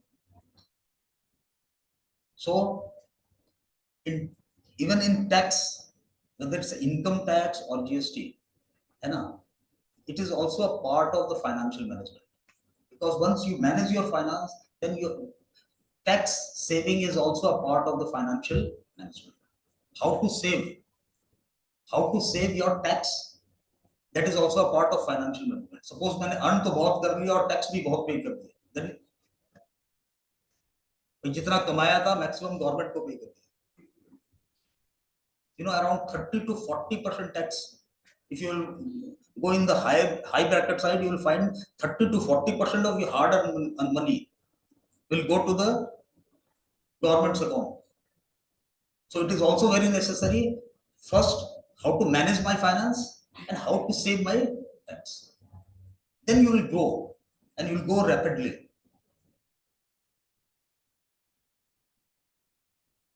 So these are the 2 areas which, if you from today or tomorrow, if you will start what 2 lessons I have given to you, if you will start following these 2 lessons, definitely after 6 months or 2 months, you'll find a change is coming in you. मुझे मालूम है कि भाई 2-4 दिन जब आप start करेंगे ये करना तो बहुत बोरिंग होगी। जो अच्छी चीजें होती है वो बोर ही करती है, लेकिन अगर आपने मन महसूस कर इस चीज को फॉलो कर लिया और 6 महीने तक चाहे कुछ समझ, मैंने क्या बताया, चाहे कुछ समझ में आए या नहीं, if you start following these 2 topics, है ना, for last next 6 months, I can assure you, or even I can guarantee you, after 6 months you'll find a sea change in yourself, a change which you have never expected earlier. और उसके बाद बहुत सारी चीजें हो सकता है, बहुत सारे सवाल भी आपके, क्योंकि आप जिस कैंपस के नीचे हैं यहाँ आपके पास बहुत सारे फैकल्टी हैं, उनसे आप अगर आपकी कोई क्वेरीज हो, आप जब वो क्वेरी रेस करेंगे तो आप उनसे सॉर्ट आउट करा सकते हो वो क्वेरीज। जाहिर सा बात है, जब ये लर्निंग प्रोसेस होगा तो बहुत सारी क्वेरीज भी अराइज होंगी। So through your faculties, because the faculties are available here, you can sort out your queries through.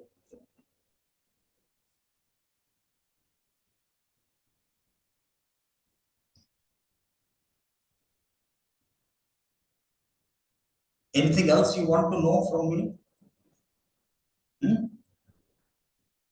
Have any queries? Always ask questions. That is my father always told me ना, कि भाई अगर तुम्हारे, कई बार क्या होता है कि भाई मेरे पास क्वेरी है लेकिन मैं पूछ नहीं पाता, शर्म, शाइनेश है कि भाई मेरे फादर ने ऐसा कहा कि भाई जब भी तुमको डर लगे तुम सोचो कि भाई तुम्हारे पास खोने के लिए क्या है, कुछ नहीं। और वो एक कहावत कहते थे कि जिसने की शर्म उसके फुटे। तो कभी भी हिचकिचाओ मत कि भाई मेरे पास ये सवाल है, दूसरे सुन के ये सवाल क्या सोचेंगे। If you want to grow in your life, these are the lessons which you should, जो आपके एल्डर्स भी आपको बताते हैं। आपके मन में क्वेरीज हो, कभी किसी से भी वो क्वेरीज, चाहे आपको जवाब मिले या नहीं मिले, फिर दूसरे से पूछना। लेकिन अगर आप अपनी क्वेरीज को अपने मन के अंदर दबा के रखेंगे ना, जो तब उसका कोई समाधान।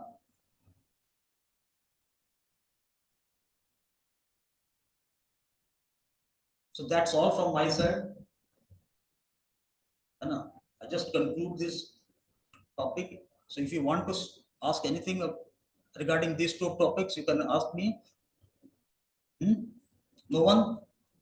Thank you. Thank you very much.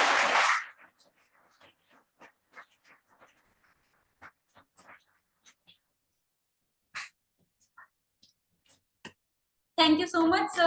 You put so emphasis on financial management and try to make us understand the 2 basic pillar of basic pillar of finance, that is to save and to invest. Thank you so much, sir.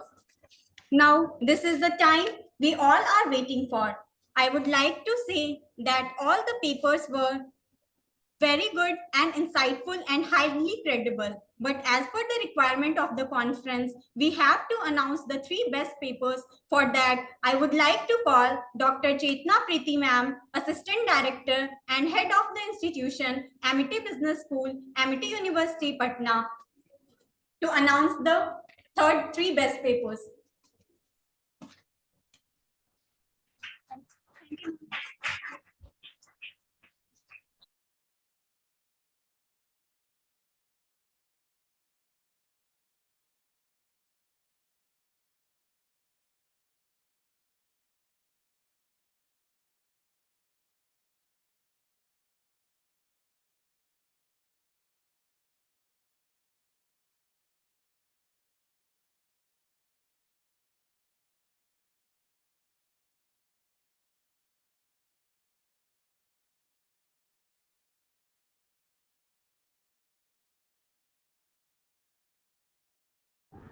Ma'am, sorry to interrupt, but you are not audible.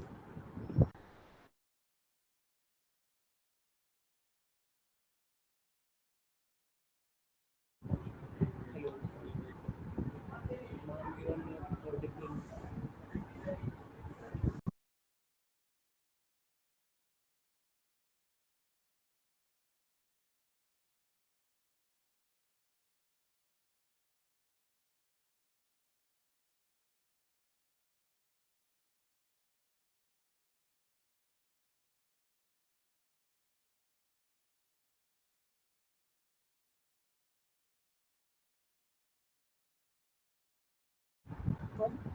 Ma'am, sorry to interrupt, but you are not audible.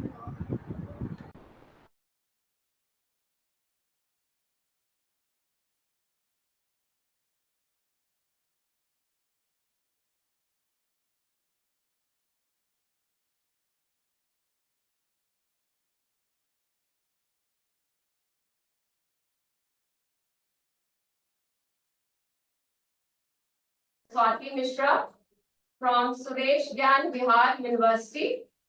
And the paper's title is Exploring the Influence of Perceived Service Factor on Student Satisfaction.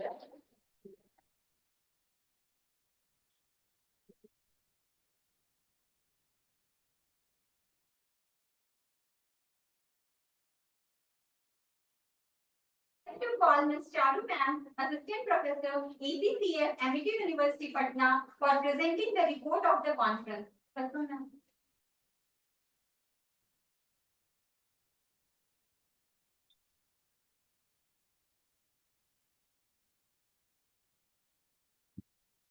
you so much, Ashna ma'am. Good afternoon, everyone. I, Charu, Assistant Professor, on behalf of Amity College of Commerce and Finance, privileged to present a conference report. The International Conference Report Conference on Challenges and Recent Insights on Social Sciences and Information Technology commenced on August 8 and 9, 2024 at Amity College of Commerce and Finance, Amity University, Patna. The event marked a significant gathering of more than 100 scholars, researchers, and industry experts from various parts of the world to explore and discuss the evolving challenges and opportunities within the realm of social sciences and information technology. The conference was structured to include an inaugural session followed by 4 technical sessions, each designed to offer a platform for in-depth discussion and knowledge sharing. The conference began with an inaugural session that set the tone for proceedings. The welcome address was delivered by Dr. Ajit Kumar Sir, Assistant Director, Amity College of Commerce and Finance, and our Honorable Vice Chancellor, Dr. Vivekanand Pandey Sir, who emphasized the importance of interdisciplinary collaboration in addressing contemporary global issues.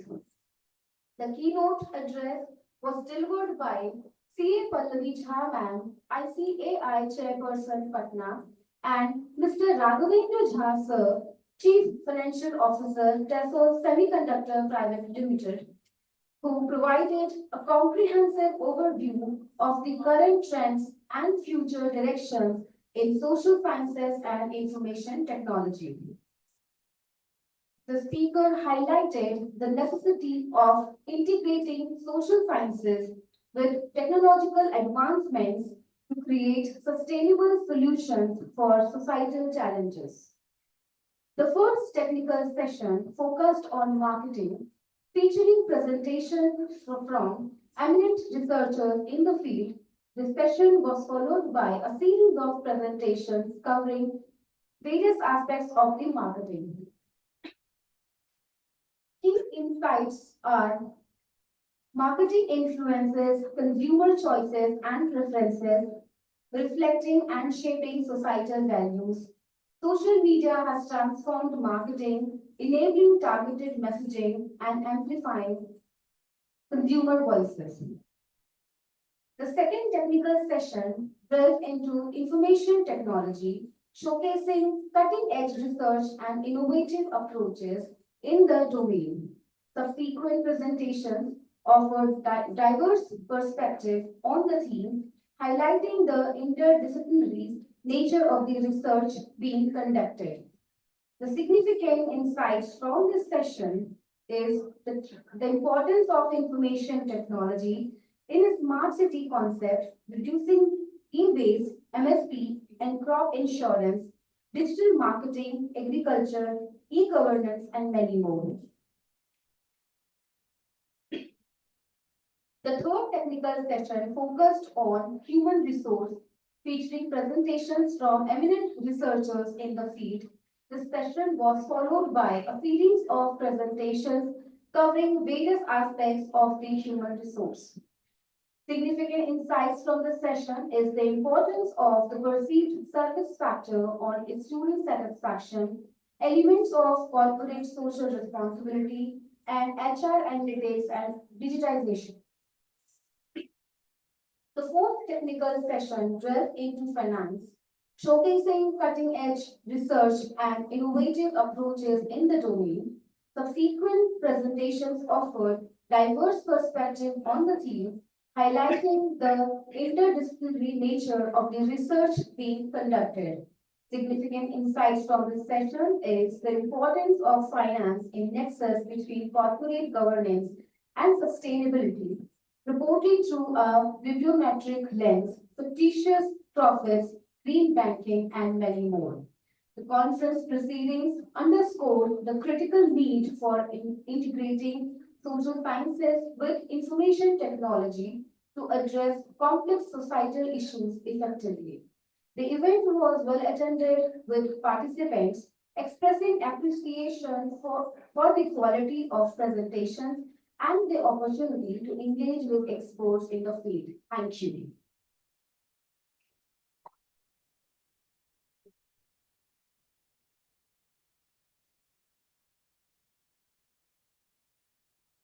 Thank you so much, ma'am. Now, I would like to call Dr. Adarsh Kumar sir, Assistant Professor, ECPF, Amity University, Patna, for giving vote of thanks.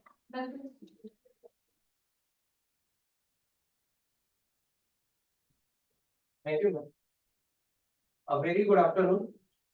As we come to the close of this inspiring and enriching conference, I, Dr. Adarsh, Assistant Professor, on the behalf of Faculty College of Commerce and Finance, please privileged and honored to deliver the vote of thanks to the Honorable Founder President Sir Ashok K. Chauhan Sir, Honorable Chancellor Atul K. Chauhan Sir, Honorable VC Sir Dr. Vivekanand Pandey Sir, Deputy Controller of Examination Dr. Sushil Kumar Sir, Deputy Registrar Dr. Nauri Kumar Yadav Sir.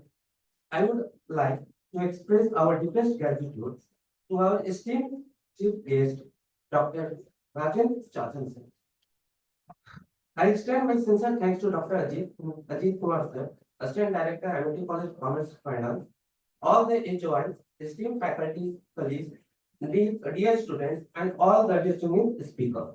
I special thanks to our session chairperson, Grace for gracefully steering the sessions. Now, I would like to acknowledge all the efforts of admin team, IT team, and ASCO, whose support was important for the success of conference. Once again, thank you all. Thank you so much. I would like to invite for a quick photograph, please.